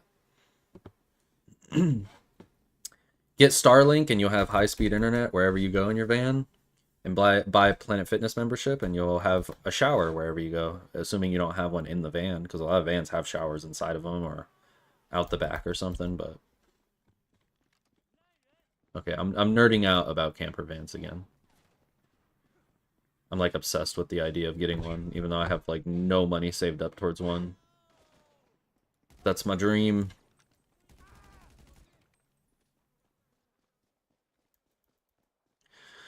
I could have drove my car around the back and I would have been able to get the package way quicker.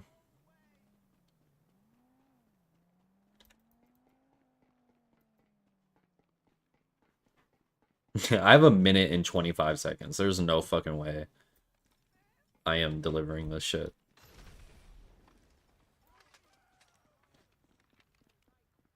I don't even know why I'm doing this. There's just like a weird human need, like a weird feeling that when you have an objective in a video game, even if you don't really necessarily have to do it, you just like feel the need to. Just listening to orders. I don't know, that other guy went and grabbed one too. Does he not see the timer? 50 seconds? Maybe he's thinking the same thing about me. I don't know.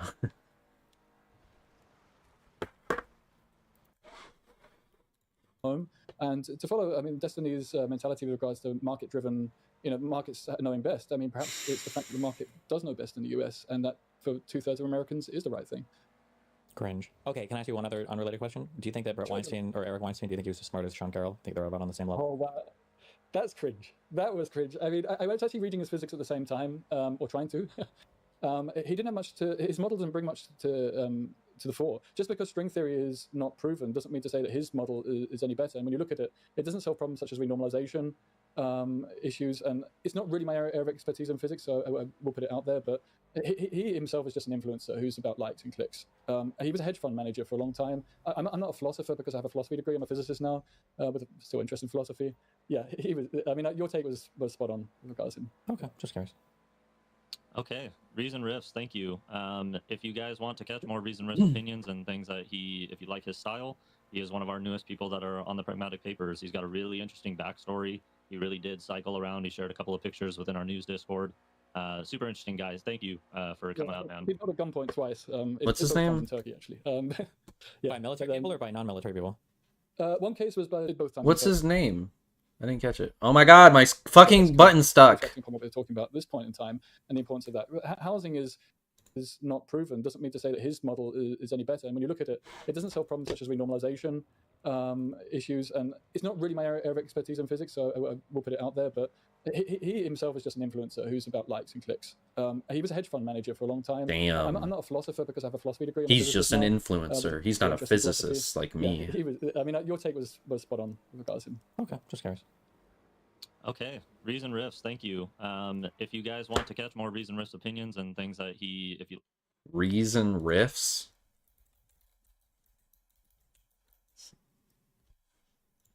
Oh, that actually his name?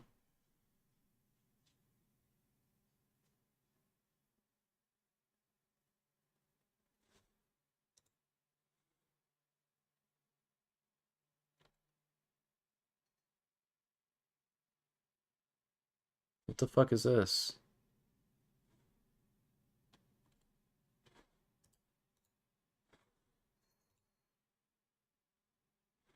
This is not the guy. I found a Reason Riffs fucking Reddit, but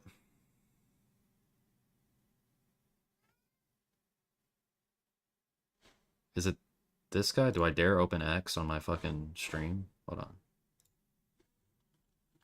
Is this him? Does it look like him? Kind of. Not really, but kind of. Is he not like a real influencer? This is the smallest Twitter account I've ever seen in my life. If you want to catch more Reason risks, I don't even know where to catch him at. You like his style? He is one of our newest people that are on the Pragmatic Papers. He's got a really interesting backstory. He really did.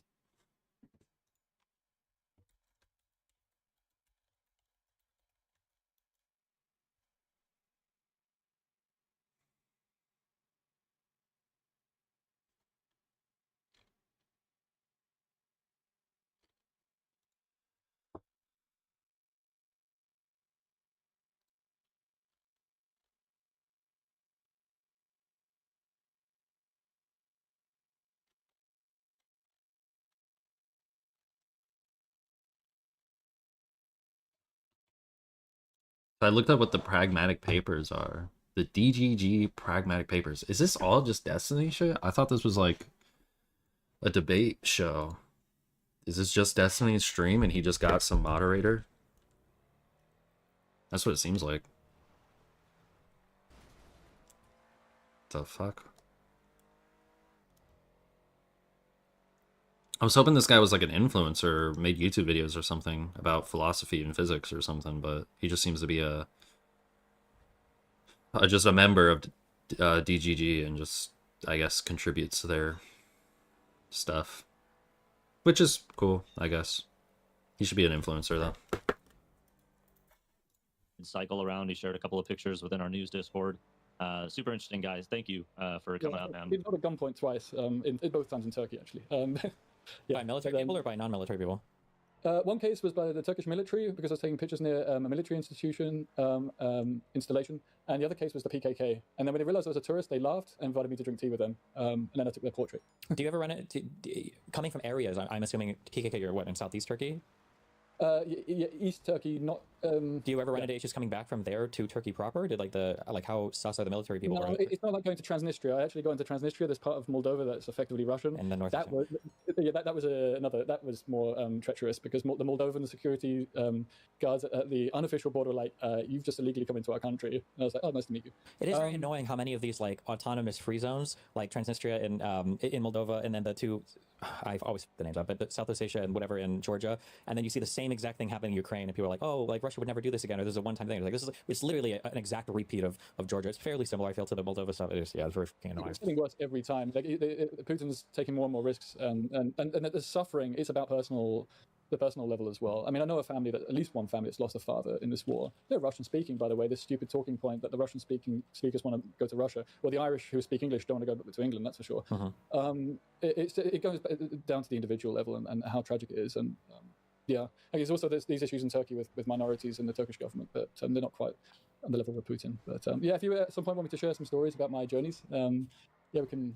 You feel free to drop me a line. And yeah. Okay, cool. Sounds good. I'm just curious, before I drag the next person in, you would give the point that like land appreciation in a place that is like decently like never gonna like go under. Like you're talking about your LAs, your Seattles, your major like city areas that aren't just gonna like collapse overnight. You would like say that investing in land in those areas is actually a good investment vehicle. Maybe, although I would be careful because like doing real estate is a lot different than buying a home and moving into it. I think these are two totally separate things and two totally separate conversations. It's the difference between like saying like I'm going to buy a car because I think I'm going to make money with the car, and you're like, what do you mean? And somebody's like, well, taxi drivers make money with cars. It's like, okay, well, you're going to do Uber or taxi. It's like, no, I'm just going to buy the car. That's a lot different. Well, Buying a home is a lot different than investing in real estate and renting it out to other people, I think. I guess what I would be asking is, would you tell somebody that's a bad investment vehicle if they bought a house like 15 miles out of Los Angeles and they were going to live in it? Would you say that that person is making a worse decision than you going and renting in that? I would almost always tell somebody that if you're considering whether you want to buy a place versus renting, that the appreciation of a property it should be like basically at the bottom of your considerations. The top thing should be like, what do you want? Do you want to live in a place where you have like the independence to be loud or to do construction side or whatever? Because in that case, you're leaning towards housing. Do you want to have more freedom to move, or do you know how long you're going to be in an area? These are considerations to be way, way, way at the top of my list. The appreciation on the value in the long term would be almost at the very bottom. Yeah. Okay. I was just curious through what I've heard. So, okay, we are going to drag up Cav Sir. Cavs or my buddy with the fantastic view. There. Also, I don't know what this idea is that if you buy a house you have to stay there for like 30 fucking years. I don't know why. Like why? I don't understand, because I know people who've owned houses and moved like every 10 years. Like yeah, it's a commitment, I guess, but yeah, if you sell the house and the price went up, which it usually does, especially if you took care of the house, then you can just buy another house. You can just go somewhere else and buy another house. That's what most people do, I feel like. They live at their house.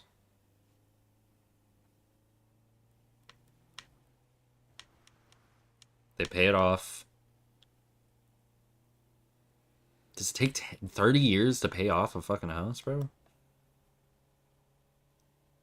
Me and my mom have been living at this house for, I'd say, like 10 years. And I'm pretty sure she just paid it off, or she's getting close to it or something. Or maybe I'm wrong about that. I don't know. I'll have to ask her.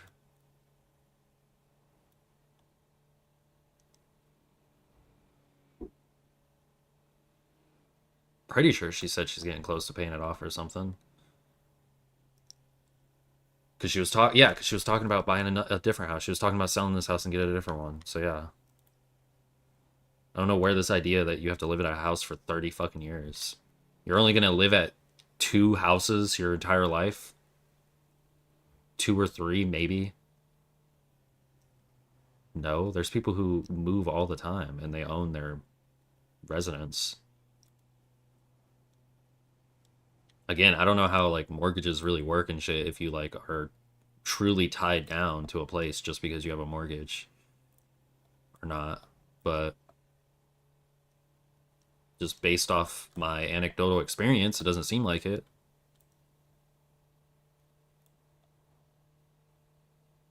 Or at least it's not like a 30 fucking year commitment like Destiny's trying to make it seem like it is.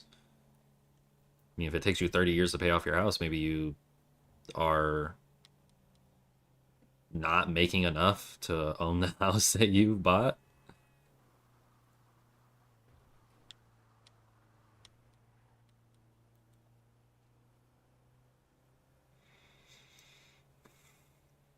But basically the gist I'm getting from this video is that when people talk about everybody should be able to own a house, or everybody, or Destiny trying to be like, oh, renting is better than owning a house, the conclusion I'm getting to from this is that both are fine and valid ways of living. Doesn't seem to really matter that much. There's pros and cons. Obviously, everybody wants to own a house if they can, or own their residence, I should say, because they could own a condo or a mobile home or whatever it is. But I think people would rather own if they could, but it's more about not rushing to own one too early, I guess, too early in life, before you really have like a financial cushion. You've accumulated enough wealth and you're sure about where you want to live.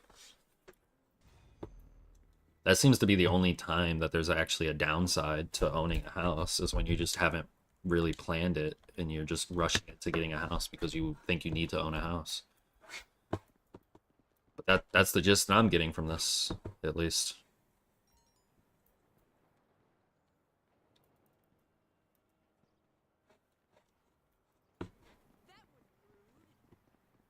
Bitch, shut your... There we Jesus. go. Right there. He's trying to stun on you, actually. Yeah, I guess. Wait, can you tell me, are you in the US? You're muted, Yes. Kaiser. No, thank God. Never, dude. Holy shit. America? Fuck you, dude. Where are you? What city? Vancouver. Canada. There's an American city called Vancouver? Dude, you guys are crazy, man. Okay. What do you got? Okay, what do you got for me? All right, start. So are we doing an America debate or are we doing a world debate? World. Whatever the fuck you want Okay. to say, dude. Dude, for how smart you are, DGG is. How have you arrived at the conclusion that buying an apartment is the best of the two worlds? That's like the worst option of the two. Why is it the worst option? Because you don't get the land, you don't get the like improvement aspect. You get like literally the same thing as renting. Everybody wants Investment land. dies after like 50 years, except Nah, fuck this guy. I agree. Buying a condo is probably the best thing you could fucking do. Because you own it, and you don't have to fucking deal with all the fucking yard work. Owning land is awesome if you actually have a plan for what you want to do with the land. But if you just want a place to live, then owning land is just a burden. It's not... Like, unless you want to build something, or you just take pride in owning land, or you want a farm, or...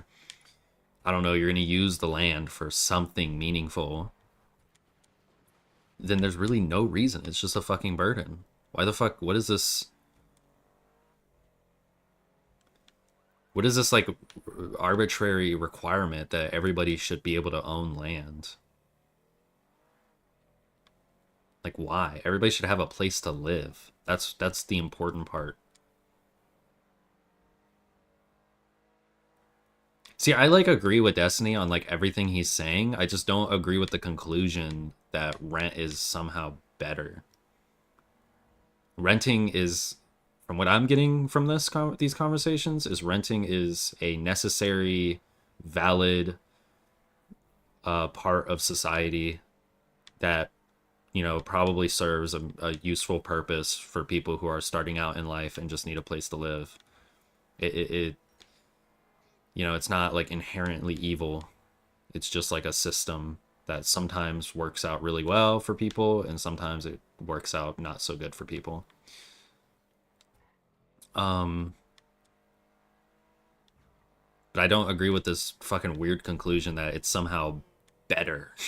Like, what? Because again, when somebody says one thing's better than the other thing, I assume all else is equal. So in a world where everybody can, you know, choose between owning a house and or owning a residence and renting a residence, everybody would rather own. Everybody.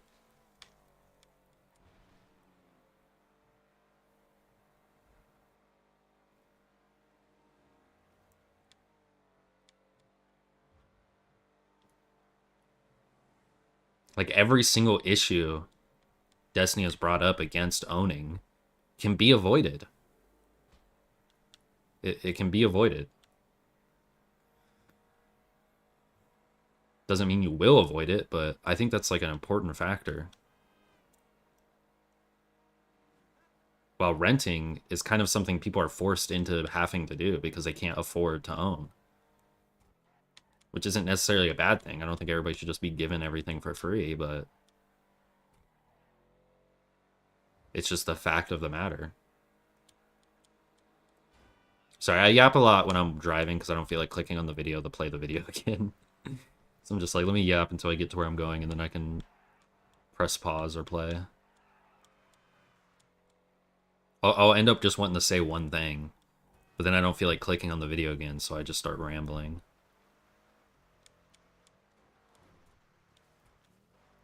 But yeah, fuck this guy. Condos are based.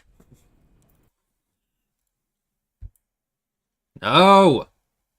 God, why do I keep... get like literally the same thing as renting, where your investment just dies after like 50 years, except... Wait, what do you mean you don't get the... Well, you get the property that you are buying? What do you mean? Yeah, but apartments have a lifespan. I mean, all buildings have lifespans, right? But the thing with the house is you can rebuild, but you can't rebuild apartments. How often do apartments just fall over?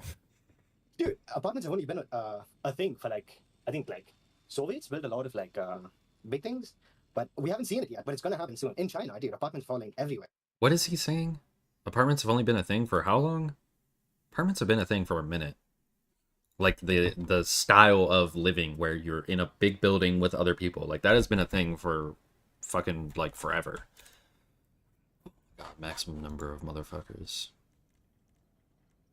I don't know if like renting has always been like a thing or if every apartment was a condo back in the day. I don't know the history of that, but people were definitely living in like big group buildings.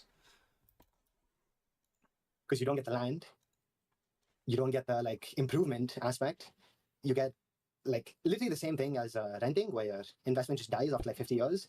Except, Wait, what do you mean you don't get the? Well, you get the property that you are buying. What do you mean? yeah, but apartments have a lifespan. I mean, all buildings have lifespans, right? The thing with the house is you can rebuild, but you can't rebuild apartments. How often do apartments just fall over? Dude, apartments have only been a thing for like, I think like Soviets built a lot of like big things, but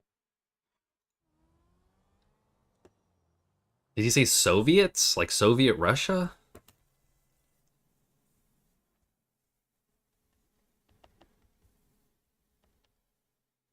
Soviet Russia was formed in 1992.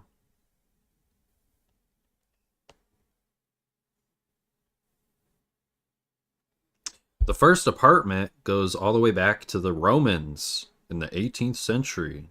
Wow. Ancient Rome had apartments. I don't even... Maybe I misheard him, though. He might have not said Soviets. I don't know what the fuck he said, because he has, like, a thick accent. But yeah, like... Yeah, apartments aren't just falling over, and... He's like, oh, you can rebuild a house. So I think he's, like, talking about, like, maintenance.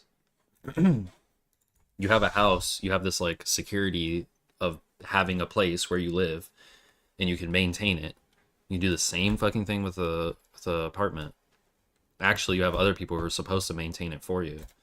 And if they don't, the government should, like, force them to reimburse you or something. But we haven't seen it yet, but it's going to happen soon. In China, dude, apartments falling everywhere. And where I'm from, India. Dude, Okay, well, listen. It's- In the United States, apartments. That don't doesn't fall sound that like are- that doesn't sound like it. Yeah, that's not an issue with buildings have renting. lifespans. That's an The reason issue a with home is a good China. investment is because it lasts forever. Yeah, but it lasts. Well, it doesn't last forever. You've got to pay a lot of money to maintain it, right? Yeah, but you have ownership of that piece of land forever. You don't. No, you don't. it's The your fucking land. country owns it. You don't even have technically. Yeah, yeah, You gotta pay yeah, taxes okay. on it, right? You're paying upkeep on the land via kind of in a way, like for taxes. You still pay something monthly on Yeah. it, right? And you don't own the US dollars you have because they can just take it back whenever and sanction you. But the world, this is how the world works. You like have some things. Yeah, sure. I'm just saying. If you buy a house, you have the house and you have the piece of land. If you buy a condo or an apartment, you have the apartment. I guess theoretically you don't have the land underneath it. But I think it. Yeah. I don't think that matters. Exactly. I don't think, That's- who cares? That's exactly why You still have these access are- to a part of the land, no? Like it's not like do condos appreciate like at a lower rate than homes appreciate? So the thing with condos is that Probably. the supply demand graph is just so good for housing that condos just benefit from the reasons why housing, like buying a house, is better because demand is locked. I mean, supply is locked. Demand. Wait, say that. Restate that. So the reason buying a house is better than renting is because supply of housing is locked. Like you can't just create more land. Well, supply of condos is Unless locked you're too. in No, Elon what do you mean? Yeah, but condos fall. That's the thing. How Like, often are 10 years, condos like- falling in Vancouver, in okay, America? I okay. don't think that's a thing. This is not happening all the time. What are you talking about? So that's why I asked if it's in America or a worldwide thing. Because there's like a lot of rules in Canada, which is why like, people are crying. Mm-hmm. Like it's a bad thing to have rules to build houses because people actually build stuff to spec here. But around the world, people just build apartments like however they want. And like so in my apartment where I'm from, the apartment my father bought, it's like well, we have 3 bathrooms, but we don't use one of them because it smells like shit all the time because they didn't build the sewer system right. Wait, in where? India. Oh, okay. I can't argue about property in India. Okay, maybe in India it's a lot different. I have no idea. Or in China or Dude, whatever. like worldwide. Okay, worldwide means Western Europe and North America. Okay, that's what worldwide Dude. means. Come on, I didn't say Okay, like buddy. I didn't Yeah, say but- all the worlds. Okay, What part of the population lives in Western like it's like the parts that I 30% of care the about. population or Yeah, something. the only parts that I care about. Yeah, that's right. Welcome, Okay. welcome to the West, my friend. Yeah. okay, but the point is buildings still have lifespans. Your apartment isn't gonna last 100 years. I don't know. I don't think. Listen, you have a very temporary view of buildings. Okay, maybe because your country is young, but over here in the new world, all right, our buildings last a long time. All right, they don't just fall over all the time. I don't know where you get this idea that they just fall over constantly. And if the city wanted to demolish it, I bet they would have to pay us out. Also, yeah, I don't live for 100 years. I'm not a vampire, so I'll sell that shit before 100 years is over. Okay. Yeah, just pay them. No, but If okay, their so fucking in finance, apartment when you're looking at spontaneously investment, combusts, the first just thing you fucking value pay is them. Time is how you make money. The real thing is time. Nothing else makes you money. So that's why homes are the best investment because they have the longest time horizon. Is that even true? How many like 100-plus-year-old homes are people buying and selling? I feel like that's pretty exceptional. This apartment is like 100 years old. Oh, and it's still standing. It's not falling over. Yeah. Okay, yeah. The falling over thing is an exaggeration. But what I'm saying is, let's say like when shit starts going out, you're gonna be like, oh my god, I wish I owned this home because I could fix it. I have the money to fix it. But these shitty ass landlords are not fixing shit. You don't think they would have a vested interest in fixing and maintaining the property so it doesn't fall over and they lose their entire? No. Okay, stop saying fall over, dude. I was exaggerating. Also, I look was at your not beautiful actually view. gonna fall What house are you gonna buy that has that Yeah, view? yeah. Exactly, right? Okay, My okay. God. I can never afford this, yeah. Because I'm 24. Again, it's a time thing. And look, renting is giving you But the access point to is- property that you wouldn't otherwise have access to. That's amazing. You're like Yeah, you're like the yeah, biggest to the pros argument for being a rentoid. I'm not saying rentoid is bad. I'm just saying it's a worse financial investment compared to owning a home. Yeah, It's By the not an way, I investment. busted my ass to get It's here. a It wasn't fun. And consumable if good. I didn't, like this is actually what made this worth it. If just living here is not worth it, bro. Paying this money for it. What is your rent? Can I guess? Yeah. You're in Vancouver proper, not like some suburb. I'm guessing, right? It's probably like I'm gonna guess 40. I'm gonna guess 4,000 a month. Oh, I live with another dude. You live in what? I live with Oh, you live with another I have a dude. roommate. Okay, Yeah. that's okay, dude. We accept that. Wait, what is 2,000? your rent? Wait, what is the rent for that unit a month? Okay, so let's do half of what you said. 2,000, like US. Okay, Is that your guess? my guess was 4,000. Is it? I don't know how big your unit is, though. I guess. It's a single bedroom. Oh, you're a single bedroom with a guy? Oh, that's cute. That's interesting. Dude, no. He's. Yeah, sorry. That's okay. Wait, do you have a couch or anything, or do you guys just share a big bed? No, I live in the room. He lives in the living room. Okay, that's cool. Based. Yeah. Wait, what's I your got rent a it. month? How much does your rent cost for the unit? Dude, it's like 1,000 US. It's less than 1,000 US. Why do you guys cry about your Yeah. markets all the time? 1,000, less than wait, just for you or for I don't both know of you combined? Just for me. Oh, okay, so it's like 2,000 about a month. Yeah. Dude, but he's obviously like, he's not going to give me a good price. I bet it's less than that. Who's? Oh, wait, is the roommate guy subleasing? Is he renting to you? Does he? Yeah. Oh, gotcha. Yeah. Interesting. Also, Cabs are even If- extended. okay, if people are, can I take my, is clothing optional? It's really hot here. No, the clothing's not optional. You have to keep your clothes on. Okay. What do you mean? What do you mean it's hot here? That's Your right, guy yes. doesn't. He doesn't let you turn the AC on. We don't have ACs in Vancouver, man. This is why I f***ing hate renting, dude. Because I can't just put an AC up. You don't have no. You have no air conditioner in that building. I have 2 fans on, but no air conditioning. No one in Vancouver does air conditioning. Holy shit! Open the This is window. why I need Hey, to why own can't a you open the house. window? You have this huge ass window right here It ruins the view. to open. And- window? and also, Your it's like, argument. You can't put an DC, like- AC in there. That's because you're renting. He's trying to get you off the argument. by No, telling you don't open true. the window. I bet the window's locked, so you guys don't jump out and kill yourselves for living in Vancouver. no, dude. It's, what the f- dude, literally the best city in the world, man. What are you talking about? Living in Miami, where the women you see don't even have any real anything? Really? As opposed to Whoa. what, Vancouver, where all the women do f***ing heroin and crack cocaine on We have Hastings Street. Yeah, Chinese I say we're all women, your Japanese yeah, women. your Chinese and Japanese women that can't even f***ing speak English because they're just there with Really? their rich Oh my families before God. they go back to their home countries and they buy all your shit and leave it Yeah, empty, when and you guys are all. to the women, dude, what the? It's an advantage that they don't speak English. Oh, okay, all right, Sneeko, my bad. Yeah, Okay, No, I have a girlfriend back home. Oh. I'm, highly committed. back. I don't look at women. Is she okay with you living with the guy in the flat? Dude, I am very homophobic, so please stop doing like these insinuations. He's not at home most of the time. That's why I like this place. He has a girlfriend, and he lives at her place most of the time. Uh-huh. I don't. So I know why he walks around in his underwear sometimes, but other than that, we have very clear boundaries. That's good. How long have you lived in that apartment for? Like 3 months. So if you have so much I- money and you bust your ass so much, why haven't you bought a house yet? I don't have money. The government gave me money. That's how I can afford this. Jesus, all the rumors are Yeah. true, huh? My God. Yeah, it is true. Yeah, it's great. It's amazing. Yeah. What do you go to school for? Dude, Uh-oh. engineering, What kind of engineering? manufacturing. What's wrong with that? Why are you like, dude? Because the way I got all this money is working as a chef. It was the most Wait, a chef or a line cook? line cook. Okay, that's fine. That's okay. There's nothing wrong with yeah. that. Jesus. Well, you said you're 24 or something, right? 24, yeah. Today's my birthday. Well, happy birthday, dude. Oh my God. Did your girlfriend call you? Did you talk to her yet today? No, she's asleep right now. Shouldn't she have called you yesterday? Would that have been your birthday for her or whatever? Yeah, she wanted to, but I said no. Wait until it's my birthday in my time zone, and then yeah. Well, why, dude? No. Back to the point. Yeah.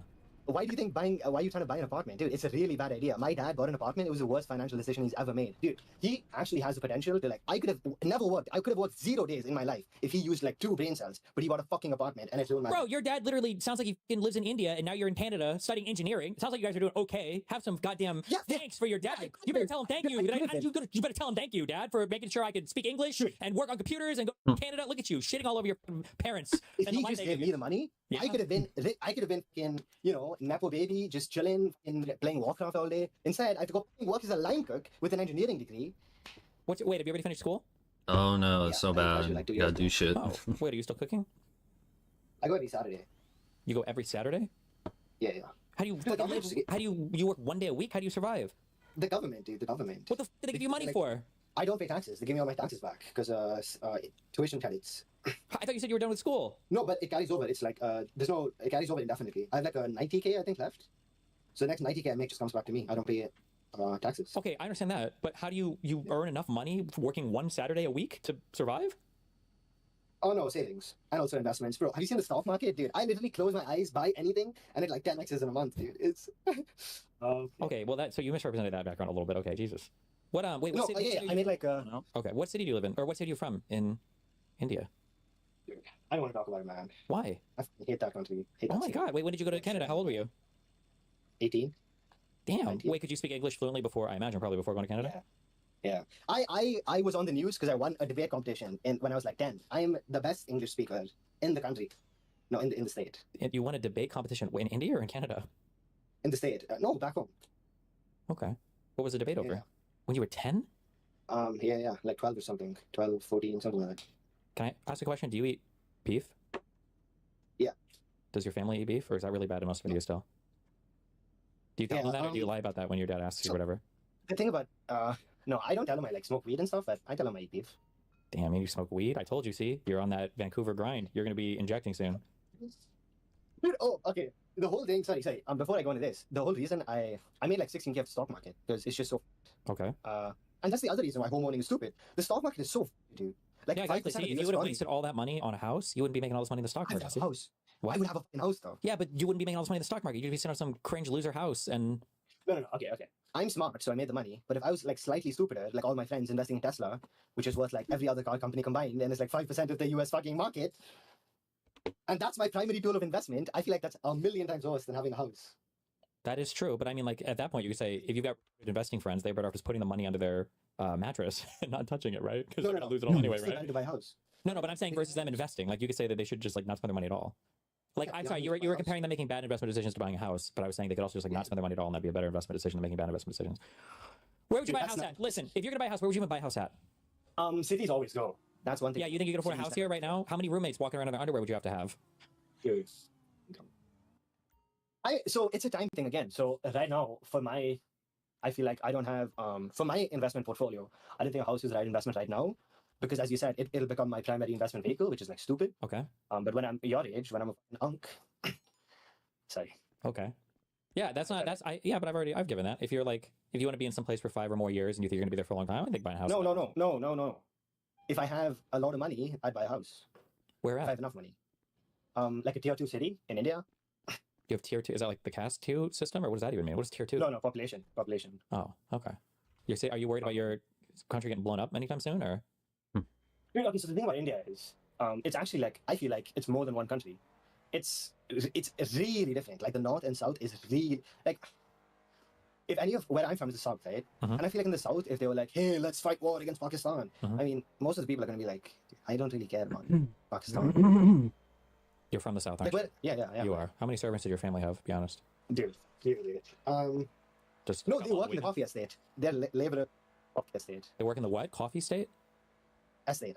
Yeah. And then their kids help with the housework. What does that mean? Work in the coffee estate? So my family is like not farmers, but I guess farmers. So we have labor that does labor stuff. There is some car system stuff to it, but let's just Jesus. pretend. There Okay. isn't. Okay, that's right. I have plantation It's not under, cost. ancestors as well, so it's all good. Yeah, it's actually a skin color thing. Anyways, Jesus. your ancestors? I'm just kidding. Okay. It sounds No, like so- family does decently. How many siblings do you have? One.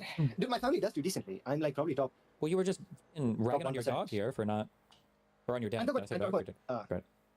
He is a dog. No, sorry. I mean, you're ragging on your dad for like no reason. Damn. You're like, he should have bought. My dad should have bought a house. Your Meanwhile, your dad dog. owns a fucking plantation, a business.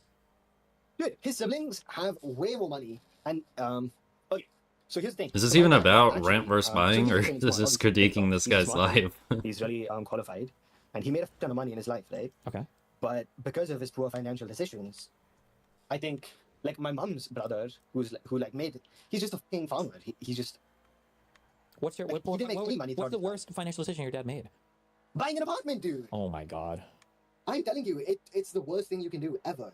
Because 20 years down the line, okay, maybe America's different, but 20 years down the line, like the elevator's going to be outdated, and so it's not stuff that's like the building's falling over. It's like 20 stuff that's, like, years? it's not a shitty place to live, but it's not built new, so it's not like a great place to live either. So the value is like, well, the value is like how well did your building, does your apartment like keep up with like technology and stuff? And it's like at that point. Wait, it's when you like, say your dad bought an look- apartment, do you mean did he buy like a condo, or did he buy like the entire building? yeah, no, what the Okay, what is the wait? How big is the apartment? Like how many bedrooms? f? Jeez. Okay. No, it was really cheap when I grew up. Okay. Do you guys use feet So or do you speak- use meters in India? Meters. Okay. It's the thing I said about cities growing. Cities always grow. So if you buy a house in a city, you will always make money. Well, the asset will increase, but then you have to spend money to maintain it, right? Dude, suck my dick. Yeah, but it's not like you get to enjoy the money you spend. I get to enjoy the AC if I buy an AC. I get to enjoy the money I spend right now in my apartment. I'm enjoying it right now. I'm living here. Yeah, but 10 years down the line, it's gone. Like 5 years down the line, it's gone. Because you move or whatever. Yeah, but how much money do you spend on dumb shit to own a house? How much time do you have to spend? Do you have lawns in India? I bet you have to do some kind of outdoor work. Our maid comes like every month to clean the place, but it's empty. Yeah. Yeah. You know, it's a labor thing. Alright, It's a labor thing. There's just too many people in alright. India. Yeah. It is about 50-50 on who won, but we know for sure that Kavser's won. roommate is actually their boyfriend. That Jesus. 100% What? was actually found in this poll. He just said he's Uh, homophobic. That can't possibly be the case. Yes. Um, Yes. Everyone, please. well, Do not be The confused. poll does not lie. Kavser, thank you for joining us. If you want to give your last word. Good height? And yep. My last word. Yeah. Are you trying to get into politics? Are you trying to affect real political change? We'll see. Why? This is Or your is that last goal word, not that mine. you have in life? My goal Yes. right now, I don't know. I guess is to save up enough money to buy all the condos. Is my current goal. I hope that the building doesn't fall over. Yeah, and then Nathan will be back in 20 years saying the same shit as me. Exactly. Because it's a fucking terrible decision, dude. Yeah, he'll be left a streaming empire. Oh my god. I feel like if you buy a residence and you do nothing else with your fucking life for the next 20, 30 years, but just hoping that the thing that you bought will increase in value, then you're just not intelligent. Like, I don't understand why we're like, oh my god, so much can change in 20 fucking years, dude. Like, yeah, your house, your apartment, your condo, whatever the fuck you buy might be shit and not worth anything in 20 years, because anything can happen in 20 years. It's a long fucking time.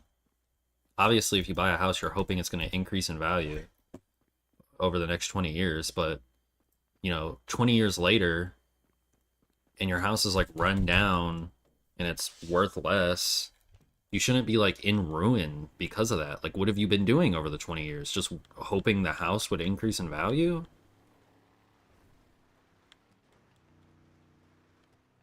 Like, it seems like the issue is that people don't just treat their property as a investment vehicle, but they assume that it's 100% a good investment all the time. Like, when you're investing in anything, whether it's stocks or houses or whatever, you should have a reasonable assumption that the investment might not work out. I don't understand why this is being treated like a good argument. Condos suck because in 20 years they might suck.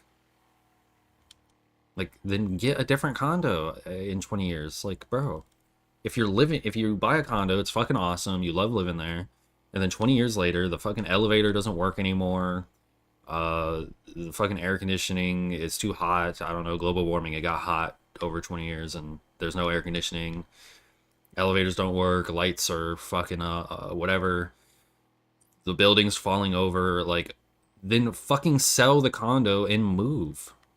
It's been 20 years, brother. You want to just live in the same fucking condo your entire life? Like, this is literally what Destiny was like pushing back against, is that people have this idea that when you buy a residence that you live there forever and you pass it down to your kids and whatnot, when that's not how it should be. It should just be a place for you to fucking live. Like, yeah, you shouldn't be forced to move constantly, like, that sucks, but You should have a place to live, but you don't have like a right to any specific location.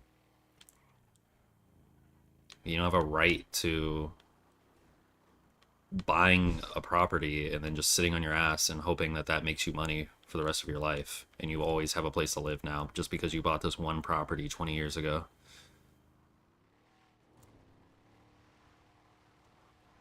Like, that just does not make sense to me in the slightest.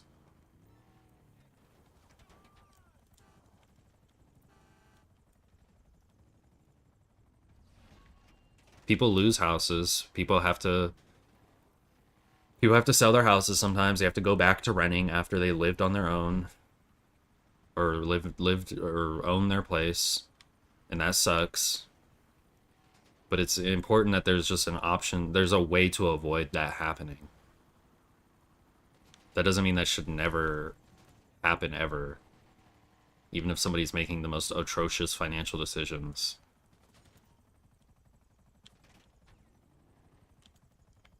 That they should never have to move because of some reason.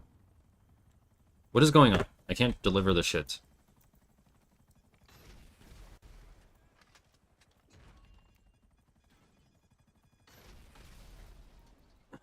And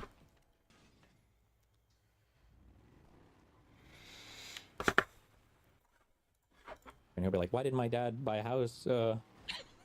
My last word I wanted to say is you should be less you should worry less about like being right and more about being likable. True. Thank you guys. Oh my god, you're out of here. You're out of here, buddy. With that one. Have a good day, Kaiser. Just so you guys know, that's what the optics people look like. Okay, they act like this. This is who they are. I hope you know that. Real quick to add on Why not be right and likable? to that Is that impossible? whole debate. The problem with condos, and I actually just had to deal with this last week, is you deal with things that you own, and then the things that you don't own can be like monumentally damaging to your experience living there. So I do electrical. I got called a guy that I work with, his buddy owns a condo, and you know how phasing works with electrical, like you have multiple phases. Oh yeah, polarity and phasing, all that for sure. Yeah. Basically, generally you have two 120 volt phases that come into your house, and then that's how you get like 240 some stuff. Well, he lost a phase completely, and so at the meter bank outside, which is on an easement, he completely has no control over that. So I was able to look at everything in his condo that he owns, but the problem was actually in the easement that the property owner that owns the land manages, and so he was out of power for I think 7 or 8 days. Damn. So that is a thing that can happen with condos, is that you own that, but your easement or whoever manages the actual building itself can actually fuck you completely. Is this Gandalf speaking right now? Okay, last person. There's no cam, but this is a person who really wants to be in here. So Wicked, Demirch, you're up. Oh boy. Go ahead, buddy. It's all you. Hey, good afternoon. Wow. Hi. All right, so I want to sum up a couple things that some other people said, which I think is worthwhile. So actually, I'll start with Ivory Fool. He brought up the idea of civic engagement. And then, so we see in our data that about 58% of patriotic, long-term thinking homeowners turned out to vote in our 2022 midterm elections, whereas just 37% of these transient, lazy, irresponsible renters cast their ballots that same year. Like, you claim that we can make some cultural changes here, but the fact of the matter is that will only get us halfway. People are always going to be influenced by their incentives, and you can't align the incentives of short and long-term residents to be exactly the same. Well, who did those long-term residents vote for in 2024 to give us a president? QED. Interesting. Yeah, I think it varies actually depending on the area. Another thing is you've talked about some externalities in your tax policy, but I think we've missed discussions about positive externalities. Higher ownership areas have lower crime, high voter participation, higher fertility, but not too high in the West, better educational outcomes, higher social engagement, other than voting. And many of these are even adjusted for income and the cohorts of people. Owning people don't just pay a mortgage, they invest long-term in a community's health over time. And that's something that I think has been underplayed a lot in this debate. Sure, although I think that people think that this is intrinsic to owning homes, but I think this is just an American culture thing that can change. Because again, I don't think I've ever heard it brought up from any European that oh my God, guys, we're never going to match the civic engagement and social cohesion of an American because we don't all have homes. We're stuck in apartments, and so we're losers for it. I think that's a uniquely American idea. And I think we could change that culture. If we want any of the benefits that high-density housing gets us.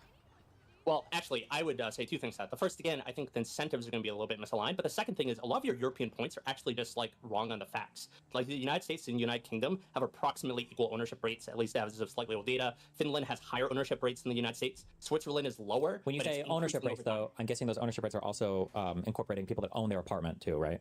It could be condos. Yeah. I didn't highly differentiate between Sure. family homes. Because I think something I said earlier is that this is anecdotal, but it feels like owning an apartment in Europe is not uncommon. Like somebody said that'd be whatever. In the United States, I think owning a condo is an exceptional thing. It's a very rare thing, I think, in the US. That's my intuition, at least. Yeah, I agree. So I think there's large benefits to owning. And then when we're talking about single family homes versus condos, I think there's benefits to both of those. Like condos, of course, you get your higher density, but with single family homes, you get more square footage. You typically get yards, et cetera, which are pretty beneficial, especially the people that are looking to have children. Yeah. But again, I think that's just because Imagine this, though. Instead of having a big ass fucking yard that you have to waste your life taking care of, public community spaces, parks, playgrounds, walking trails.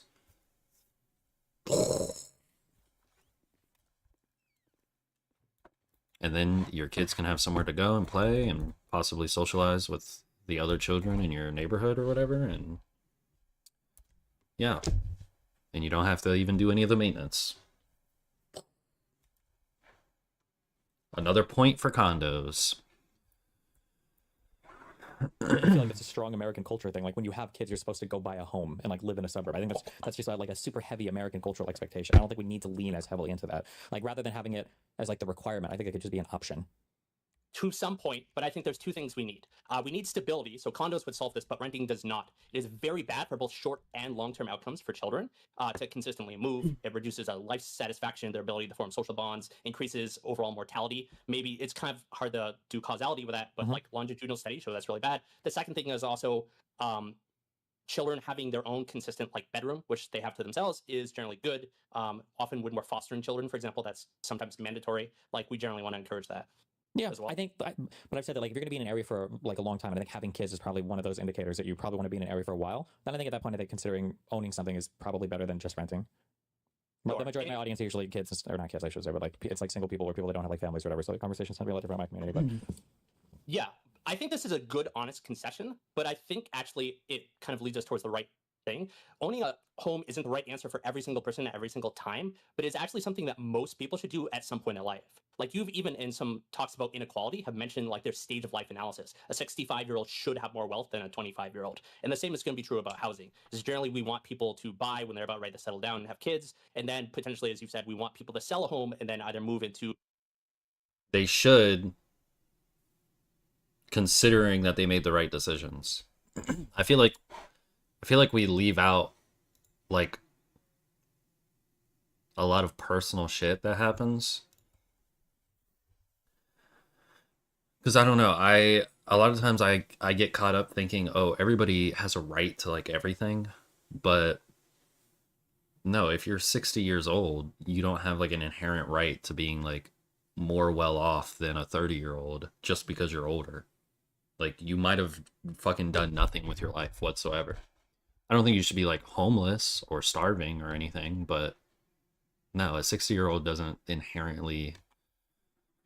I think they just mean generally, and I'm assuming that they're assuming that like all else equal, you know, the 30-year-old and the 60-year-old worked just as hard or whatever, then yeah, 60-year-old should have been able to accumulate more wealth in their time, assuming all else is equal, but that's just not how society works. I feel like shouldn't the goal be like, whether we live in a meritocracy or not, you know, whatever. I don't think we do, but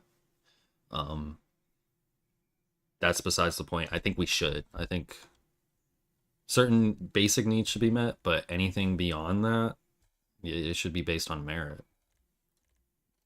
But yeah, that might be completely irrelevant to what they're talking about, but that's just it just made me think that whenever people are talking about, oh, people should have certain things and by certain stages of life and everything, and it's like, well, I don't know, if they don't really need it, then I don't think they just should inherently have it. They should have the ability to accumulate whatever it is we're talking about, not just they should have it. they should have the ability to have it, but they shouldn't just have more money just because they're older or whatever.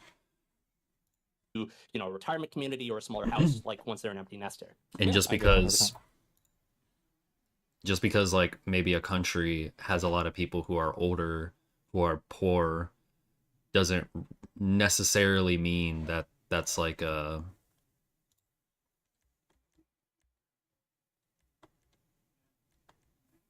I don't know. Like it might not I was gonna say like it might not be an issue with the society, but like with the people of the society. But I guess that is an issue with the society. If you have like a vast population that isn't working hard and doesn't really strive for things, and there's probably some issue with your society. That's like the incentive structures of your society are probably causing people to not be incentivized to do things. But yeah, that's not always the case. Hey William, appreciate you lurking. I appreciate all my lurkers. I don't see the viewer count anymore because it used to make me feel weird seeing like 0 viewers when I was stream. It would make me feel like I shouldn't be commentating or being an entertaining streamer because I'm like, nobody's even watching this. Why am I even wasting my breath? And that's like a bad mindset. So I turned the viewership off. So I never really know how much people are watching. I kind of just always assume nobody's watching unless they're in chat. But if anybody's lurking right now, I appreciate you a lot. I appreciate my lurkers. You know, it boosts the stats a lot, so I appreciate it. Even if you're just leaving my stream on while you sleep, or like you're not even really watching the stream super intently, I still appreciate it a lot. But I remember even the conservative kid that I debated a while ago, the young conservative guy, was complaining because he was like, I'm 24 years old and now I don't know when I'm going to be able to buy a house because of Biden or whatever. Obviously, he's exaggerating a bit because he's a MAGA dude. But it's like, damn, at 24, why do you need to buy a house? But then I hear that complaint a ton where Gen Zers are like, oh my God, like we can't afford houses. We're never going to get one. It's like, bro, you're like 22, 23 years old. Right? Like you shouldn't be thinking about buying a house right now. It's like it's not even on your time, like on any horizon for you right now. Whereas millennials are starting to get more into houses, and they are, like they're selling down and having families. And yeah, I think that a time in your life analysis is important there when it comes to buying a home. But again, like, True. I think a lot of people get very doomer and gloomer about like the economy and stuff, when in reality they're probably just like that doom gloom mindset is probably actually the thing keeping them from buying a house or whatever. And I used to not think that, but then my nephew, who is same age as me, he's 24, just bought a fucking house. He worked really fucking hard. He lived with his mom. He worked really hard and he saved up all the money and he bought a fucking house. So the fact that he was able to, knowing somebody personally who is able to save up a bunch of money and do it, it kind of makes you realize like, oh, it's not actually impossible. It just feels like it's impossible at first when you're saving, and it's like you're only able to put like $100 into your saving account each check or whatever at first. But you know, years later, you know, after you got the income tax and you, instead of spending it, you put it in your savings or whatever, and you just start saving every bit of money you can instead of focusing on how much you're able to save. You just do it. You know, 5 years down the line, you'll be surprised, you know? So yeah, I think it's a lot of it's a mindset thing for sure with Gen Zers and being all doomer about buying a house. Like, I get it if you're like, you're fucking living in the middle of New York City because you were just born there or whatever. And then I get like, oh my God, I'm never going to be able to afford a house. But you can't let that stop you. Like, even if you're born in the middle of fucking New York, you can save up and you can leave. It's just scary because it's like all you've known and stuff. But you can do that. You can theoretically do it. It's just, life is hard. It's a lot of risks, a lot of learning to do. And yeah, things probably should be more easily accessible and people should be able to learn about things easier and know exactly what to do. But hey, that's, hopefully we work towards that. But yeah, I'm not too worried about what I own and if I'll be able to own stuff. I'm like, I'm alive and I'm happy. And, you know, I just try to make money and save it and do what I can, you know? Because whether no matter how much you might hate life and society and stuff, it's as good as it's ever been. Hopefully it gets better, but you know, life's pretty good in 2025 Western America, despite all the crazy shit that's happening. It's still way better than living in like the 1960s or the 1800s or the 1700s. Like, bro.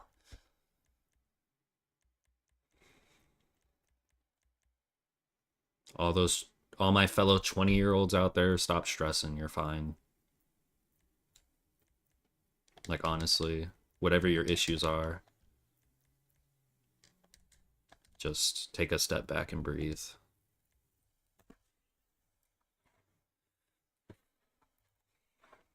Like, there are different things that are appropriate for different. I think I'm repeating. I think you agree with this. Like, there are things that are appropriate for different stages in your life. Like, if you can afford a house at 22, that doesn't even necessarily make it a good decision. You probably would still be better off renting until you're like in an area where you know you're going to be there for a while. You know you're going to have the same job for a while, and then especially if you want to like settle down and have a family for a while, yeah, you're going to be there for a while.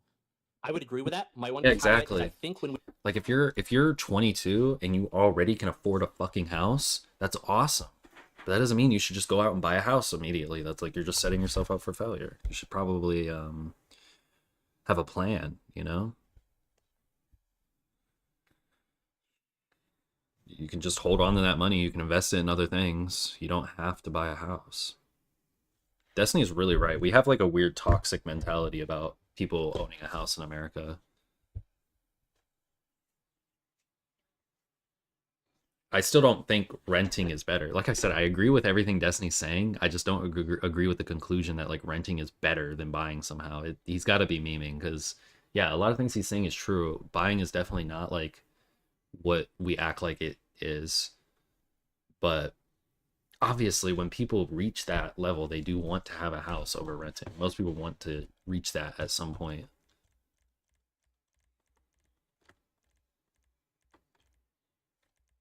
But he is right. We have like a toxic mentality about buying a house. That's like the next thing. As soon as you're a teenager, you usually end up getting a car of some kind. And then in your early 20s, you usually want to upgrade to like an actual good car because your last one was probably some shit box that you bought with your McDonald's money or something that was given to you from a family member. But then after you have a nice car, the next thing is a house. That's like what everybody wants after a car. They don't really think about saving and investing in other things. It's just, well, I have a car. I guess my next thing is to save up and buy a house. When we probably shouldn't be thinking that way. We should probably think about getting enough money so we can buy a house, but that shouldn't be like the very next thing we need to do. We need to get a house immediately. I need to buy a house. That's the very next thing I need to do. That's probably not smart. we've seen marriage formation and child first age of having children, we might want to push home ownership to be a slightly younger than we're actually seeing right now. It doesn't need to be 24, but late 20s. I think we could encourage more home ownership in that demographic. Possibly, yeah. It just depends on what pushing home ownership looks like, yeah. Because I think that we run into this weird, like really weird scenario where you have, sorry, I just read thing in chat. Wait, what did you just say? Repeat that again. Oh, you said pushing. I'm sorry. You said pushing home ownership at to lower ages. It just depends on how you push it. Because there's a thing that I bring up a lot when I listen to Ezra Klein talk about housing and everything is nobody wants to acknowledge that on your push to make housing more affordable, you are pushing against two like very, very different demographics, people that own homes and people that don't own homes, and their interests are completely and totally aligned, or totally misaligned. They're contrary to each other.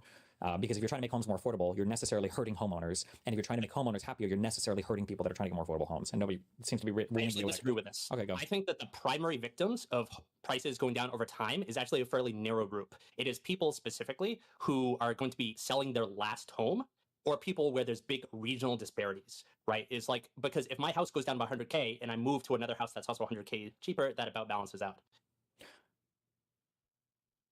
I don't think people tend to view it that way. I feel like people are very obsessive about the cost of their home or the value of their home increasing, and I think the value of people's homes decreasing like mind them pretty hard. I don't disagree with you like on paper, but I don't know if like the average homeowner views the value of their house that way. I kind of agree with you, but I think that's an education issue to some extent. Is I think we can make the case to people. It's like, as long as your home is still, say, more valuable than when you bought it, which is usually going to be true because generally we've seen increasing housing prices over time. Sure. True. Yeah, wait, what Actually, are we disagreeing here? What is the argument here? They go up and down. You know, Or no, that's well, how no, things it's should because be. It it's still shouldn't just be it's up. it's still 'Cause that's harmful. You're just trying affecting to someone argue that else it's not as bad. harmful, or that they shouldn't care about the harm, basically. Yeah, Right. basically. No, what I'm saying is that there's only a specific demographic of people who are essentially leaving the housing market for good. So, like, if you see a broad, sustained decrease in housing prices over time, if I'm 30, that's fine. My house will sell for less, but the houses I buy are also going to sell for less. Well, it's kind of like what do you define as harm? Because if there's a potential for more benefit, I think that's your interests are completely opposite. It's just the homeowners should probably be a bit more lax and allow themselves to take not a hit really, because they're not really losing anything. Well, they're losing potential. That's the thing. They're losing a potential of a greater win. They're going to win no matter what. They own a fucking house and that shit's going to increase in value. They won. But making sure some other people can get into the housing market is going to cut into how much they won, how much their profit is going to be at the end of it all. And so, yeah, it's like you can't really expect homeowners, because if you look at everything, it's just like, you know, automatons, everybody's just doing whatever is their best interest. Can't really expect homeowners to be like, well, I could have made $100,000 profit off of selling my house in 5-10 years, but you know, 50,000 profit, that's enough, you know, so the other guy can afford his house. I'll only take that much profit. Like, yeah, you're right. That is how it should be, but nobody's really going to think that way, and you can't really expect them to. People are just going to follow their incentives. If somebody wants the greatest value they can get from their thing, even if they're not really losing anything from what they started, losing potential value is like, potential benefit is like losing something. Even though it's not comparable to somebody who doesn't have anything, it's, yeah, I don't know. I think I've said I think I've conveyed what I'm trying to convey. Or I'll buy for cheaper. Yeah, but you're preferencing buyers in that case and hurting owners and sellers, right? So True. that person's interest would change immediately. Like, theoretically, if you're only self-interested, the second you buy a house, you would want homeownership to become more restrictive. But your interests are going to be the contrary. Because, yeah, we should preference people who are at the bottom. Because they're at the bottom. They don't have fucking anything. The people who are at the top, there's just no reason to preference them, because they have more than enough resources to continue helping themselves. They don't need our help. You know? Like, you have a burger, you have an extra burger, you're going to give it to the homeless guy, you're going to give it to the rich guy. They're both hungry. Obviously, you're going to give it to the fucking poor guy, because the rich guy can just go buy his own fucking burger. So, yeah, you're preferencing buyers, and that's how it should be, but you can't just say their interests aren't totally opposite. Their interests are not actually opposite, because I prefer that buyers' interests get met.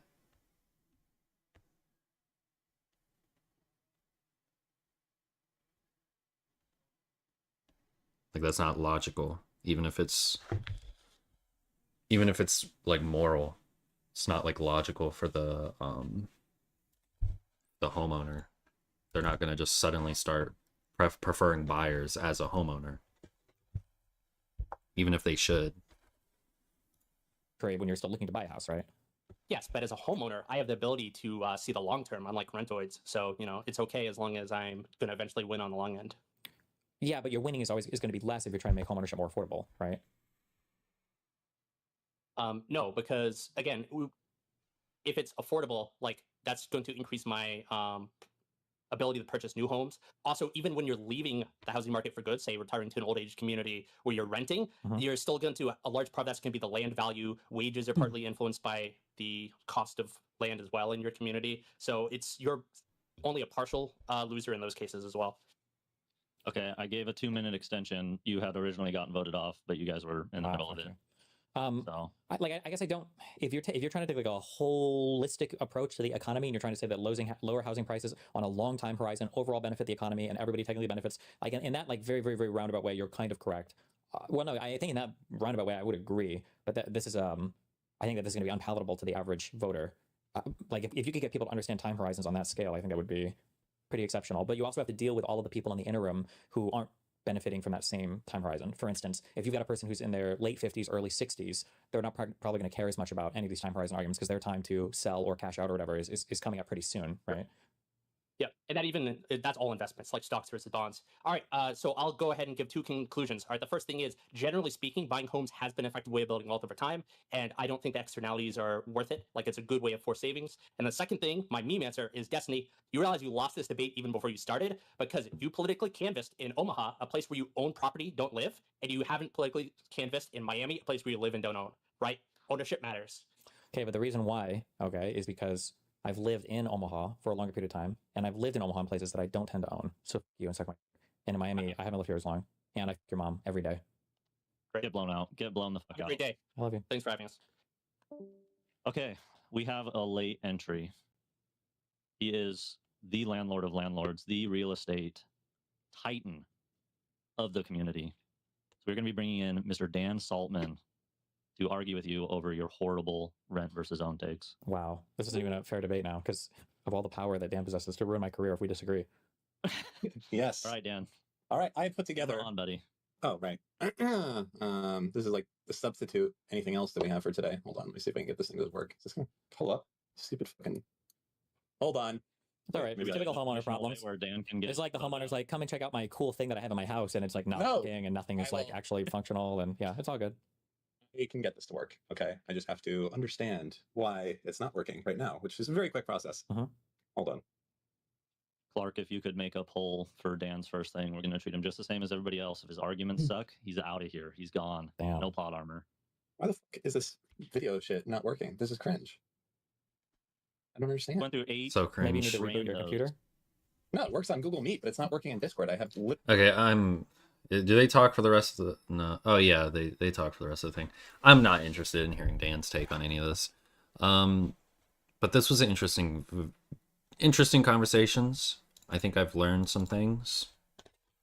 I'm over here Googling words and shit because I don't know shit. But I think I'm going to start watching these debates and stuff more on my stream. I'm gonna go fucking work out. Fuck these guys. Yeah, I think I'm gonna start watching these debates and shit more. Try to boost my knowledge, boost my brain skills. I want to like get into this online discourse stuff, so I want to start listening to it more. Doing my own little commentaries and shit, and yeah, I don't know. Hopefully I become a... Is this not my vehicle? Oh, it's not. I thought that was my car.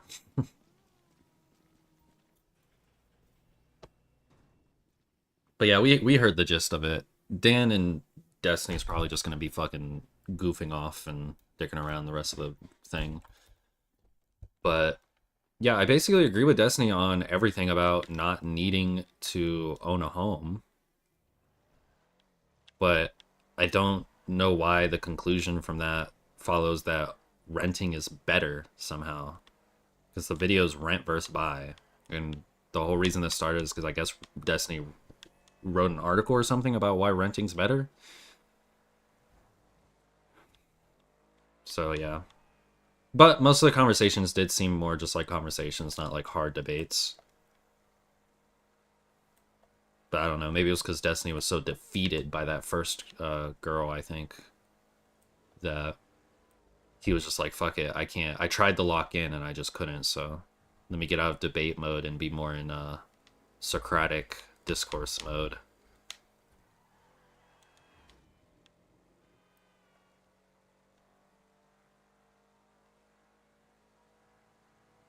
What am I doing right now? I need to go work out. Thank you to everybody who watched me live. I might stream later today. I just gotta go work out, and I gotta help my stepdad with some stuff. And